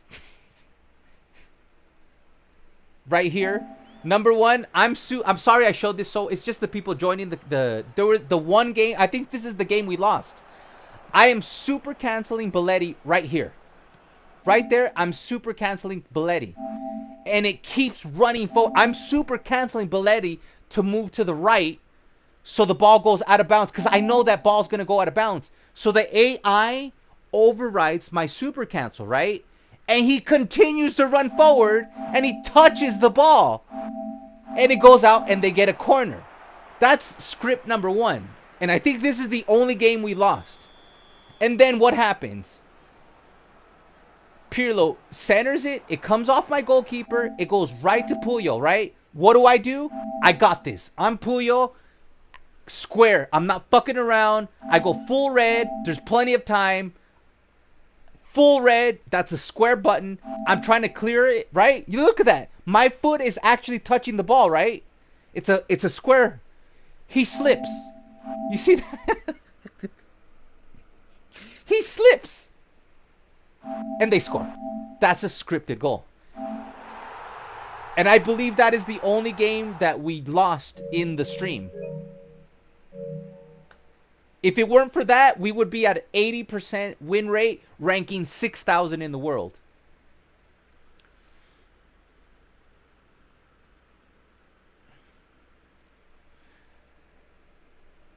Let's go for one more.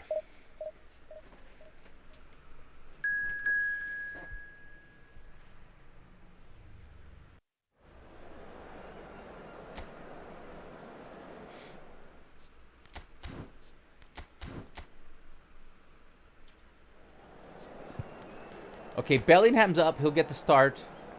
Lamine Yamal is not full, so we will go with Darwin. Belletti's up, so I like to bring in Belletti when he's up because he's actually very good. And also Frankie De Jong is up, so I'll have him come in instead of Now my opponent is playing. Oh, he's probably playing fucking quick counter, huh? This is the one Achilles heel we've had today was beating quick counter. Just let me see real quick. The GOAT Frankie.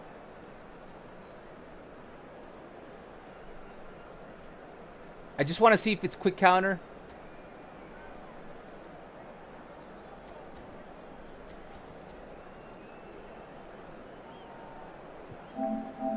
Oh no, it's before this.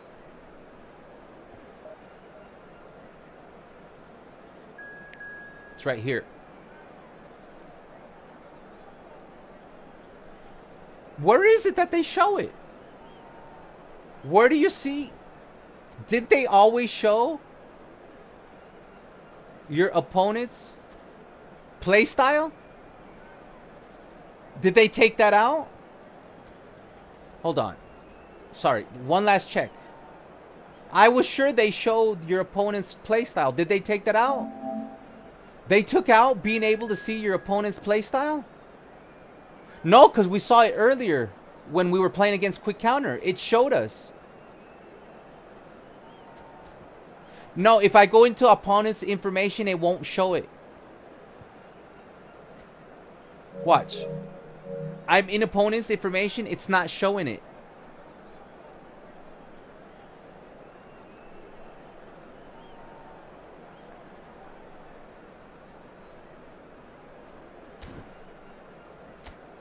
They might show it after this.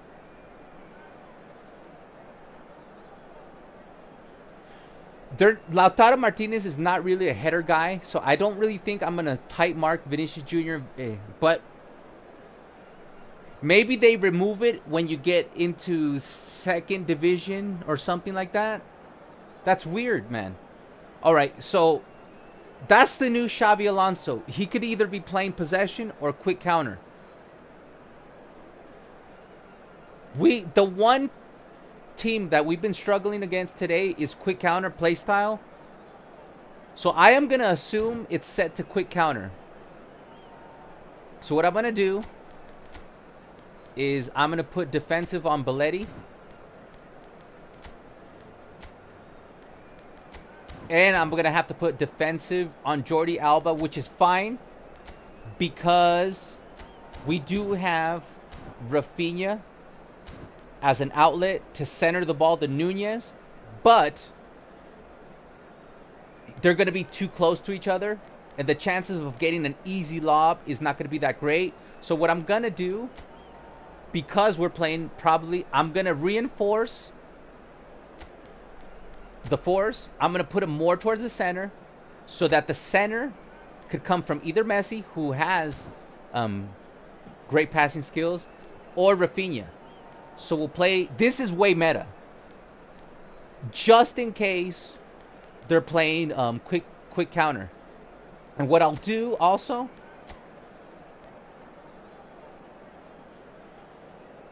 is I'll put the deep line on Frankie De Jong. And I'll put a deep line on Rafinha. We're just if it's quick counter, we're just protecting ourselves. If it doesn't feel like quick counter, I will switch the strategy for the second half. Yes, I did it. Remontada. GG Spain 99. 6-5 remontada. Won the 5 out of 6 trophies. One more left. GG Spain 99. I like how 5 of your players are Showtime versions, prime time. No, we got an OP team, that's for sure. That is for sure. Our bench is also amazing. Okay, let's go. If I win this, I rank 6,000 in the world, guys. Oh, there it is. They're playing quick counter, so it's afterwards. Okay.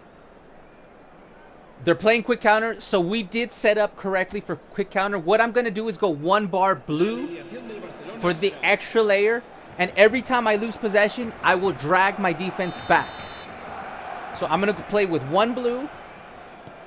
And every time I lose possession, I will drag my defense manually back. I'll show you what I'm talking about if you're new to the channel.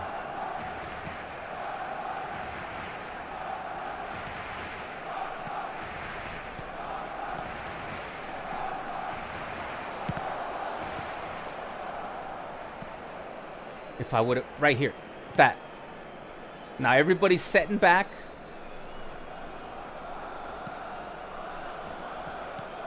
So they can't quick counter us. I'm bringing Darwin Nunez to overload the defense.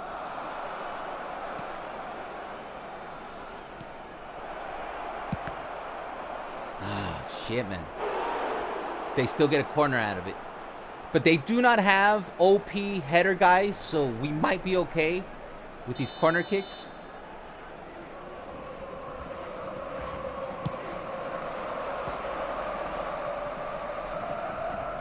Darwin. Darwin.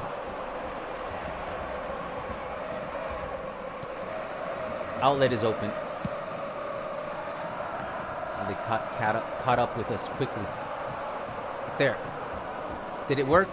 I can't see. Yeah, it worked. Everybody tracked back. That's manual track back. Here, let me show you guys. When you're playing against quick counter and you're using possession, you want to you see it right there. I lose the ball, right? Look at the radar. You see that highlight? I am manually tracking back my entire team. Watch how they all move back together. See? You see them all shifting back? That's how you manually track back. How do you do that? Whatever way you're attacking, for right now we're attacking from left to right. So you hold down the left button. If you're attacking from right to left, you hold down the right button. And that's how you manually track back the entire... See how everybody's running back as if we were playing long ball counter. You can manually activate that. And that's how you counter, quick counter on possession. It works online too.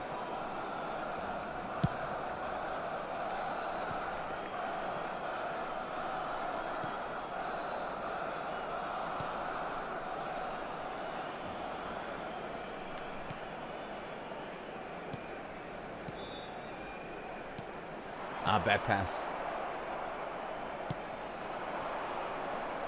I forgot to do it. But every time you lose possession... Ooh, nice. The bad thing about... Hold on. You're out of position. Oh, shit. I should have gotten closer. The goalkeeper was out of position. Keep an eye on that, because if they do that again, I will screw them. We're playing good defense.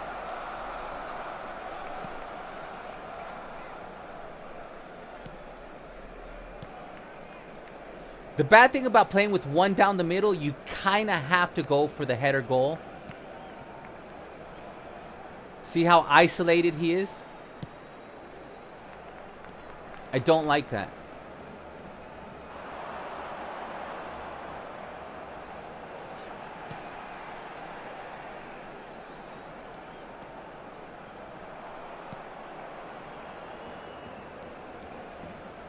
I don't like that at all. I'm going to bring in Messi down the middle. It's because I need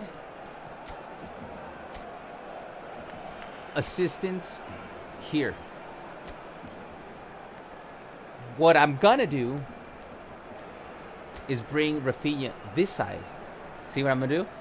So then I can center the ball to Darwin Núñez via this side. And since Pedri's box to box and I have defensive on him, we're good. We're covered.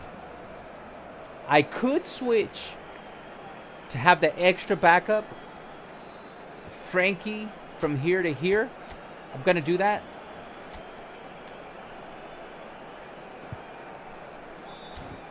So we're just reversing.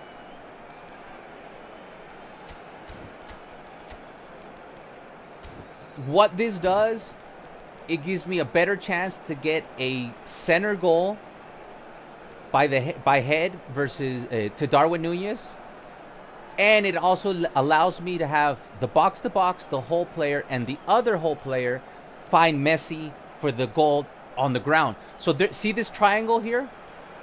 That's a threat. It's an overload. Having Rafinha here now gives me the advantage that if we're fucking them up in the middle, I can always lob the ball to Darwin Núñez and he could bullet head it. And now I'm going to switch Frankie de Jong to the pivot, and he has deep line. Yeah. And Rafinha has deep line. So we're just reversing it, and that's the cool thing because Rafinha is actually left-footed. So I wouldn't run Rafinha all the way here and then cross it. I would cross the ball around here with the left foot. And that's what we're going to go for.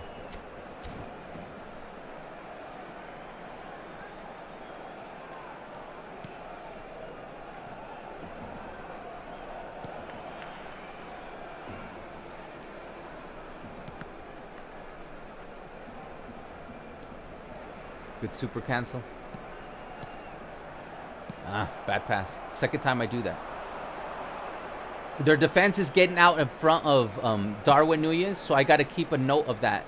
It's like they're marking Darwin Nunez really well. Good steal by Puyol. So we're gonna look for Messi now. Oh, come on, not like that, guys. Come on, we're having a good game here. There we go, Frankie. Now I'm gonna look for this guy. Now we're gonna create the overload here.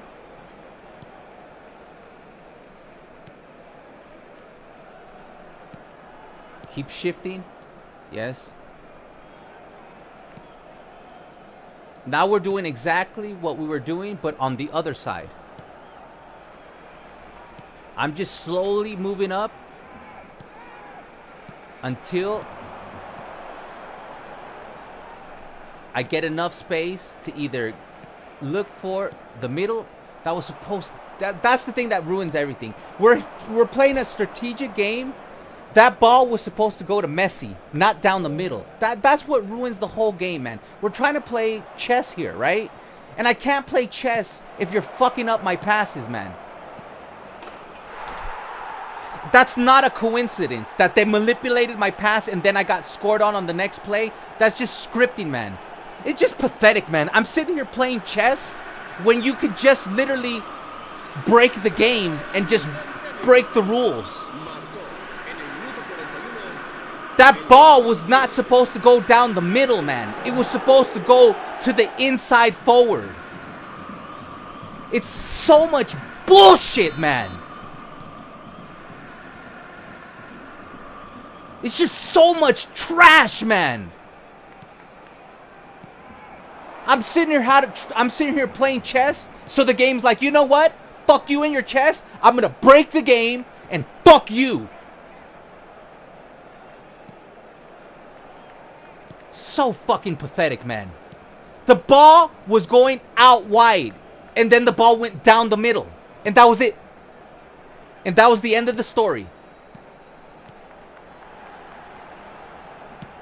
That's what I'm looking for. That's why I put Rafinha on this side, so I can cross to Darwin Nunez on the other side. But it's absolutely fucking pathetic garbage, man.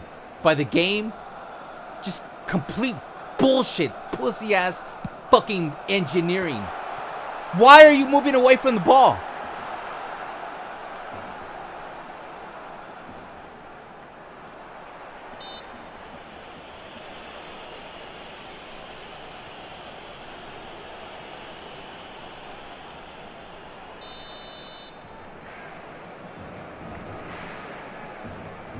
That might be a goal.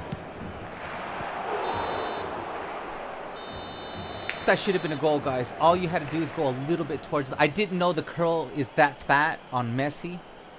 It's because you know what it is? I forgot that I raised Messi to a 98 curl. I forgot because I used to have Messi at a 90 finishing. I forgot that I raised his finishing to 95, making his curl 98.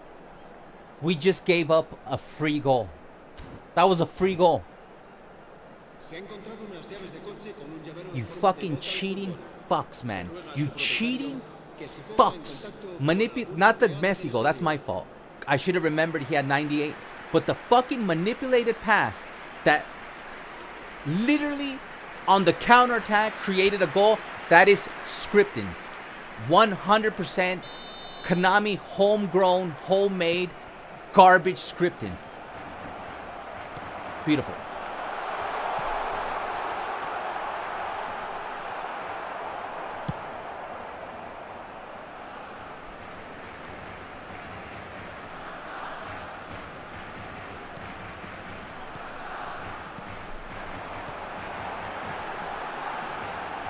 Just put it away.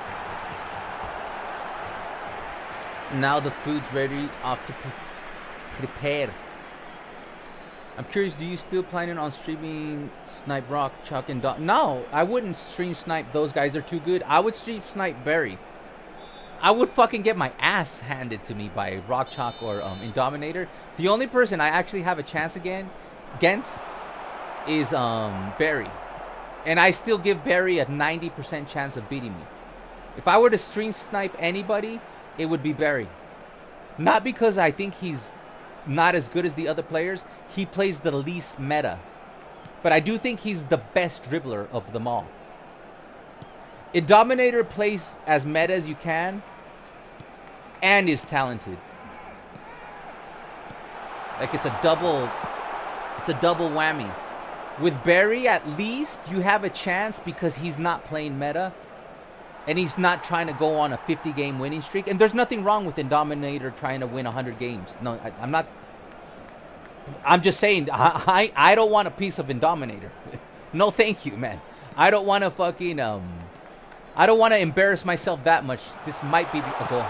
Good job. There we go, baby. Darwin Núñez. But what happened there? We opened up Leo Messi with the strategy that we created. Remontada. See, Messi would not have had that outlet if I don't bring him back as an SS. Or because he was playing RMF. So that gave me two options on attack. It doesn't force me to have to, what do you call it? And we got the ball on the ground. It doesn't force me to have to depend on a header goal. But it still gives me the option to get a header goal with Rafinha. La asistencia a este partido asciende a 96.847 espectadores.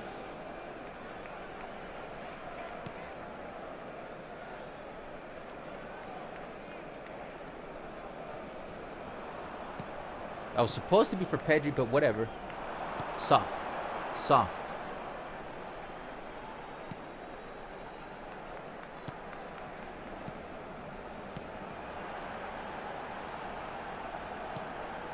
Oh, we're cooking here, man. I'm going to go neutral. I might go pink. I want that win.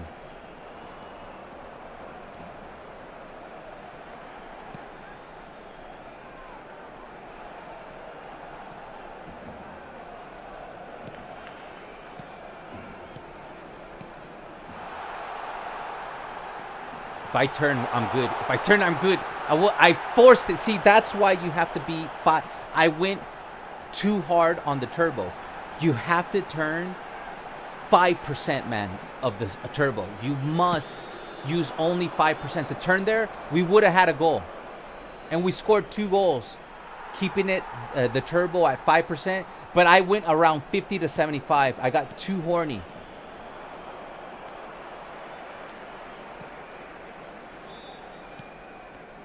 Here we go. Here we go. Ah, it wasn't on. Stay on it. Stay on it. Stay on it. Come help. Stay on it. No, no, no, no, no, no. We're in trouble here. We're in big trouble here. No, no, no, no.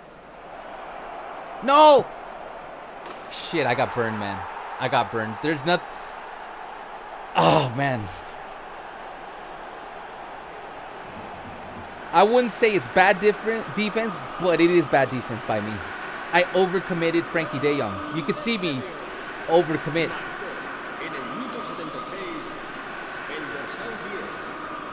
And that's been our Achilles heel in this stream. A quick counter. You like look at the numbers. We have 71% of possession. 7 total shots, 6 on target. We have 131 successful passes. My opponent only has 39. He has 3 shots, 2 of them have gone in. And that is the Achilles heel of possession. And that's why I kept blue. And I should have stayed blue. I should have stayed blue. I got too confident thinking we can play neutral. I should have stayed blue. And I should have scored with Messi. When I turned around.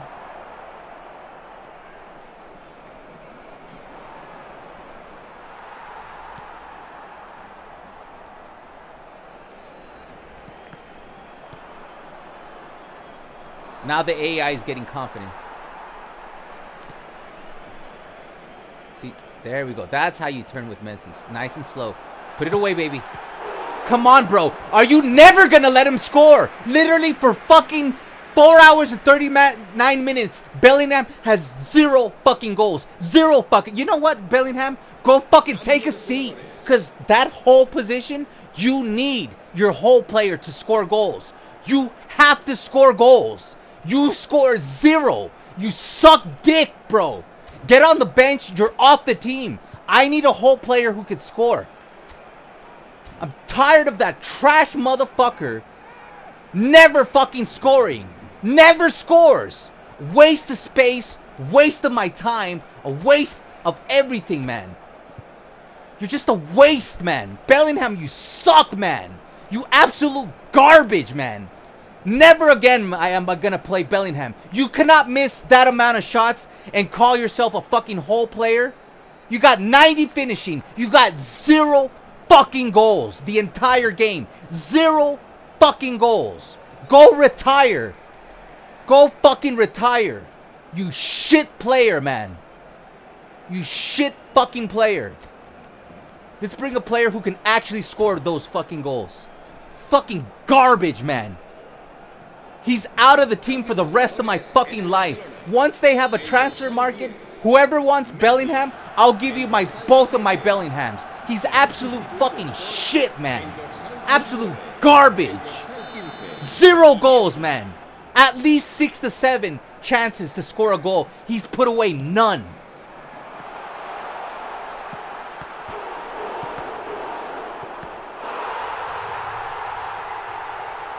Suck on that. As soon as we took out fucking Bellingham, we scored a goal. Retire, Bellingham. Get the fuck out of my team. Get the fuck out of my team. You absolute trash can of a player.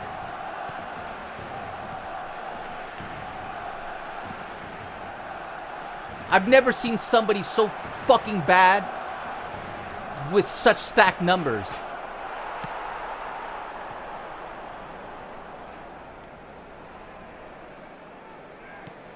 If I didn't think if I didn't think, because there's gonna be a big upgrade right in July, if I didn't think there's a possibility of the market, I swear I'd fucking release that piece of shit. Both of them, the box-to-box and whole player. Konami can have them back. Fucking waste of space, piece of shit player. Absolute garbage, man. Just the worst fucking player ever on my fucking team.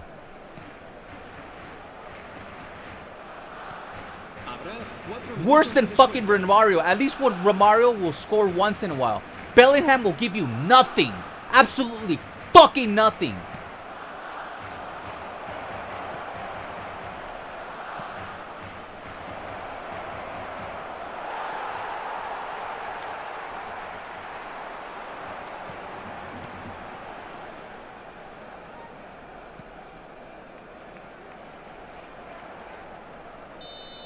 All right. Think about Bellingham was sabotaging your goal scoring script. We reach it. No, I'm getting rid of Bellingham. As soon as there's a market, you guys can have him. Whoever wants Bellingham, you can fucking have him. He's a waste of my fucking team space. I'm not trying to be mean to Oxy. I have rebuilt this waste of space motherfucker. And he probably plays good as a center forward. Like, if we give him center forward, he might play good. I have rebuilt, not this one, but this one. I have rebuilt this guy over and over and over. And look, 40 fucking goals in 313 games. You're a waste of my time. You're a waste of space. You're half the player. You're not even 1/3 of the player that fucking Iniesta is. You fucking loser. Get the fuck off my team. Like, literally, when they have a market, whoever wants this piece of fucking shit, you can have him. I don't want him on my team. Get the fuck out. Never again will I ever play Bellingham. That's 4 hours of complete incompetence, losing every single shot. He has 0 goals. He has scored 1 goal ever for me with that new version. So I'm done with Bellingham. He could go fucking retire. Fucking asshole, bitch ass. We'll have Rodri come in as a backflip CB, and I'm done with that piece of shit, man. Like some of you might, this is not a knock on the people that like Bellingham. Some of you might play like long ball counter, or you've used them and know how to use them. For the way that I play, and you guys, come on, man, be honest. You never see Iniesta miss the kind of goals that Bellingham. And Iniesta doesn't have 90 finishing. He has 80 finishing. Iniesta doesn't have 90 kicking power. He has 88. But somehow, Iniesta can score all those goals that Bellingham missed. I will score them with Andres Iniesta. You will see Andres Iniesta will score those goals. But for my style of play, he is absolute fucking trash. Fucking garbage. Like, I cannot wait for there to be a market, and the first player I'm going to sell is Jude Bellingham, and then Jude Bellingham. Whether he's box to box, whether he's a whole player, he's absolutely worth goddamn fucking dick cheese on my team. Like, get fucking lost, man. Now, I don't know if I should keep Rodri or bring in, because even as much as I've complained about Romario at least has scored 300 goals in almost 700 games. That's something. But Bellingham, you could probably play him, I could probably play Bellingham 693 games. You know how many goals he'll score with me? 20. That's what you'll get out of fucking piece of shit Bellingham. So I don't know if I should bring in poacher Romario or just have a backup CB. Because actually, you know that Rodri, what he does play well in the midfield. Like, if you were to put Rodri right here, like that, Rodri's actually pretty good.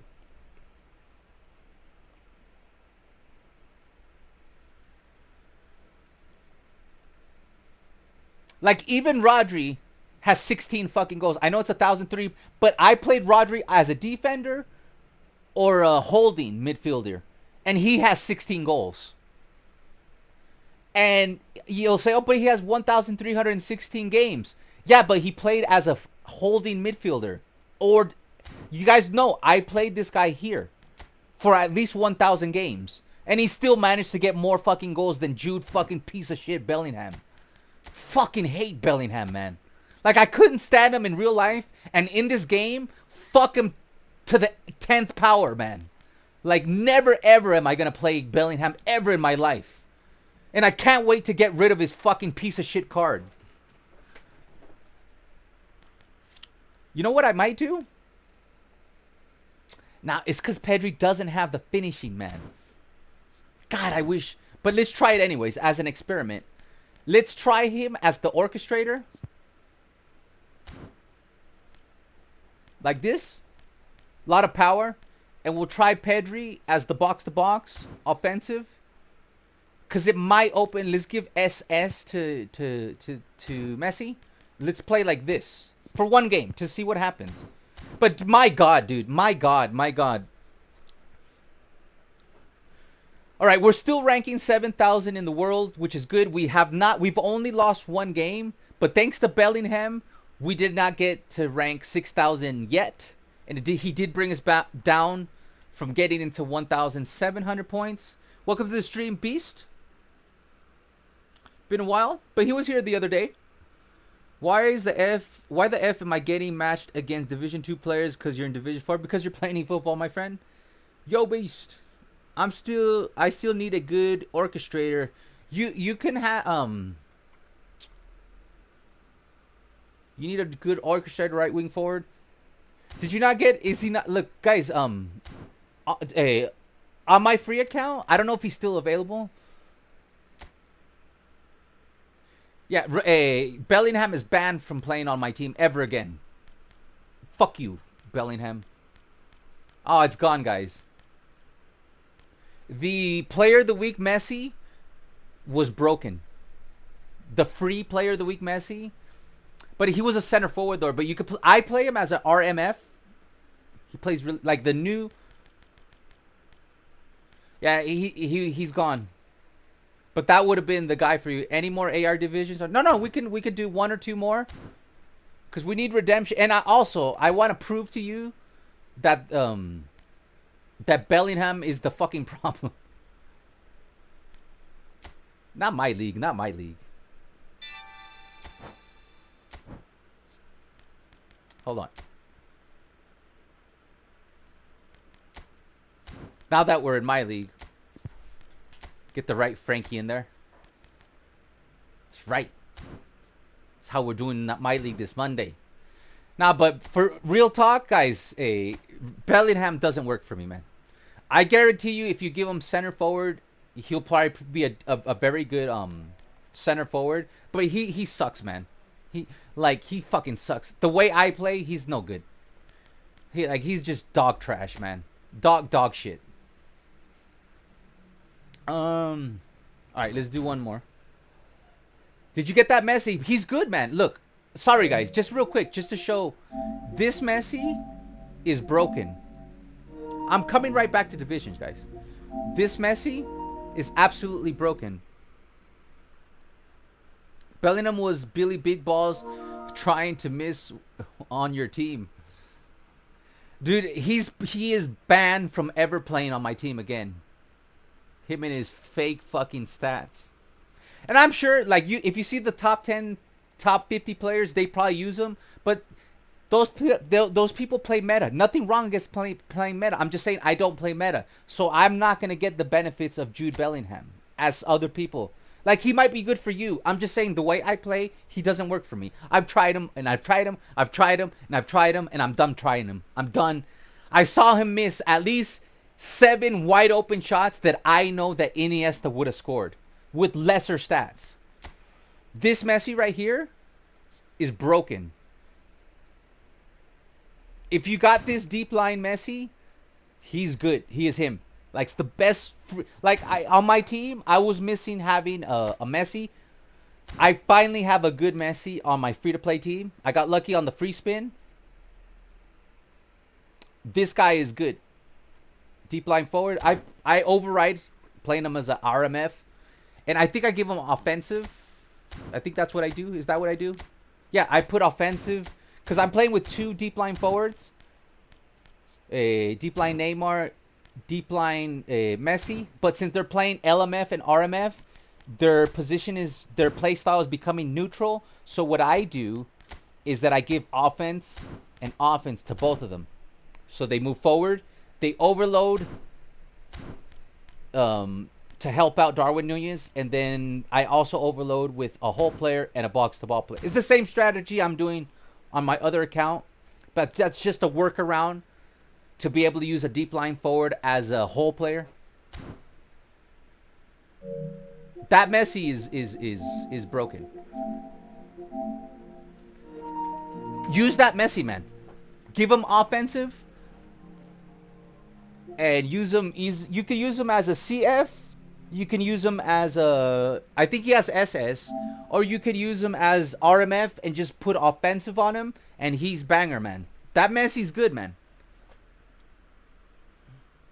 Is roaming flank Yamal from the Barca pack still nerfed? Yeah, he's no good. But this Lamar that we have is the best Lamar. He's literally won us 2 games. This Lamine Yamal that we have, he has won 2 games for us. All right, if you're just joining us, don't forget to drop that like. We are ranking 7,000 in the world. We have only lost 1 game. We just fired Jude Bellingham because he missed 7 wide open shots where I know that Iniesta would have gotten. And that's where we're at.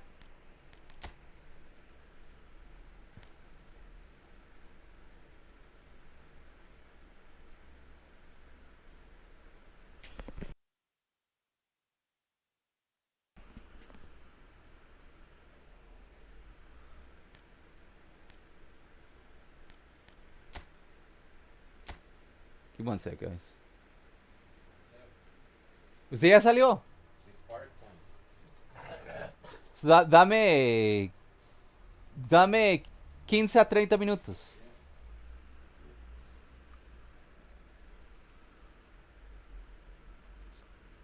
All right, let's do this, guys. Last two games. Let's get in the top. If we win 2 games, we're in the top 5,000 in the world.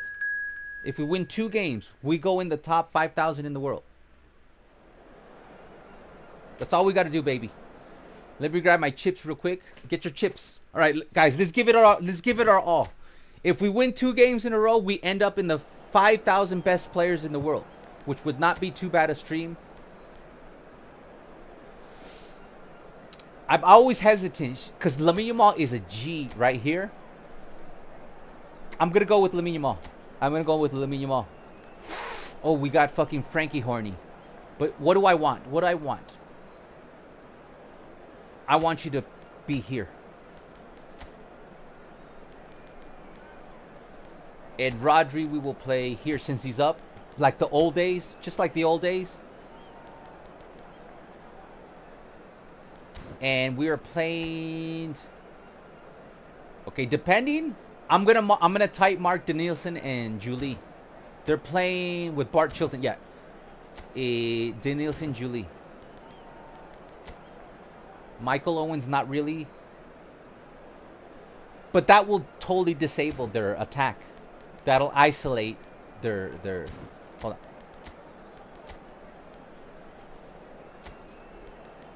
Especially if they're playing out wide, they're fucked. Danielson and Julie. Let's hope they're playing out wide. Because if they are, they're fucked.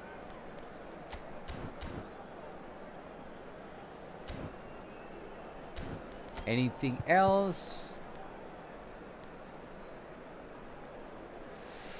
I don't know Pedri's going to work out there. Like I said, I want to get a goal. Watch. I guarantee you, Andres Iniesta, if he gets the chance that Jude Bellingham got, he will score the goal. I guarantee you. Belletti's up. Damn, but I hate... Okay, we will have more security if we do this. We'll play with Koundé here. That guy there. Koundé here. Yeah, that's good. All right, let's go for it, baby. Let's do it. I got some plantain chips. Okay, they're playing quick counter. Jesus Christ. Why are they making us play so much quick counter, man? Why are so many... Like, literally, that's the only play style that we've been fucking struggling with. Ah, god damn it. That's a problem, guys. That's a problem. Fuck quick counter, man. We're going to have to play on one blue. And I have to give some individual instructions. Hold on. We're going to have to play more defensive. Defensive on Belletti. And defensive on Jordi Alba. I hate doing this too. And we're going to have to play on one blue.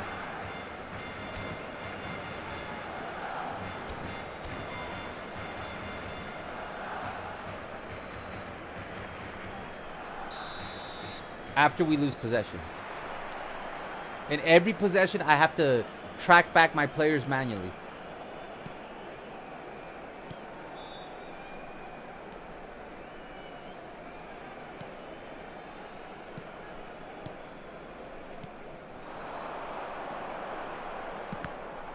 Bad pass. That's a bad pass. Try Xavi. No, Xavi is good. Xavi's good, but he's a super sub. So if I'm going to use Xavi, I use Xavi as a replacement for Rafinha if Rafinha is down. But Xavi is good. But Xavi, the problem with this Xavi is that he only has 74 finishing. So he won't get the... like Xavi I will use if Rafinha's tired. Or if we're winning and I need to protect the lead, then I would bring Xavi here. That's why I have Xavi on my bench. But that's a good... it's a good card. But he doesn't have the skills to score goals. Like, look, he only has like 19 goals and 575 goals. Cambio, Andres Iniesta, he actually has 310 goals. And watch, you will see Andres Iniesta score. I guarantee you, you will see a goal by Andres Iniesta, unlike Jude Bellingham.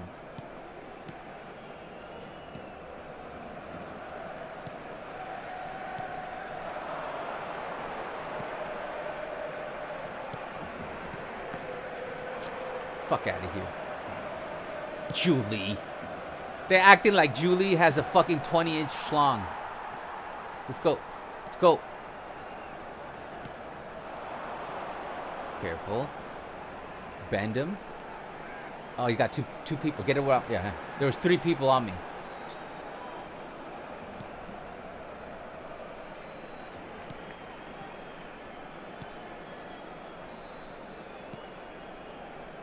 Okay, 1 blue because it's quick counter.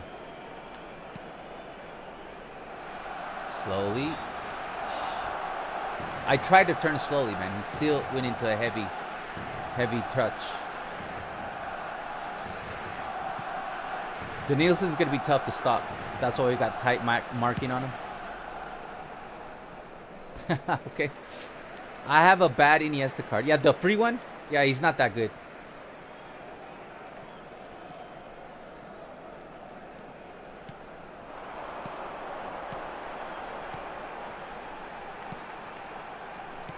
Good.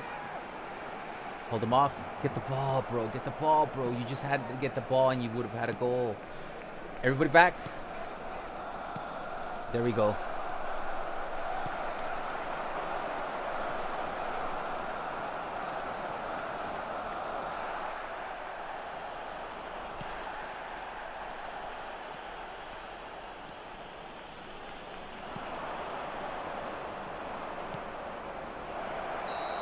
Offside. I predict I'm back. I'm prepared for the feast. All right. If we win 2 games, we end up in the top 5,000, which would be a nice way to end this stream. If we lose this one, I might just call it a day.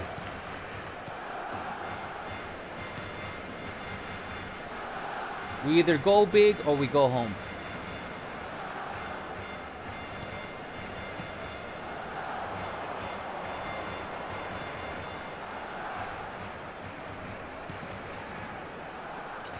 The heavy touches by Messi. Come on, bro. Let Messi be Messi. If you let Messi be Messi, we will score a banger. Look at Iniesta already playing better.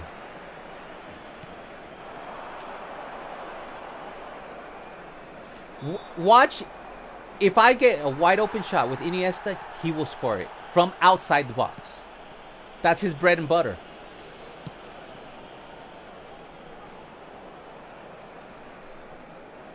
Nobody's gonna move.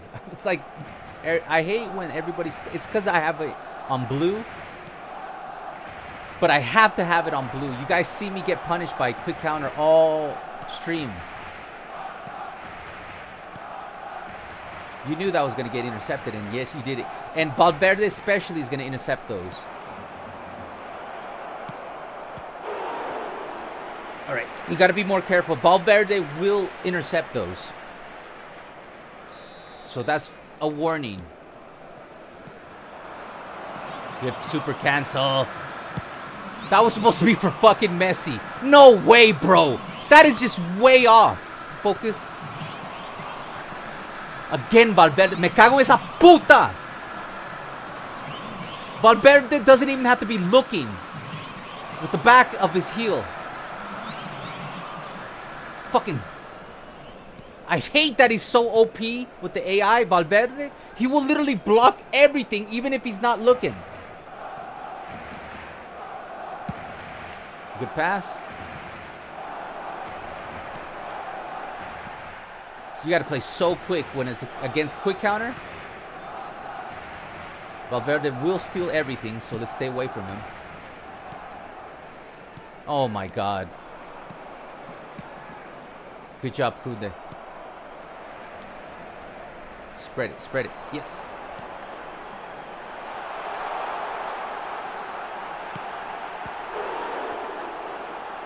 That was a hard shot.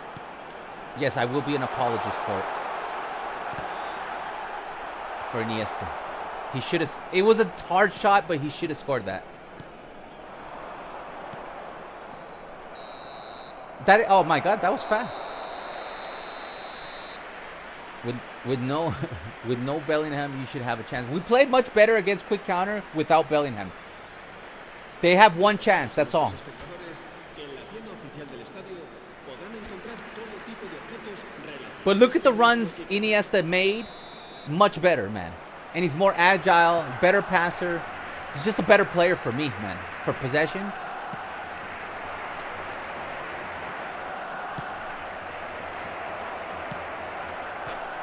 No way, bro. Look, man. Look, man. You just gotta look at this game sometimes and just be like, what do you want me to do, man? I defend this perfectly. I don't commit. I get the pressure on him from behind. I place my player perfectly right there. And I don't move. I'm right in his lane. Look at my foot. It doesn't, like, how does Belletti not block that? Gets off the post, tapping. What am I supposed to do? Look at Belletti's foot, man. Look at Belletti's foot. I play perfect defense, man. And this is what quick counter's been doing to me every game we play quick counter. It's just a cheat code. Look, I play perfect defense. I don't overcommit. I stay central. I put my foot out right there. How does that get through Belletti, man? It should not get through Belletti, man. It.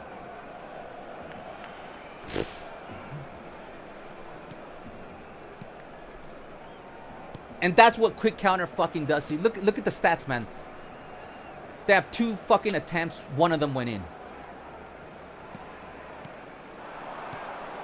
And we're trying to cock block everything with the defense and everything. And they still fucking, like little weasels, crawl through the fucking cracks.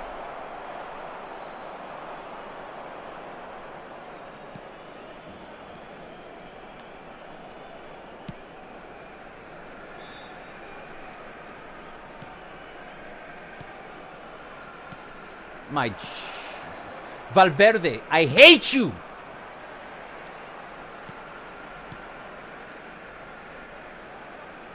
There he goes again.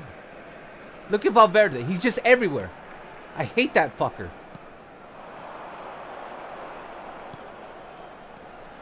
Iniesta. See, Iniesta can dribble, pass.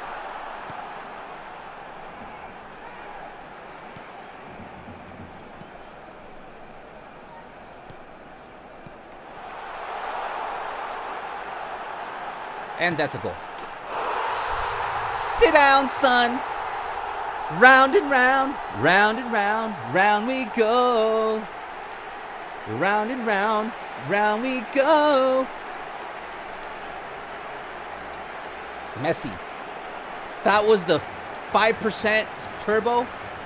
Beautiful turn. But who made all this happen? Who made all this happen? Let's take a look at the tape. Who made all of this happen? Who made all this happen? Let's take a look at the beautiful tape. All right, so it's played to Rodgers, Roddy to Jordi Alba. Jordi Alba goes to Rafinha. Rafinha to Iniesta, who makes the run, opening the space. He holds off the defender, gets around, passes it, holds off the defender, opens the space, back to Iniesta. Iniesta over to Frankie de Jong, swings it over to the other side. We held possession. Why? Because of Iniesta. 1-2, boom. Little beautiful turnaround. Ring around the rosies, inside. Already my team is better by having Iniesta in it.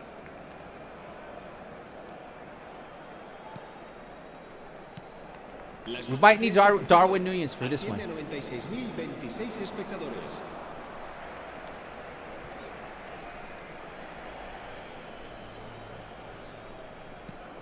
God, if we could get the game winner, man, it's going to be sweet, man. I overcommitted there. You can't play against quick counter, like defend quick counter like that. You got, when you're playing possession, never go forward with quick. See, stay back like this. Stay back like this. Just stay in front of him. Stay back. Don't go at him until it's for sure.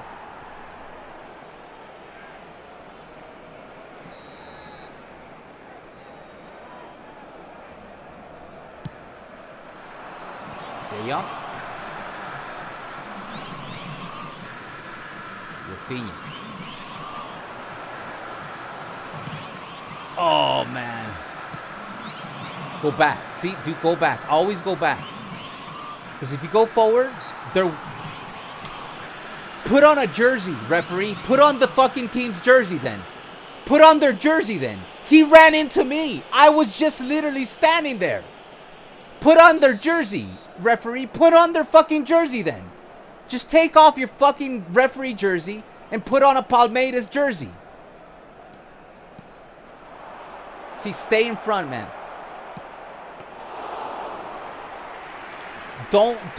Like, if you're playing quick counter, long ball counter, don't pay attention to me. But if you're playing possession, do not commit against AI Division 2 or even P2P. You will get smoked. Oh, I should have brought in Nunez.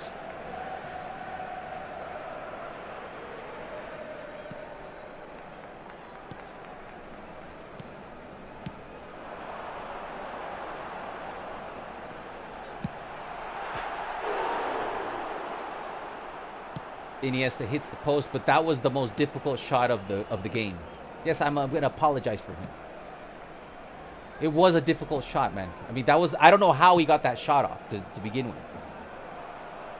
Because he was literally pushed at the last second. Here, go back.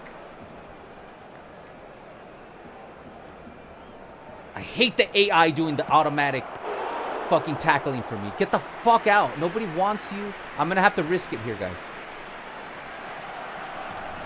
If we lose possession, we'll get scored on. But we might score on them.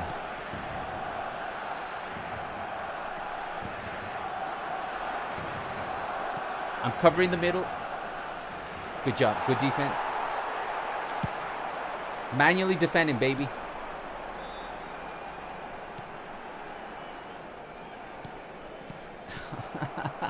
Thank you for manipulating my pass. Thank you, Konami. I enjoy it so much when you do it. It makes me so fucking horny.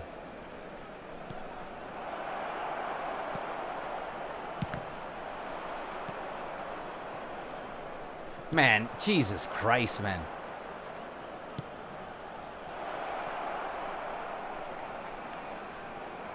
Oh my God. Look at this shit, man.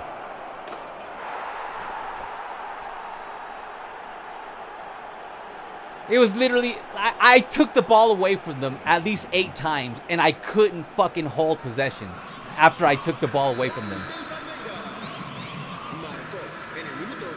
Dude, quick counter is just fucking rigged, man.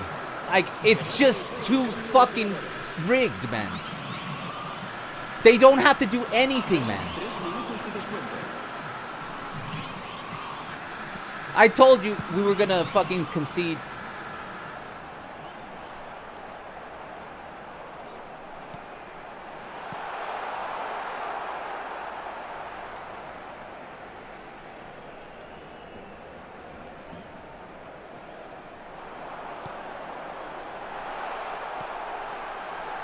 Oh, goal. Oh, we tied it. We fucking tied it. Lamine Yamal comes through. In the clutch. Makes you think about the ones you gave up, man. Makes you think about the ones you gave up. We remain at the top 7,000. Only lost 1 game so far. So we're going to play one more.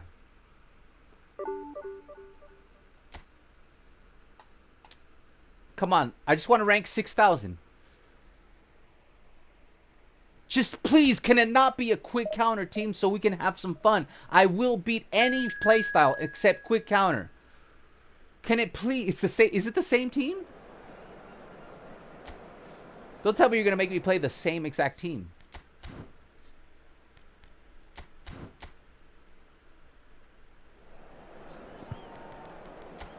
No, it's not the same team. Okay, so they're spam crossing. So I'm going to type mark Hullet and Vinicius Jr.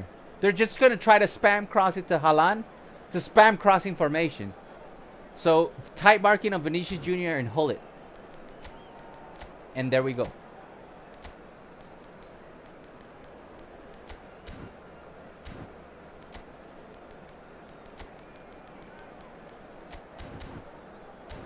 All right, we got Darwin Nunez up. Ooh, Lamine Yamal's up. You got to play him when he's up, man. He's just too good. Darwin Nunez in the second half. We got to give Darwin Nunez super sub. Pedri's too horny.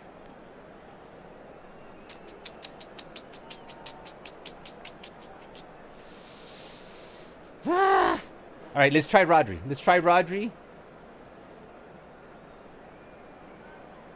Nah, I like this, man. This is what I like.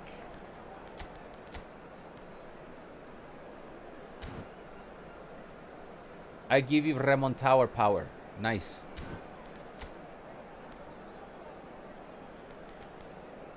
See, man, even Lamine Yamal with 82 finishing is way more productive than 90 finishing Jude Bellingham. Fucking garbage player. I know some of you probably play OP with him. It's me. It's not you. I'm not knocking on any of you for using Bellingham. I know some of you are G's with Jude Bellingham. I'm not. I just don't play. My play style doesn't fit what he does. All right. Please do not be quick counter. Out wide. All right, we're going to smoke this team. We're going to smoke this team. Because we're going to cancel out Root, Hullet, and Vinicius Jr. that are trying to spam cross to Haaland. So we got this, man. We got this, man. We're going to win. We're going to get in the top 6,000 with this one right here. All right, stop him at first. And since I'm using tight marking, I'm going to make sure to only use... Hold on. There we go. Only use my midfielders and my forwards as the manual defenders. Of course, they get a deflection, but that's okay. Okay, let's go one blue.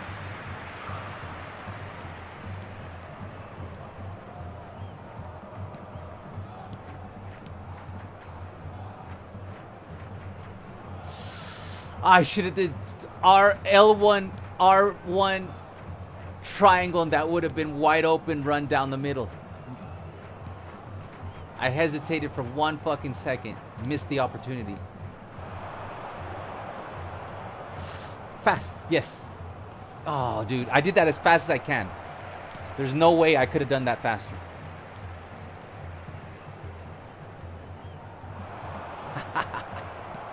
You get tight mark, bitch. Oh.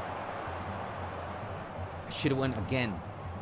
Okay, this is looking good for us. He's overloading one side, which means we can take advantage of that. Right here, yes.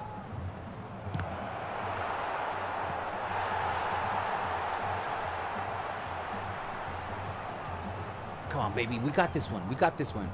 They're even starting out with blue, man. Oh, that was me. We'll go neutral in a second. As soon as I get the ball back, because we don't need to play in blue.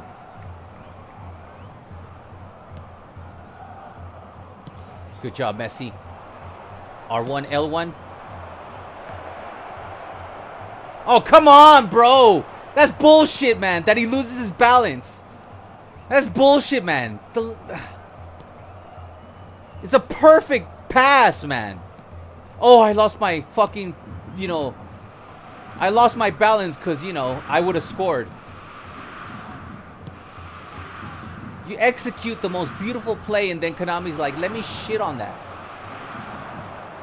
Let me take a huge dump. R1, L1, too late. Guys, R1, L1, there's a lot of space right down the middle. And a lot of my players are making runs right down the middle. So the runs are looking good.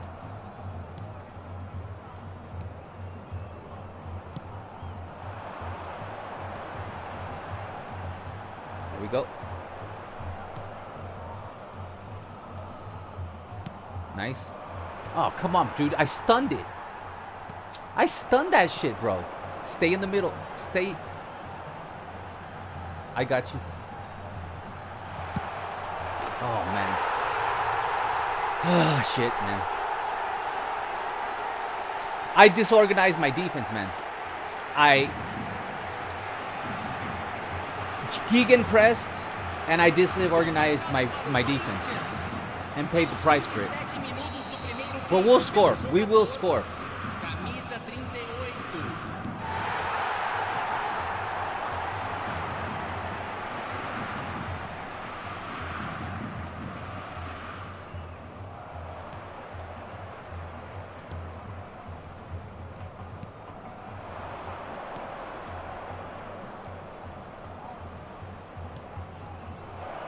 Nah, bro. Come on. Better passing.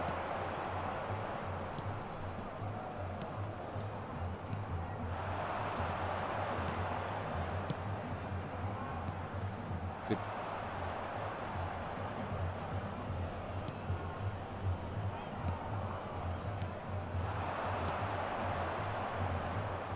Nice. Turn.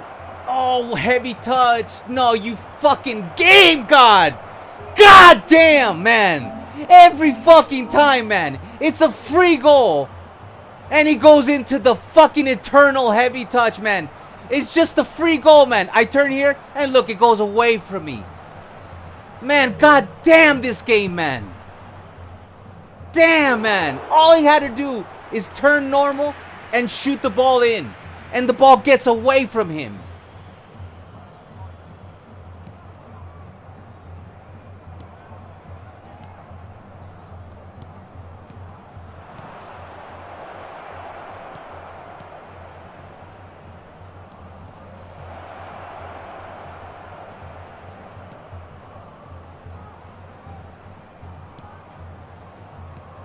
I'm passing that to Lamine Yamal. Man, when the game doesn't let you fucking play, there's nothing you could do, man. There's nothing you can fucking do, man. Like starting with it, Pedri's heavy touch that the ball gets away from him when he's wide open, to the manipulated pass that just happened, to the extra bounce. It just gets so much harder. Because it's already intense, right? They're quick, they're fast. And it's like, dude, just let fucking natural things happen. There doesn't have to be a heavy touch every single fucking time. Just let some motherfucker turn around and shoot, because he can turn around and shoot. That's the first half. We're going to at least tie this game. That's 100%. We're going to at least tie this game. They just have nothing, man. They brought nothing to the game.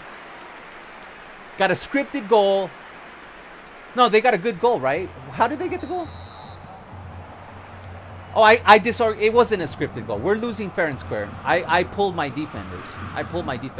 But we should have been tied. Pedri should not have lost control of the ball. The ball came in soft. It didn't come in, you know, breathing fire uncontrollably.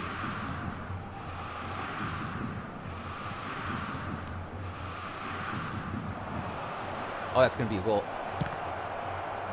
Off the post. Thank you, man. Nice. I love how it's supposed to be a goal, and for the second time, remember the first time Lamine Yamal lost balance again in the square, again he lost his balance.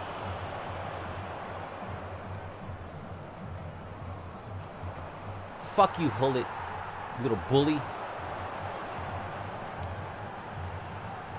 Don't disorganize your defense again. He just roasted me. We got roasted. My grandpa and my dad are going to fight. I just ran out of my house. Oh, sorry about that, Spain. You be careful, Spain. Let us know if you're okay, you know.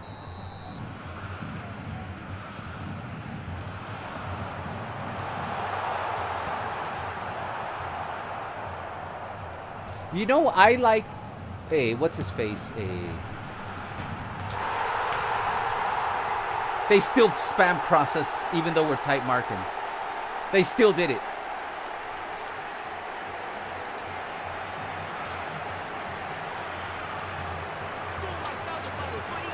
I can't stop Haaland, guys. I can't stop him. Camisa 9.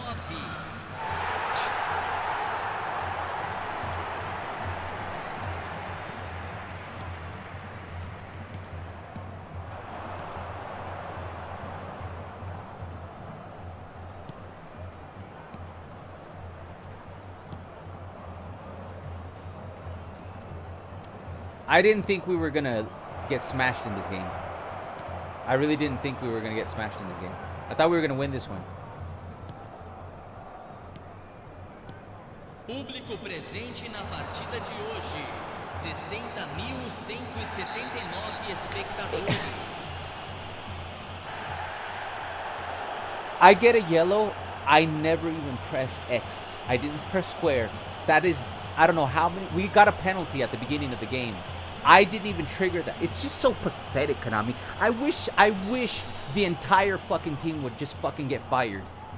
Like, why are you playing defense for me? I am a big boy. I can play the defense myself. I don't need you to fucking play defense for me because you play defense like shit for me. Another tap in. Jesus Christ, man. From manipulation of automatic tackling to a fucking deflection, man.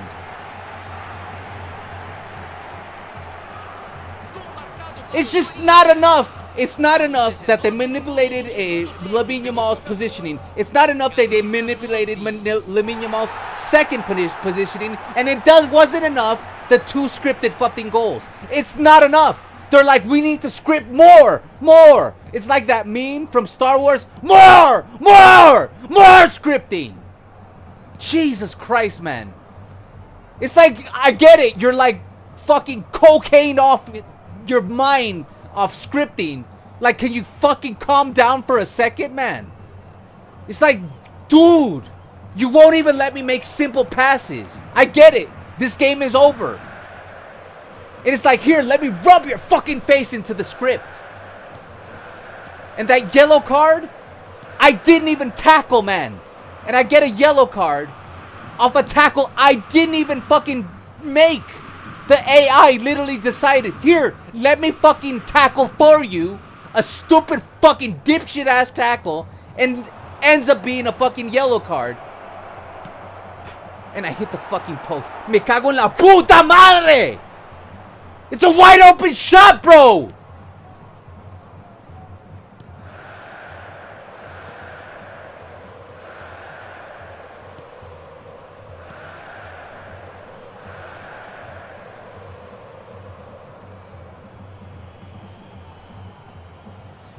I don't understand why they rub your face in it.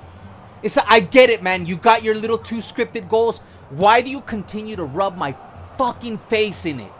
It's like they're laughing at me.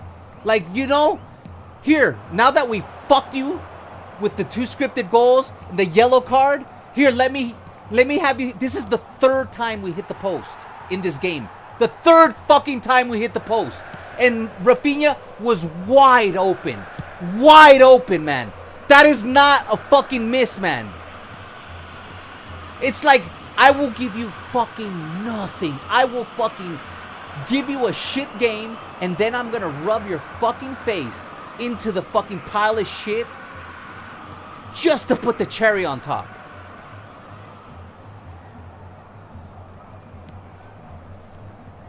The first goal was legit. I disorganized my defense, but they did manipulate Pedri's turn, losing the ball. They manipulated Lamine Yamal's balance, and he's on full fucking form. Both of them. Pedri, full form. Lamine Yamal, full form. And they ended up manipulating both of their strengths. One motherfucker couldn't control the ball. The other couldn't have balance. How much balance do you need? You got 95 fucking balance, man.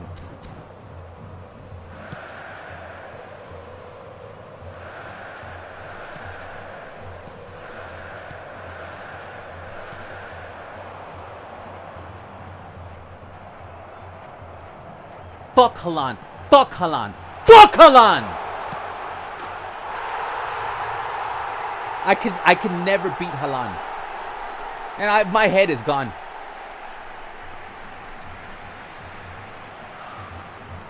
Gol marcado para o Corinthians. Aos 44 minutos do segundo tempo. My first tap out. Camisa 7. Thank you, man. Thank you, man. We could have been ranking 5,000 in the world, and here we are ranking 8,000 in the world. thanks to Konami's pathetic, goddamn, lazy, piece of shit engineering. When your players are in full form, they should not be shit. Both Pedri and Lamine Yamal were in full form, and you made them play like fucking garbage. I created the chances, and you fucked me. And fuck that guy as a... I'd rather have Kubarsi. I rate Kubarsi better than Rodri. That's what I get for tampering with the fucking team. We know what works. We know what doesn't work. Another guy, Rodri, get the fuck out of here, man. We play better with the players we know that deliver.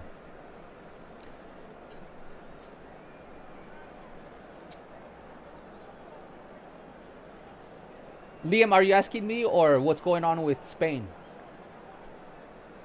Possession. All right, let's go for it. See if we can end with a win at least. That's the second game we lose in the entire stream.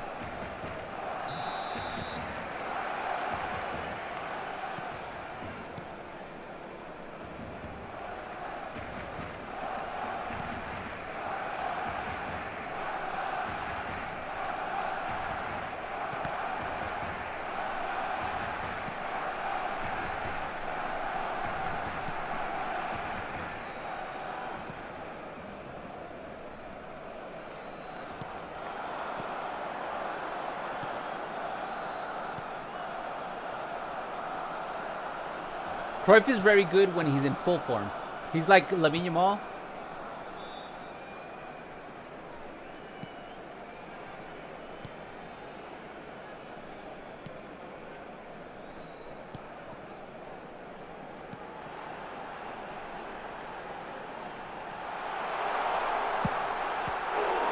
I should have done a stunning goal. That would have been... If I would have stunned that, it would have been a goal. And I had plenty of time. Plenty of time to make that a stunning shot. Had the room, the time. I don't know why I didn't go for it. Careful. Oh, I didn't see that guy. Go back, go back, go back. I think Kubarsi's way better. Like, I think Kubarsi's the most underrated card in the game when it comes to defenders. Like, who else has played better than Kubarsi on defense? Like, name me one moment that I complain about Paul Kubarsi. And that's that. And I shouldn't have put a Rodri. I should have kept on going with a Kubarsi. He might have been able to stop one of those two scripted goals.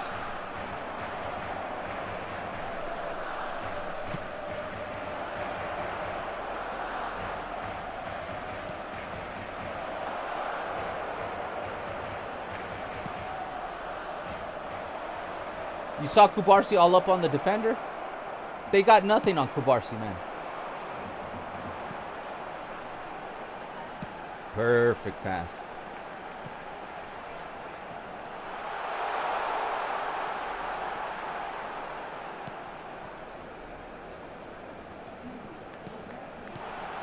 Oh, that's perfect. Oh, I didn't go through, man. It would have been nice. We're playing good again. If only I had a header guy, I would have just lobbed it in and it would have been an easy goal. But I didn't start Darwin Núñez. And Cruyff doesn't have heading skills.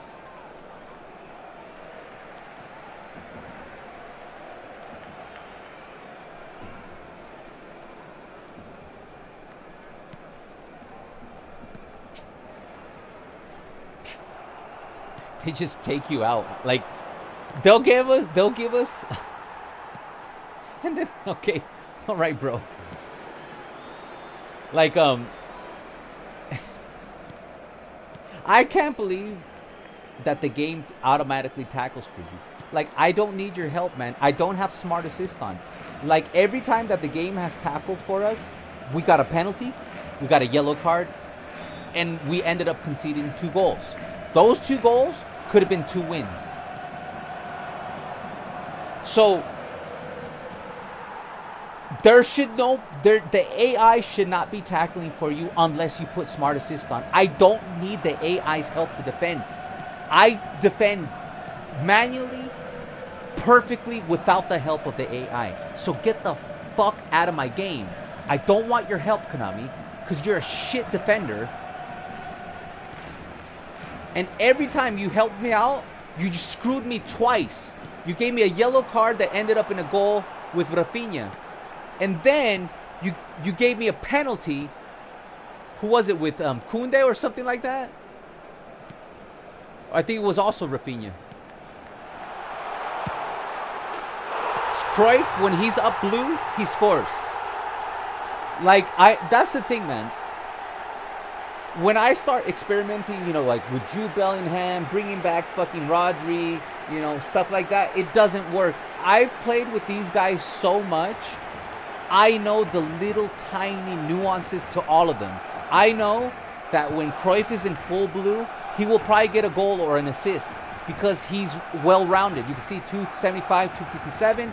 I know that if Lamine Yamal is in full blue, he will probably score. I know that Andres Iniesta, if he's up, he will control the midfield. I know that if I play Pedri here, he's going to be play way better than if I play him there. But my dumb ass is so stubborn, and I keep doing stupid shit like this.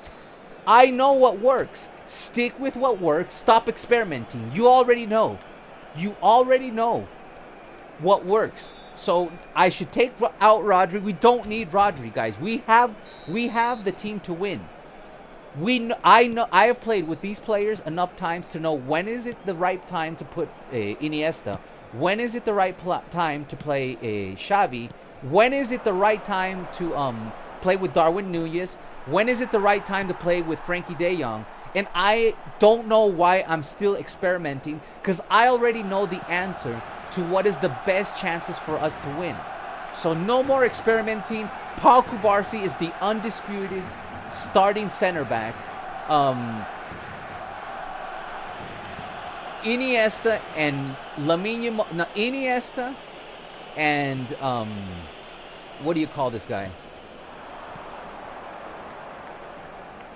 And Neymar are the undisputed attacking midfielders. Darwin Núñez is good when he has either for the second half or a tight game. Otherwise, go with Eto'o. Or if Lamine Yamal is in full blue,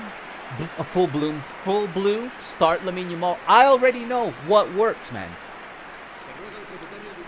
We're literally playing right now with our bread and butter. Cruyff has good heading stats. He does? Hold on. Maybe you're right. Let's take a look. Because if he does, I'll lob it in there and see what he does. Because remember, this is the old Cruyff. This is not the deep line forward. So Cruyff has 79 jumping, which is not good. He's got 67 heading. It's not good. He does not have... I didn't know he had acrobatic finishing. Oh, no. I thought it was phenomenal. See, he doesn't... This is... You're probably thinking about another Cruyff. This one doesn't have aerial superiority. Doesn't have heading. Has 67 heading. Has 79 jumping. He's not good at heading. It's probably because you've seen the newer Cruyff. Or are you saying that heading... that Cruyff... Because you might be right. Are you saying that Cruyff has a secret ID? Because some players do have a secret ID that they play above their stats. Because I'll lob it in there and see what happens. But this is what works, guys. This is the team that works, man.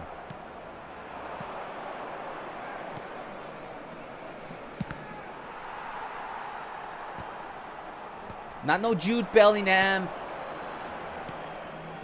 Not Pedri playing fucking false attacking midfielder. No, that doesn't work, man.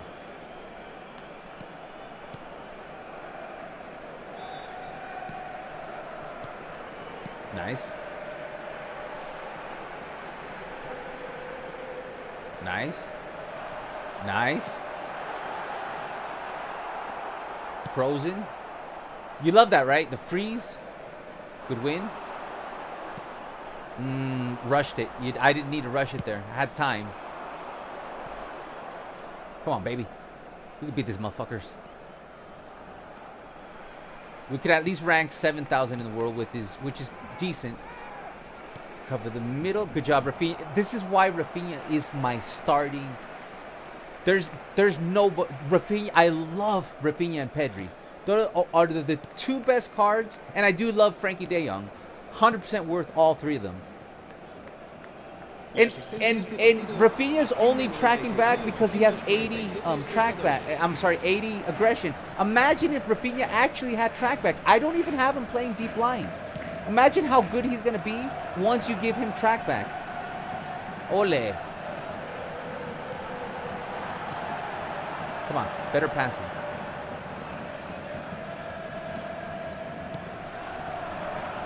So use Iniesta, cover the half space. Let him go. Keep it organized. And you should be okay. I don't know why Alba's way out of position. There we go.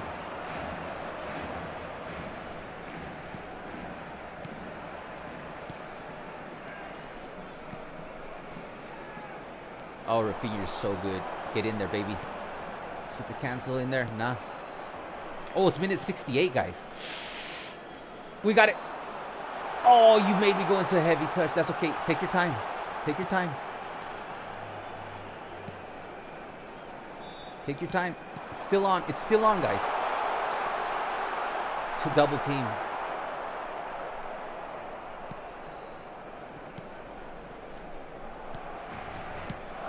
I should have subbed Cruyff out.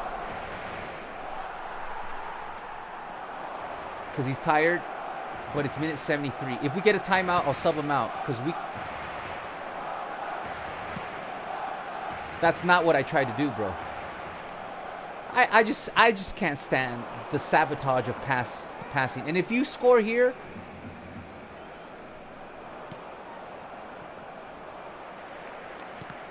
I will throw a hissy fit.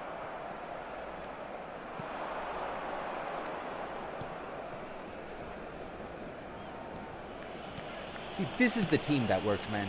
We don't need fucking Bellingham and fucking Rodri. This is the team that works. This is how we do it. Boom. Look at this. This is how we play. We don't even know fucking Jude Bellingham.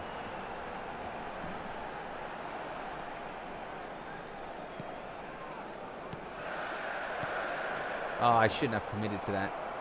Okay, we're in a little bit of trouble here. A little bit of trouble. Oh, they got messed up. You see that? The script scripted against the AI there. The script scripted itself. Oh, super cancel. Good job, Alvaro. I don't mean that sarcastic. That was a good job. He's wide open. Your outlet is open. See, this is how we won all the games, man. I should have never deviated from the original game plan, man.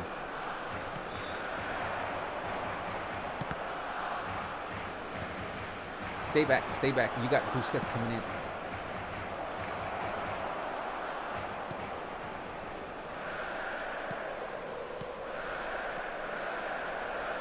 Do I have an outlet? No, the outlet is not free. All right, we got the win. All right, let's help out Spain 99. And I'm done, but let me see, because we do have a problem. We got to help our community. Let me see what's going on with Spain 99. All right, we do end up at least in the top 7,000. We only lost 2 games in the entire stream. That's not what's important right now. We do have a 70% win rate. That's pretty good. That's pretty good despite all the scripting. I met the new Cruyff, the heading Cruyff. Just got 10-piece chicken nuggets and fries, Coca-Cola now, and on my way home. Do you have a cell phone? Alvaro, anyone, what do I do when I get home? If I were you, I would try to avoid. Like, are your parents drinking? Spain 99, are they drinking?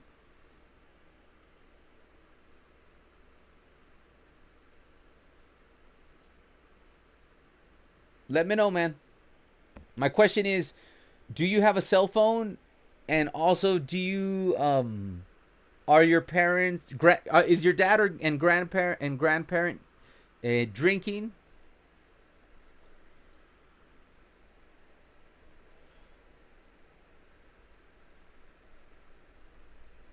Your grandpa parent is drinking. How's the relationship between you and your father? Do you have a good relationship with your father?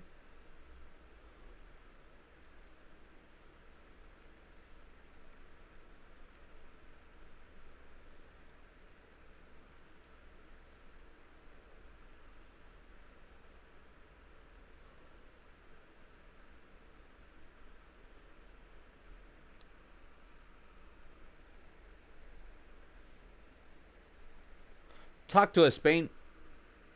Really good. All right. Do you have the best thing to do? Call your dad.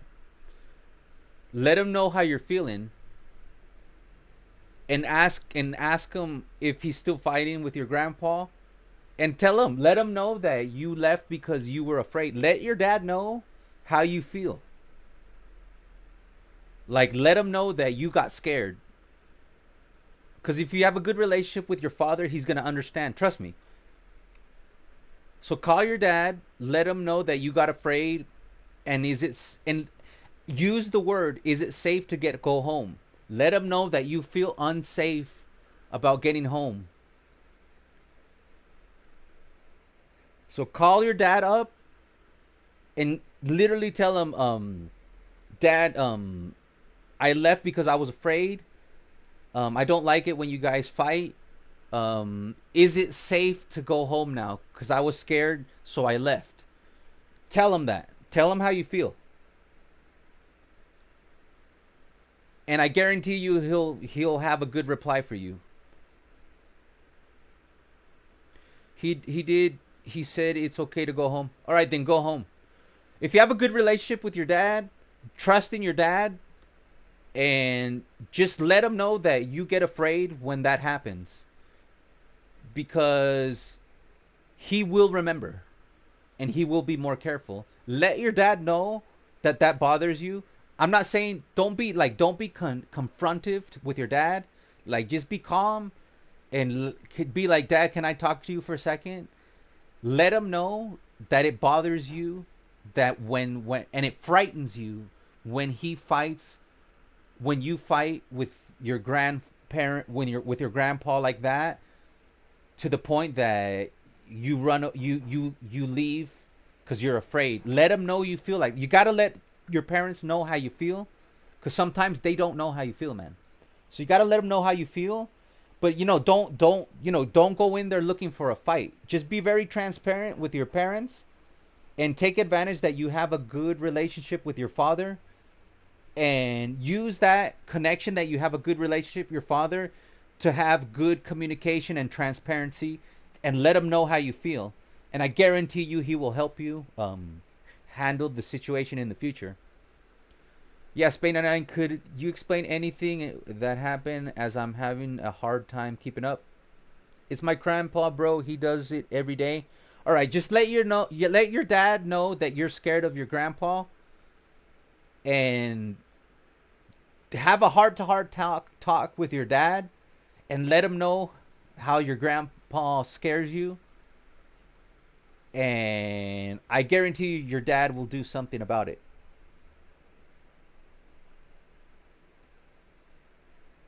But today was the worst. Yeah, I'm sorry to hear that, man.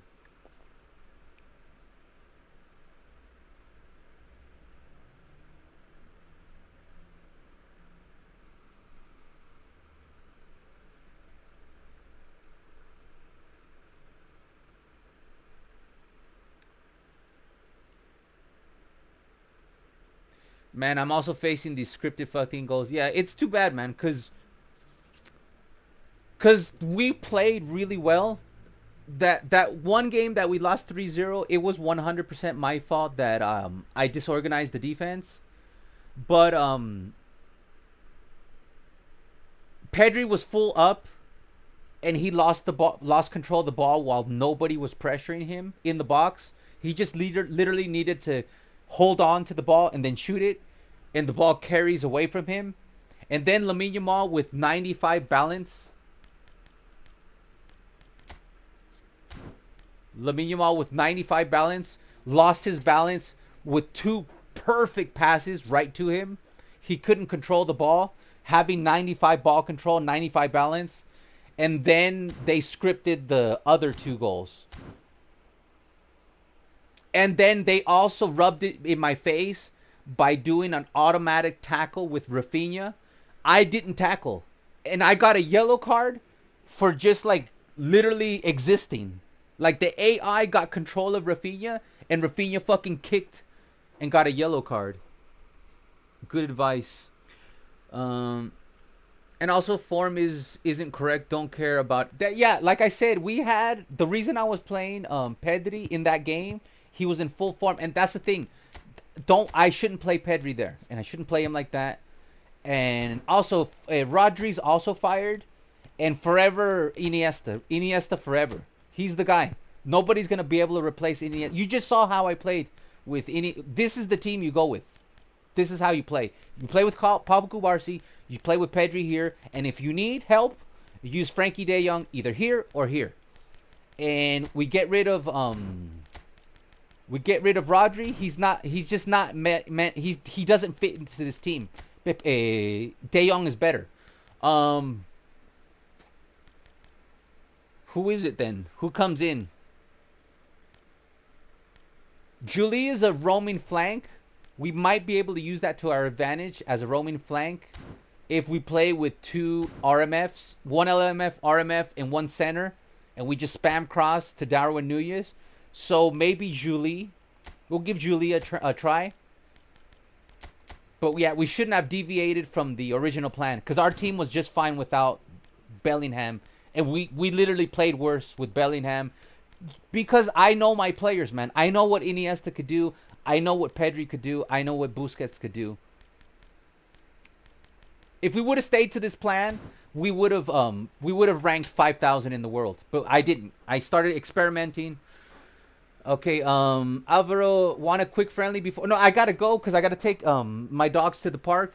But I'll play a friendly with you when I come back. Because I would actually love to stay and grind what we deserve. And that's to at least rank 5,000 in the world. Because that's what we deserve. And I know I can get in the top 4,000. And I know I can get into Division 1. I just got to stick to the plan. This is the plan. Do not deviate from the plan. When Lamine Yamal is up, put him here. When he's not, put fucking Eto'o. And when you need a header, you put in Darwin Núñez. That's the game plan. That's what works. That gave us an 85% win rate. And the only reason we lost is because we started experimenting. We put defensive on our wing backs. That doesn't work, guys. I play the best just playing to my game plan. I played too much with the individual instructions, and on top of the scripting, you got to stick with your bread and butter, man. And I know every one of these players by heart. So I know what Alba, Puyol, Cubarsí, this guy, Busquets, the new Pedri. I know exactly what Iniesta could do for me. I know exactly what Rafinha could do with me. I know what this Messi can now do. I know what this Darwin Núñez does for me. And I know when am I supposed to put Ronaldinho. When am I supposed to put Neymar. When am I supposed to put Xavi in for Rafinha. I know that. And I know when to play Xavi. I know when to use Belletti. I know when to use Frankie De Jong. And the last hour, we stopped playing to what I know. And that's why we didn't get in the top 5,000, which we should have. We should have gotten into the top 5,000. And I would have loved to stream more time. But it's getting late and the sun is coming down. And I got to take my dogs to the park. So, Spain 99, are you okay? I'm crying, bro. Thank you guys for the love. Phoebe Parker, thank you for the follow. Just you can catch the replay. I'm sorry, I'm about to go. I gotta go, guys. Spain 99. You can always direct message me on the Discord, and I will be there for you if you need any help. If you need any advice, let me know, and I'll let you know. I'm there for you, my friend. And Moderators, when I get home, I'll let you know when I'm home, and I'll play a friendly against you. Intrusion, you're back. Intrusion, we had a really, really good stream overall. We only lost 2 games the entire stream. We should have ranked 5,000 in the world, but we lost those 3 games in a row. We kind of got screwed, and then we came back and won 1-0. I did too much experimenting, and there was scripting, and, you know, it is what it is, you know. But we only lost 2 games in look, I lost 2 games in 5 hours in 55 minutes. 2 games in 6 hours. I can't complain that much about it. I complain about the scripting, yes, but above everything, we only lost 2 games, guys. What's new? How's the stream going? It's going good. We only lost 2 games. The only thing I regret is not getting in the top 5,000 or 4,000, because I know we could have done it. If I would have stuck to our game plan, we would have gotten in the top 4,000 today. But I started those 2 games that we tied, and the third one that we lost. I was bringing in putting fucking a Rodri in the midfield. Bellingham was playing. I was messing with my style of gameplay. I shouldn't have done that. I should have kept to the players that I know. Let's see. I do promote streamers channels and make them earn a week. Says Phoebe. Thanks. Right now I have no money. If you want to help for free, I'll gladly accept it. But for right now, I'm a small channel. I cannot afford anything. But, you know, I do the channel myself with the help of the mods, and we're at 13,897 followers. We need to get, before I can actually afford something, you know, I got to get to like 50,000 subscribers, guys. Man, we should have ideas, because I believe the AI many ways to beat them. Yeah, there is many methods. No, there is methods to beating them, guys. Like, and we did it earlier, and I started playing my best football earlier, but I lost focus because of the scripting. There's always going to be scripting, guys. There's always going to be scripting. I'm not saying forever, but in 4.5, it's not going to change. Until July, the gameplay will change. But there is workarounds. And I've showed you guys some of the workarounds. My problem is I stopped playing to my strength. And I should have had confidence in Kubarsi. I should have had confidence in Iniesta, and we wouldn't have gotten into trouble. But the game is beatable. Like, you can beat the AI despite the fucking scripting and shit. All right, guys. Spain 99 is good night. Everybody, give your GGs to Spain 99. Thank you, Spain 99. Give your GGs to St. David, to the president, to all the members. If you have a chance, subscribe if you're watching. Next phase, the phase is going to be over on the 9th. And we do them on the Fridays. We do this event. I will get to Division 1 in the next phase. We did this on 2 streams. Get this far. We ranked up to 7,000 on 2 streams. The next phase, we will stream every Friday, and we will get into Division 1. I guarantee you. And I will help you guys with the tips. And I know a lot of mistakes that I made, and some of the goals were out of my hand, but I did commit mistakes.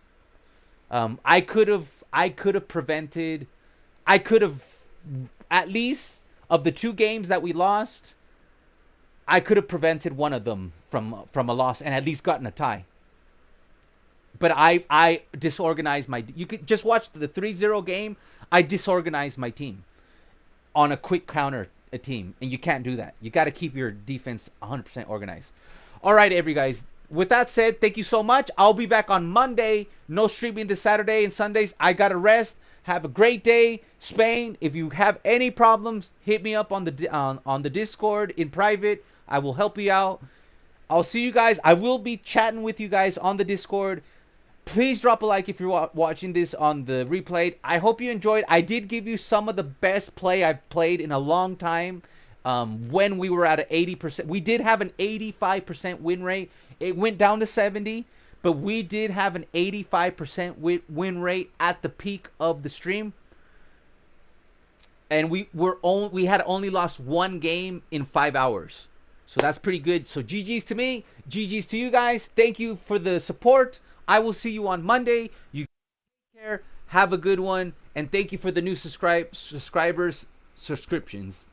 All right. Have a great weekend. Take care, guys. Be safe, guys. Be safe. Be safe. If you run into trouble, shoot me out a DM. I'll give you some advice, all right? With that, love you guys. Have a great weekend. Take care.